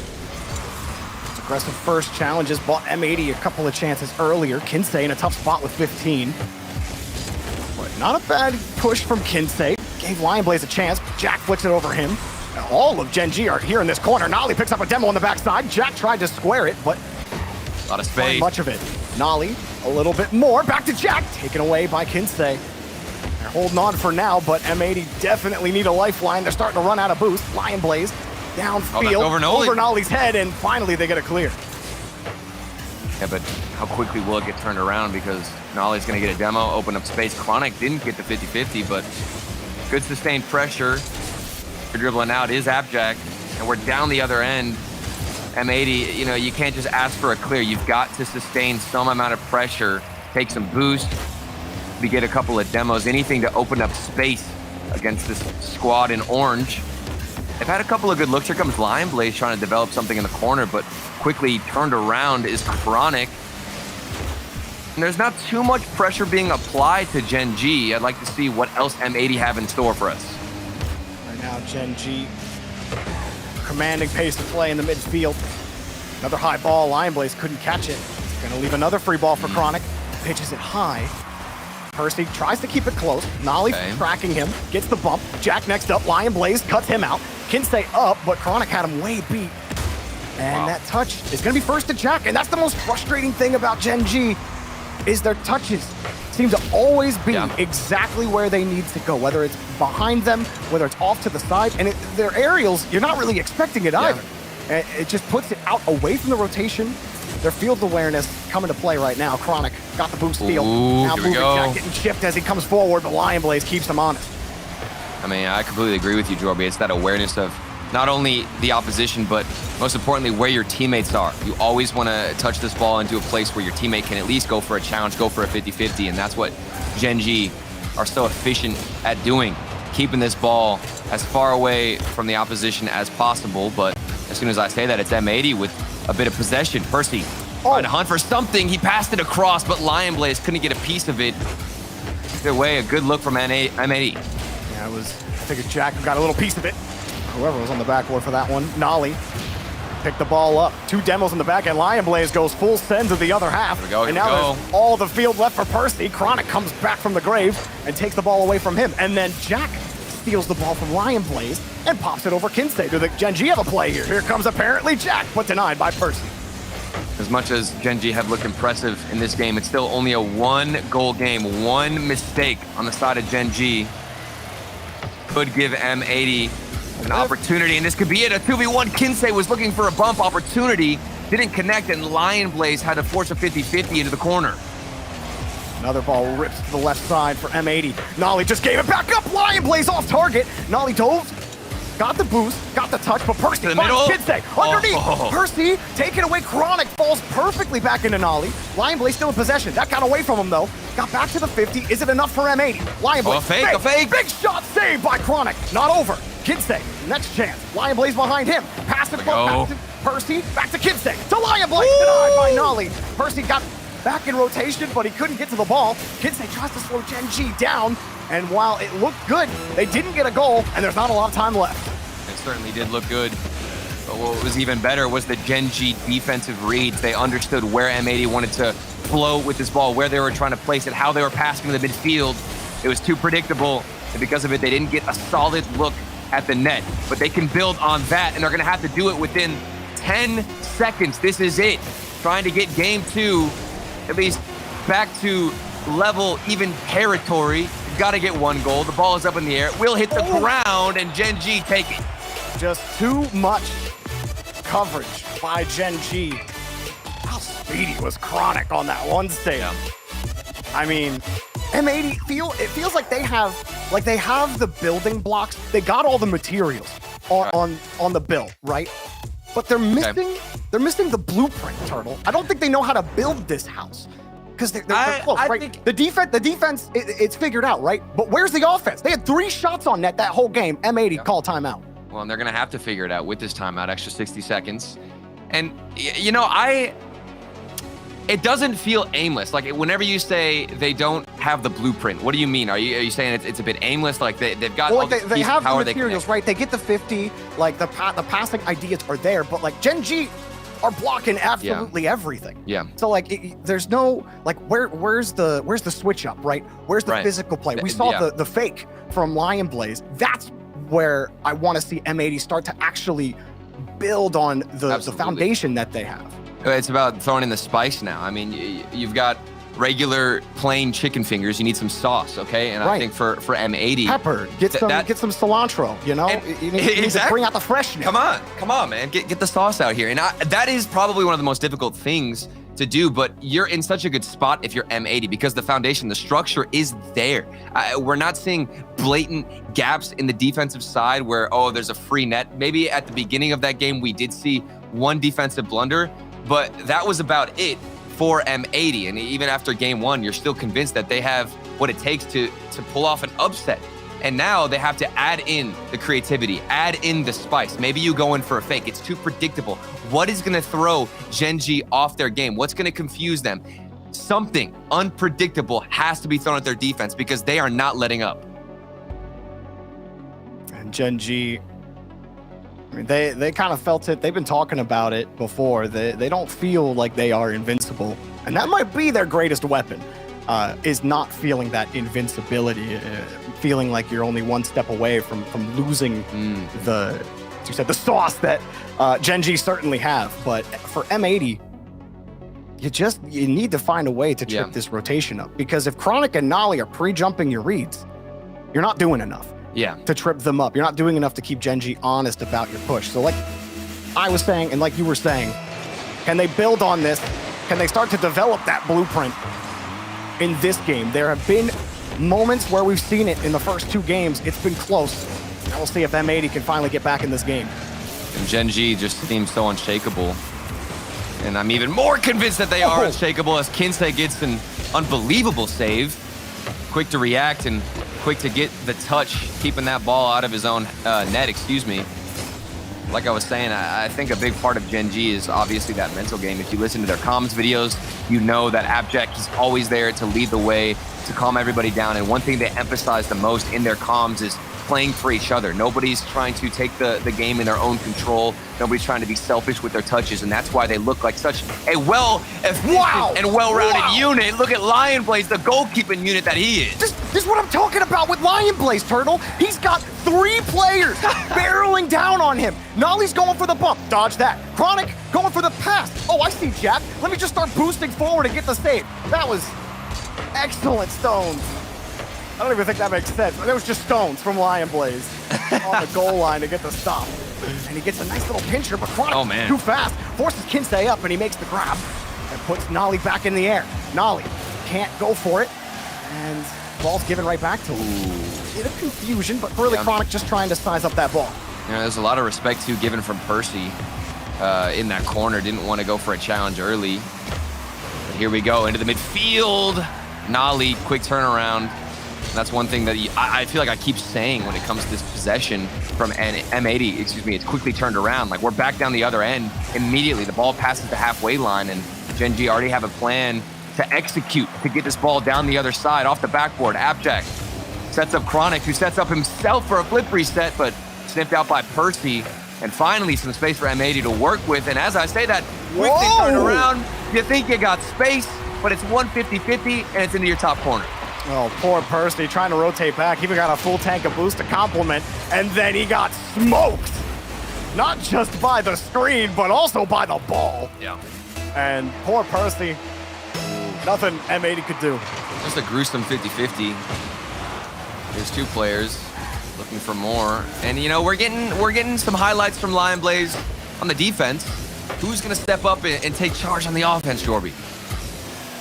High ball for Percy. It gets in the way of the touch. Kinsey couldn't keep that ball close enough.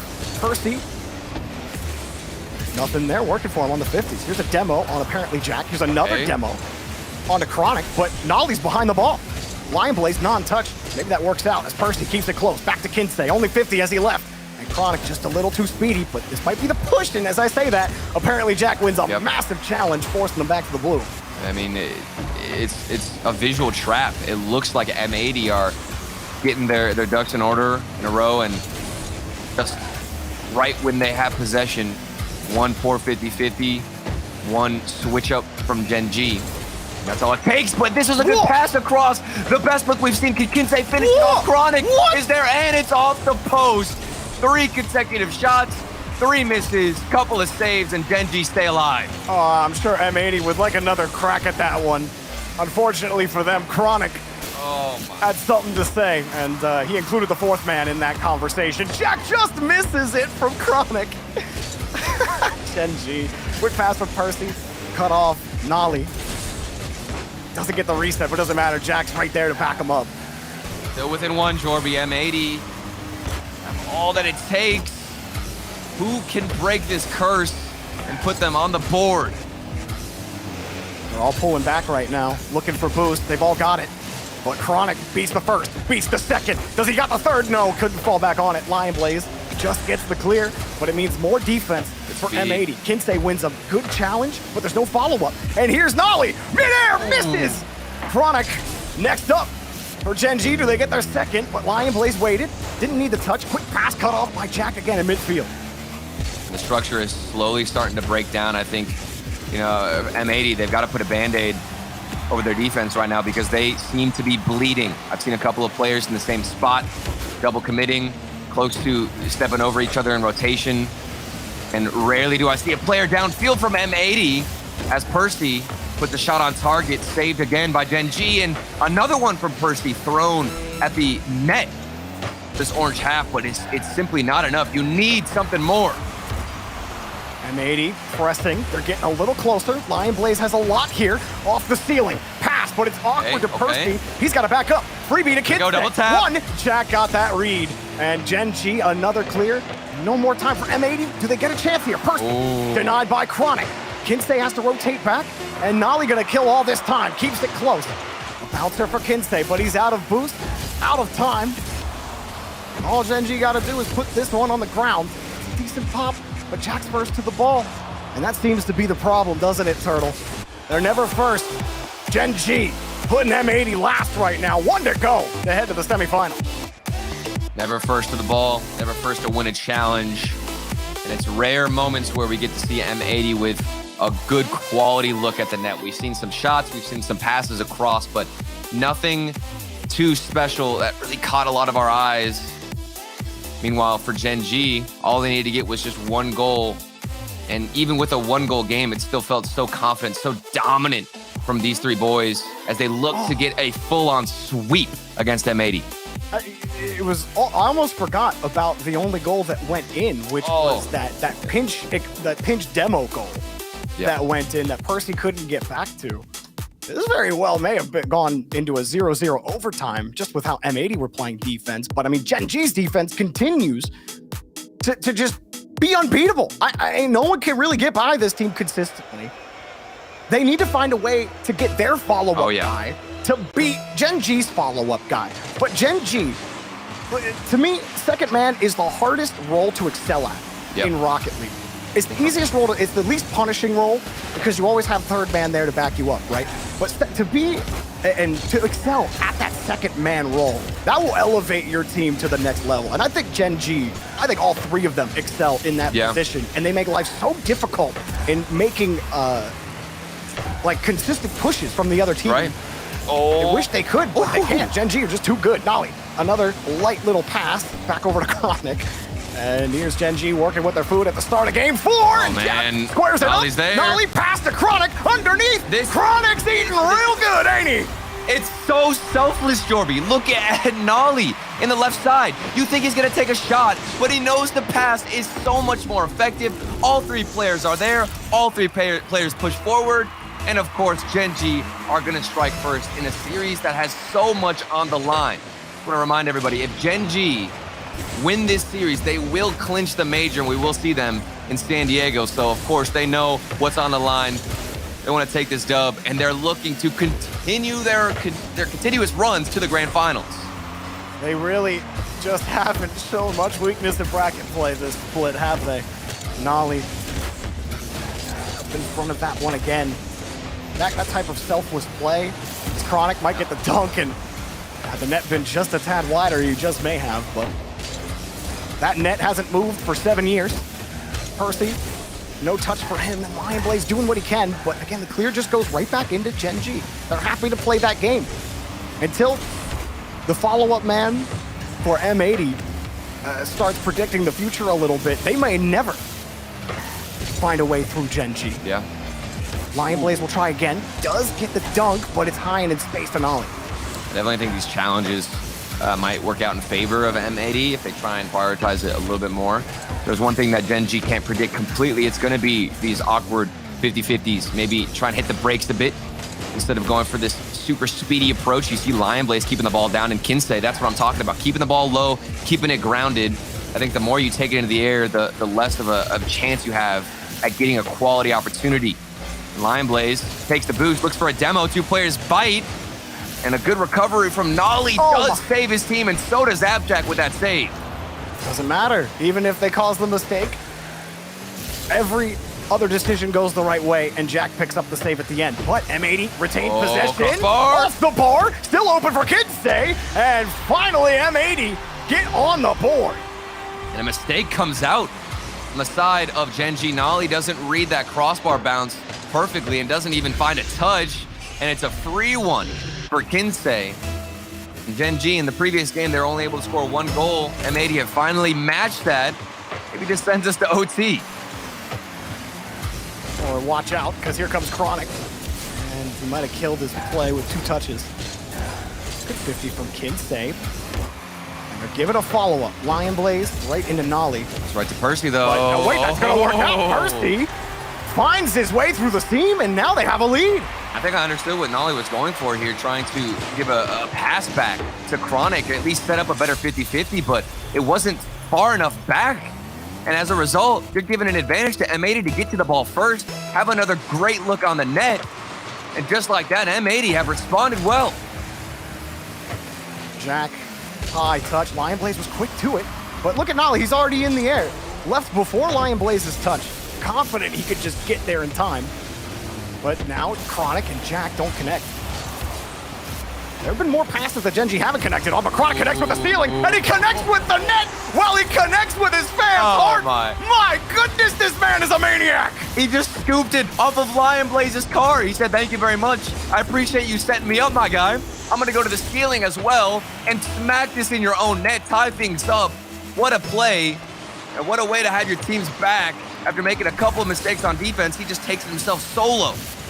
Amazing that Gen.G just threw their hand into the scrap pile of North America, pulled out Chronic out of the pile. Then they win a major. Nolly. Then they absolutely rinse everybody in winter, and he's up in the air again, but it leaves a free ball for apparently Jack. And M80 are forced to respond in the tie game.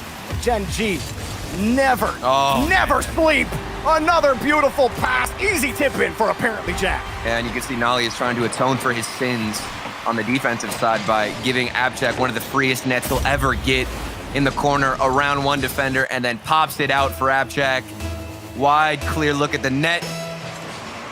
Get that goal lead back. And with 1:30 left, we know that Gen.G, they can hold on and stall out as much time as they want, but this is the one game where they've shown a couple of signs of weaknesses on defense, so you can't disrespect M80 completely. We'll push right here with the demo, Percy. Oh, that's it! But Lion Blaze flexes, and we got a tie game. Lion Blaze, how did he squeeze this through? You got Percy coming off the ceiling, a demo as well on the defensive side, and Lion Blaze, the 50-50 that everybody needed him to hit on his team, finally comes through. They win the challenge. We're back to being tied up. But the kickoff goes Gen.G's way, leaving Percy by himself. Kinsey downfield for Lion Blaze. Lion Blaze looking for the net. Chronic finds Nolly, and Gen.G just keep the ball close. I mean, Nolly won't give you, like, you're looking at Lion Blaze's perspective there, and he's just waiting like, okay, when can I come in? But like, the ball just never leaves his nose. Kinsey goes for the backside shot. Gen.G run into each other on the attempted save, but it's then back downfield. And M80 got to try again. A couple of uncontested shots, too, for M80. In every other game, it felt like every shot had one player from Gen.G just right in front of the ball. And I think these demos have proven to be so effective, even if You're not demoing the goalkeeper that's going to get the save. You're at least opening up space, and here's space for Abjag, but the fourth man comes through.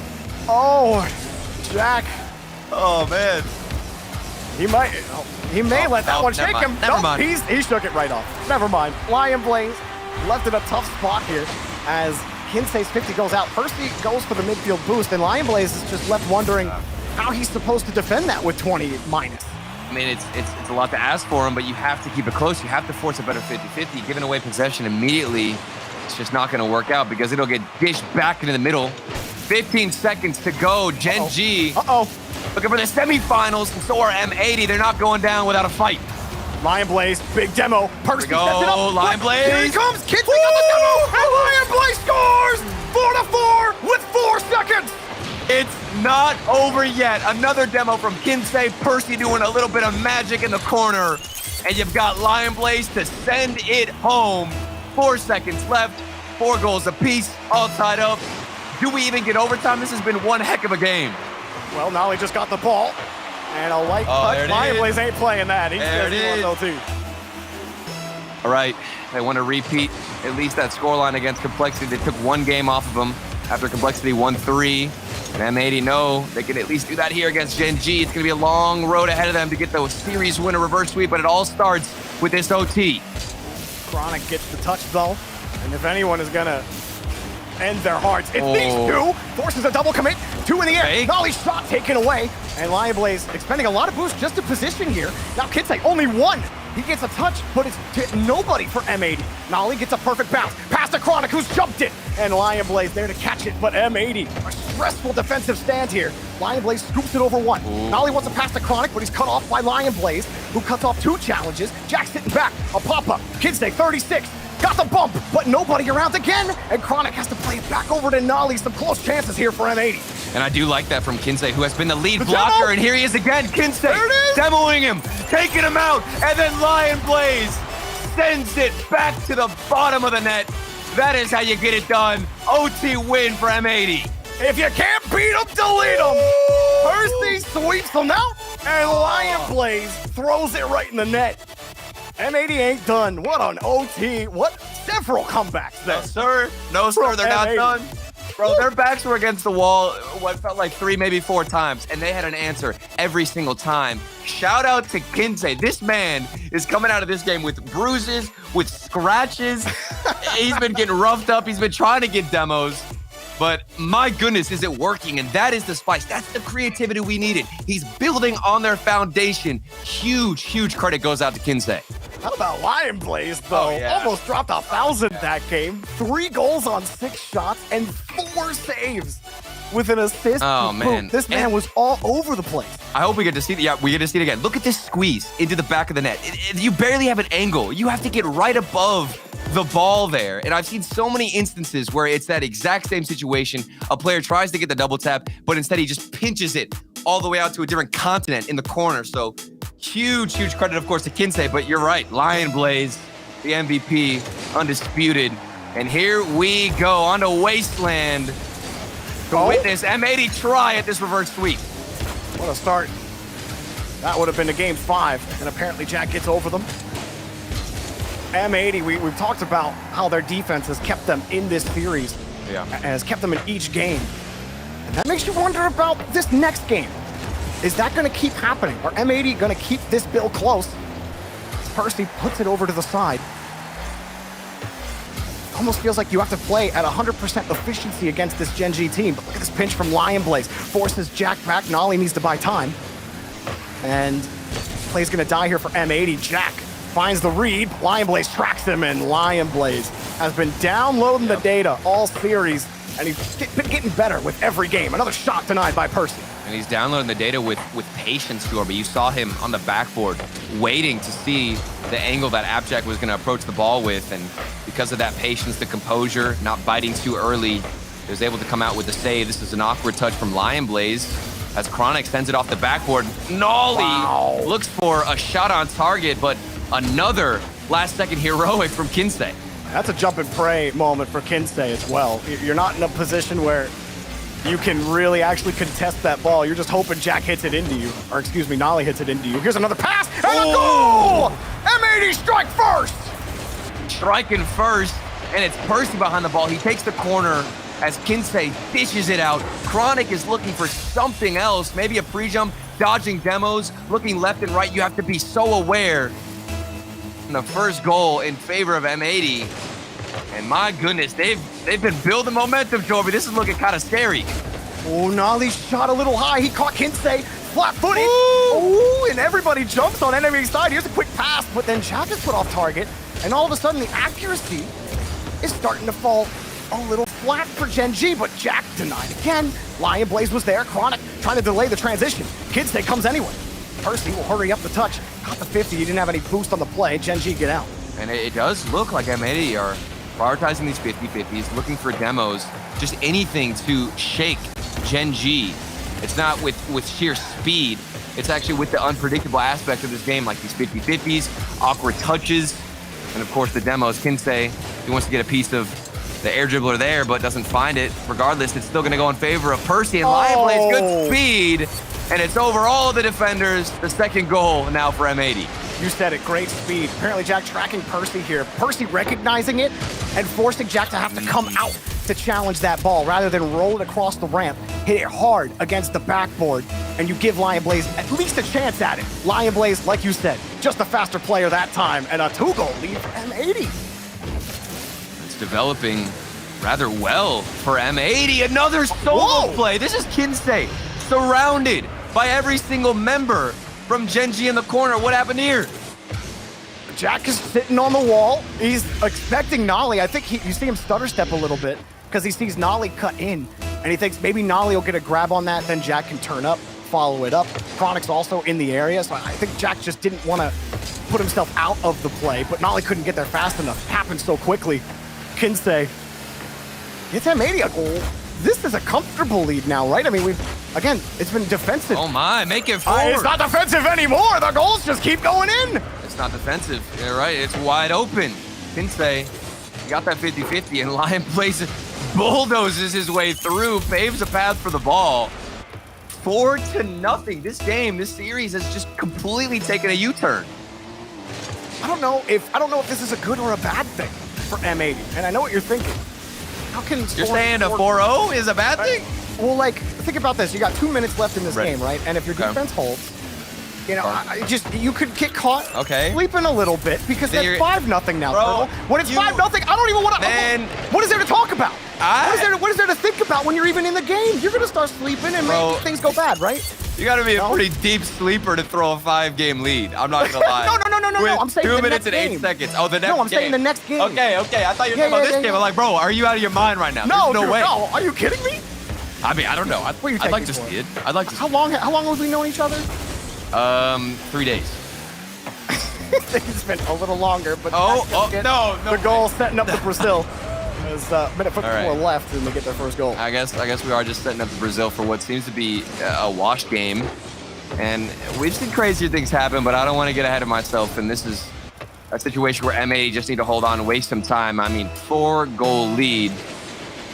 Now, as we look to go into the next game, are you implying that M80 have just used up like all their juice, all their goals here? No, I'm not saying that. I'm just saying when you score so many goals with that amount of time left, you know, you don't start playing with that prime, you don't start playing with that prime focus that you have when the game is really tight, right?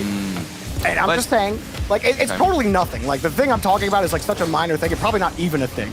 But like maybe they go into the next game, kind of slackadaisical a little bit, you know? It's not a word, but it is now. And it's just something. I don't know. I don't know what else to talk about when it's 5-1. I agree with you. I feel like it's definitely possible to get too comfortable in this situation where you've got a hefty lead. But that just comes down to the ability to refocus in between games. And Gen.G, I feel like they needed to score, or at least need to score right here as it immediately turned around. Good 50-50s. And this has been much better from M80. I mean, we have to compliment their offense, but the defense from Gen.G has been slacking. I'm not gonna lie, like these don't look like typical goals that would have gone in game 1 or 2. Well, Jack had no boost. He had 6 boosts.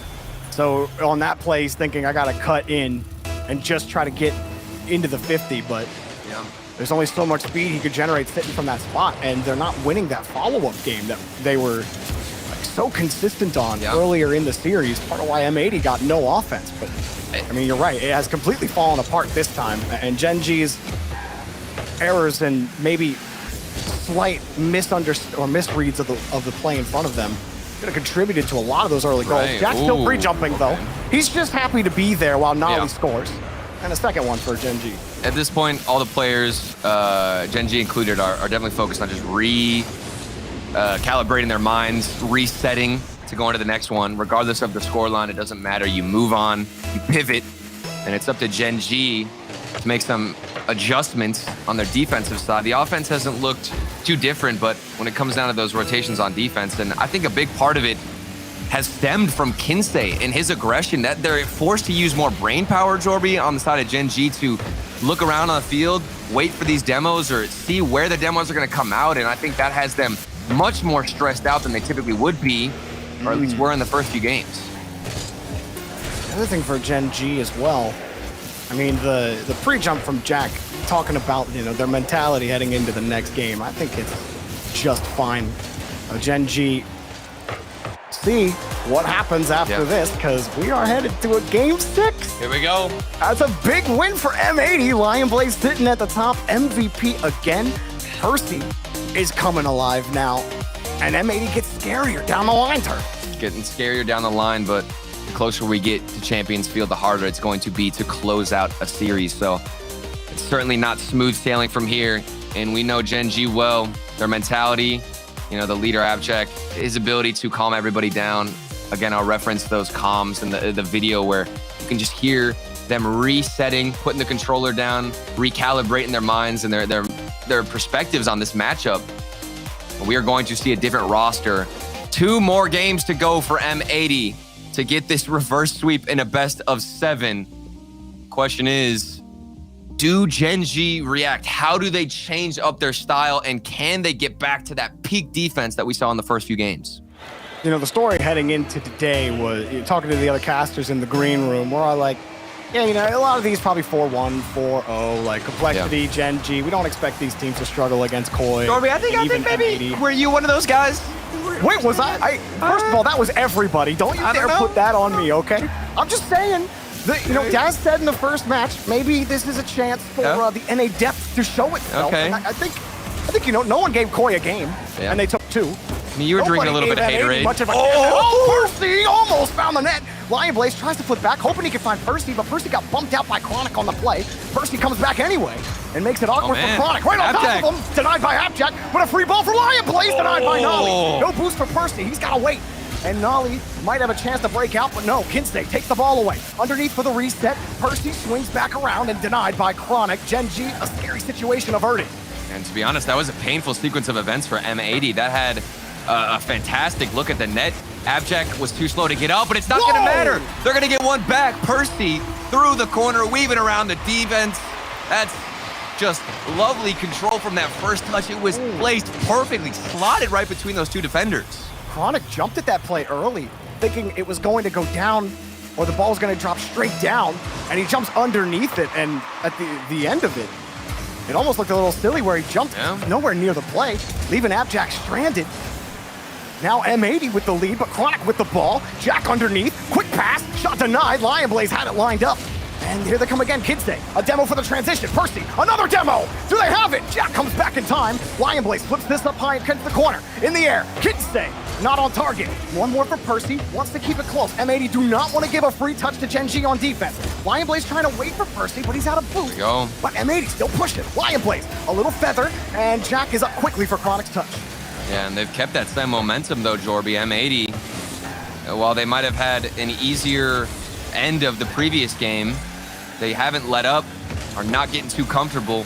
It looks like they're picking up right where they left off, but a double commit does not bode well for this defense, and space given to Nolly off the backboard, cleared out by Lion Blaze, but here comes the pressure. More and more suffocation from Gen.G.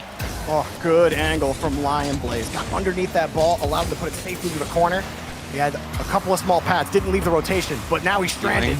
Jack got over him. Nolly wants to keep it close, but M80, they're starting to really figure out all those back passes that Gen.G loved to grab. Big miss, now, a loose ball for Chronic. He wants to find Jack, but Jack is leaving the play. And where typically Gen.G are a hive mind, they are not linking up clearly on these passes. Kinsey now on the catch. Reset. Wanted the bump, but he's too far underneath. That would have been ridiculous. A flip reset bump off the backboard. And this might be ridiculous from Abjack. Off the backboard himself, and a slower shot comes through because Kinsey, he didn't jump too early, but he had enough time to get in the middle of it. And now he's got to get the save, which he does find. It's still bouncing in front of the net. And finally, Abjack, after what feels like, I believe it was 8 shots now for this team, they get one. It took a triple commit. Lion Blaze and Percy flying across the net. And he did a good job to recover and get back to the ball, but too little too late. He didn't even make contact. A big goal for Gen.G, but M80 kind of gave it to him. There's another demo. Here comes Percy. He's giving leeway, and it's taken away. Oh, you get scared on every air dribble. Lion Blaze sees a gap. Kinsey sees a hole. Lion Blaze doesn't need the touch. Oh, Abjack recovers, barely saving it for Gen.G. But Percy stole the ball, and Nolly hopes for a clear, but Lion Blaze waits. He gets one dunk. Abjack all by himself again. That ball was just rolling in front of the net. Lion Blaze didn't need the touch, but it would have been helpful, of course. Abjack able to keep his team alive and not in the lead, or excuse me, not at a deficit. But they've got so much to handle. All of these demos, all of this aggression. It's creating a stressful situation there. Chronic's getting bumped now. Space given to Lion Blaze, and it looks so much more disorganized from Gen.G. Another midfield challenge. Gen.G slowly starting to grab field back. Big shot, but a bigger block from Percy. Now everyone's back on Gen.G. Lion Blaze has so much space. Gets it over one. Abjack gets the grab, but M80's so good at getting those quick clears. Oh, Gen.G just gave him one right back, and he couldn't make contact. Oh, Nolly should have gotten a hit on that one. Painful whiff. Gonna want to have another stab at it. But either way, he's got himself back on the opposition and looking to develop as much as he can before he's forced to deal with more demos from M80. Back and forth we go. Not one team has held too much domination, too much pressure. Abjack might be able to set up Nolly. The ball is bouncing high and wide. Abjack still more space to work with, and they keep trying to build something off the backboard, but it's not giving. Well, I think they had a hole. Lion Blaze, he picked his spot early against apparently Jack, and that left a hole opening in the net. But then the shot, like you said, there was nothing there. Jack with a quick pass. Nolly, a quick shot, and hit the bar again. There the hole is once more, and they can't find it. It's open. Deleted, but nobody could follow it up. Everybody was beyond the ball. Now Lion Blaze has to protect it. M80 let a chance get by them. Chronic gets the catch, just wants to protect this one. No mistakes, but the 50 from Percy. The pass from Kinsey. Percy denied by apparently Jack. Do we have an overtime on Neo Tokyo? We do. Oh my goodness, Jorby. This is just so much action and everything we could have asked for out of this series. And just maybe we get a game 7. Gen.G still have the advantage. It's still match point. They can still send M80 away and out of the playoff bracket. And they might be able to do it with this jump of Percy. The pre-jump save keeps them out. Worth a reminder that a win here puts Gen.G in San Diego. M80 trying to delay that a little longer and maybe make a bid themselves. Here's another pop. Jack can't get to it though. And it's choppy defensive push, but also choppy on offense.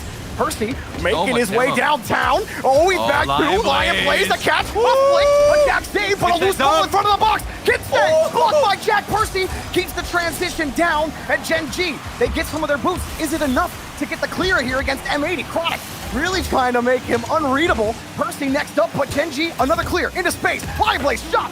2 commit, but Chronic puts it back out. Midfield, there's nothing there for Kinsey. Lion Blaze gets a demo on the backside. This leaves space for Percy. M80 continue to pepper the net, and 2 continue to commit for Gen.G. When will it be enough for M80? Kinsey slowing it down, and good idea. Leaves it open, 2 commit once more. 3 times in a row. 2 double commits for Gen.G. Here's Kinsey. They just keep throwing it right back. They're like trebuchets. Do they find the mark? Lion Blaze blocked by Chronic. Another demo. Like 4 or 5 demos on this push, and they still can't find the net. I mean, M80, they're making waves. They're trying to give everything they've got at the net. Stealing boost, going for demos. Everybody's rotation lingers forward. But just like that, it's turned around. We doubted Gen.G for a split second, and they quickly remind us why they're the best in this region. You cannot doubt this man. He is too bold. Chronic with a heater. And he melted any possibility. Oh, man. Of M80. Sighs of relief. Jack wipes what is no doubt a heaping pile of sweat underneath that flop of hair of his. Love you, Jack, and love the performance. Gen.G, man. It was not the most comfortable win. I'm going to say that, but a win is a win. And so much respect for M80. Able to just keep us on the edge of our seats. And you're right, Jack. 7 saves. You're seeing this man on the defense stuck. It felt like they couldn't even break out. They couldn't buy a transition, Jorby. Oh my goodness, I totally could have seen that going the other way. And Matey had it right there for the take. No, I thought this was a sweep. I thought it was over after game 3, dude. No, Jorby. Like, it was like 1-0, 1-0, 1-0. I'm like, okay, cool. Or it was like 4-4 one game. That was weird. But like, everything else was just so tight. And I'm thinking like, yeah, M80, they're just going to struggle again, yada, yada. And then they win a really tight game 4. And then they absolutely clap Gen.G in game 5. And then they're like, oh yeah, we're also going to win Neo Tokyo. But man, I really thought the reverse sweep was, I thought we were on the journey, man. I got so excited. But Gen.G is just too strong, dude. I thought we were on the journey, the voyage to a reverse sweep in a best of 7. We didn't get it, but my goodness, was it a fantastic series. We're out of breath. Let's go ahead and throw it over to the desk to see what they had to say about that series.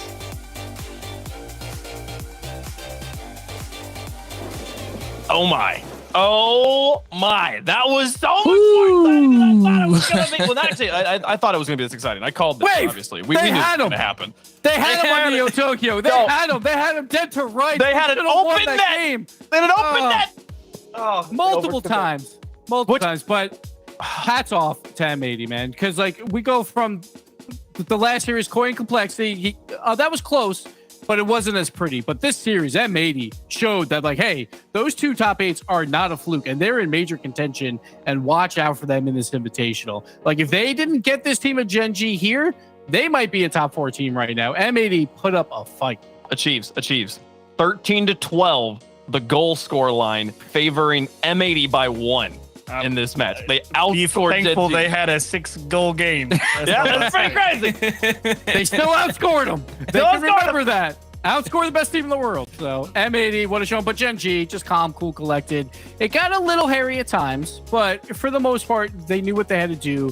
And I got to give just huge props to Nolly, just one of the best passers in the game. Every time he has a chance to shoot, but knows that the pass is the better option, he always goes for it. Multiple highlight plays there, and just that 3-game early lead was absolutely huge for that Gen.G squad. They absolutely needed it, so well done to them. I mean, achieves. I feel like we could talk a lot about M80, but Gen.G managed to lock in this one down. Was it just, do you think it was just the nerves that got to M80? Did M80 actually throw in this series, or did Gen.G step up in a way and turn on like that 4th gear to finish this one off? I think there may be a little bit of it, because they did start to miss some stuff that they should be scoring. But at the same time, you got to give a lot of credit to M80, because I think they may have found the 4th gear, and that really put Gen.G through the ringer. Well, Gen.G continue the streak here, and we've got Dazrin standing by with Abject. Well. Hello, Jack. How you doing? Congratulations on making a major, by the way. Wait. Oh, yeah. I forgot about that. Oh, yeah. Thank you. Appreciate it. Wait, hold on. I'll plug my headphones. Okay. Yes, congrats on making the major, first of all. Second of all, though, let's talk about the matchup, because even though you made the major, you didn't really look too happy in that series after taking the victory. What was going through your mind? Today I've just been feeling like super tired and lethargic for some reason, which is really strange because usually I'm really motivated on game days. And it was getting a bit tense in the series because we just weren't playing well. Like none of us really like up to our individual standards or as a team. I was getting a bit nervous and so I'm not happy because I got to figure it out and we've all got to figure it out for tomorrow, which I'm sure we will. We always seem to do it, but it was shaky at times. That is definitely understandable. But yes, now you are going to the Winter Major. We'll see you in San Diego. That's got to be at least a big kind of like weight off your shoulders, at least, right? Yeah. It's good to, just get the qualification out of the way. We can kind of play the rest of the split as that preparation for the major. Of course, our goal is to win every regional or do at least very well every regional, but there's a bigger picture and a bigger goal, and that's the major. So it's nice to have that cushion. Yeah. Yeah, so let's kind of zero back into this weekend, because the rest of the tournament is starting to look pretty heavy, right? You have the semis with G2 and FaZe, and then you also have your semis matchup against Complexity. How do you feel about being able to play against Complexity again? It's been kind of a back and forth set between you two. Yeah, it'll be a super tough match. This is probably going to be our hardest semi-final match we've ever had in any tournament so far. Complexity do very well against us, and if we played like we do today, I think both of us looked a bit shaky today in both series, so it could be a weird series. But I'm sure we'll both step up for tomorrow, and it won't be an easy task at all. It'll be hopefully a good match. That's definitely good to see. Now, of course, definitely want to give you time, because this has been a crazy journey. You guys have had a lot of support. Anything you want to say to all of your fans out there? Yep, shout out to the fans as always. We'll be back stronger for tomorrow with a better showing. That's absolutely right. Well, Jack, hope to see you get the dub tomorrow. But of course, once again, congrats on all the success up to this point. Keep being great. Appreciate it. Thank you, man.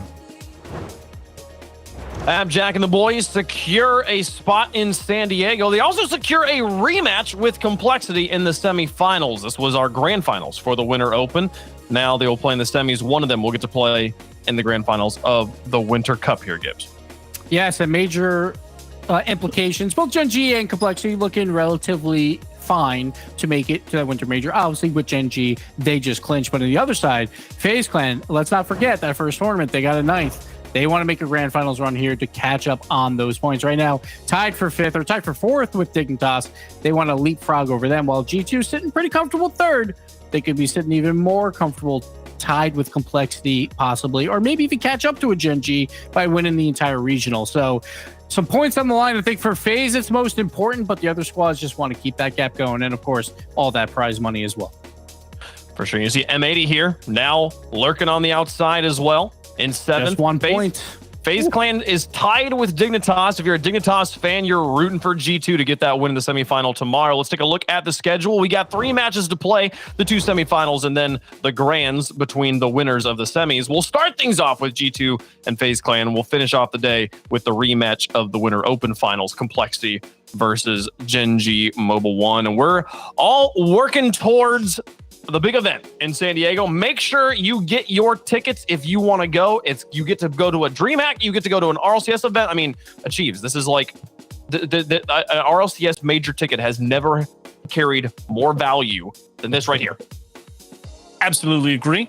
Because you get to see Gen.G go and stomp the world all over again. No, I'm kidding. Probably. No. It's been a while, though, since we've had a DreamHack. And if you guys remember, it was, 2018, where we had like 6 DreamHacks or something like that. Yeah. They all produced pretty banger finals. So I'm looking forward to another one. We did. We met some big names at places like that. Some dudes on a little team called the Muffin Men, who some of y'all might remember. With a guy, some random dude named Squishy on it.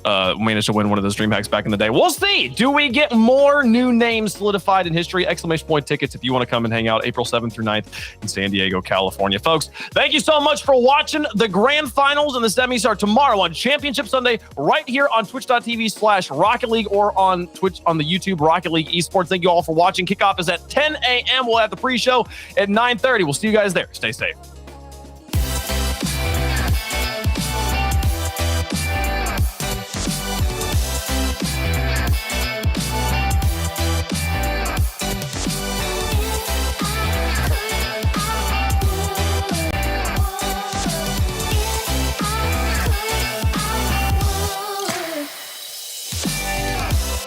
Before it's good, it's gotta get worse, and sometimes it's gonna hurt.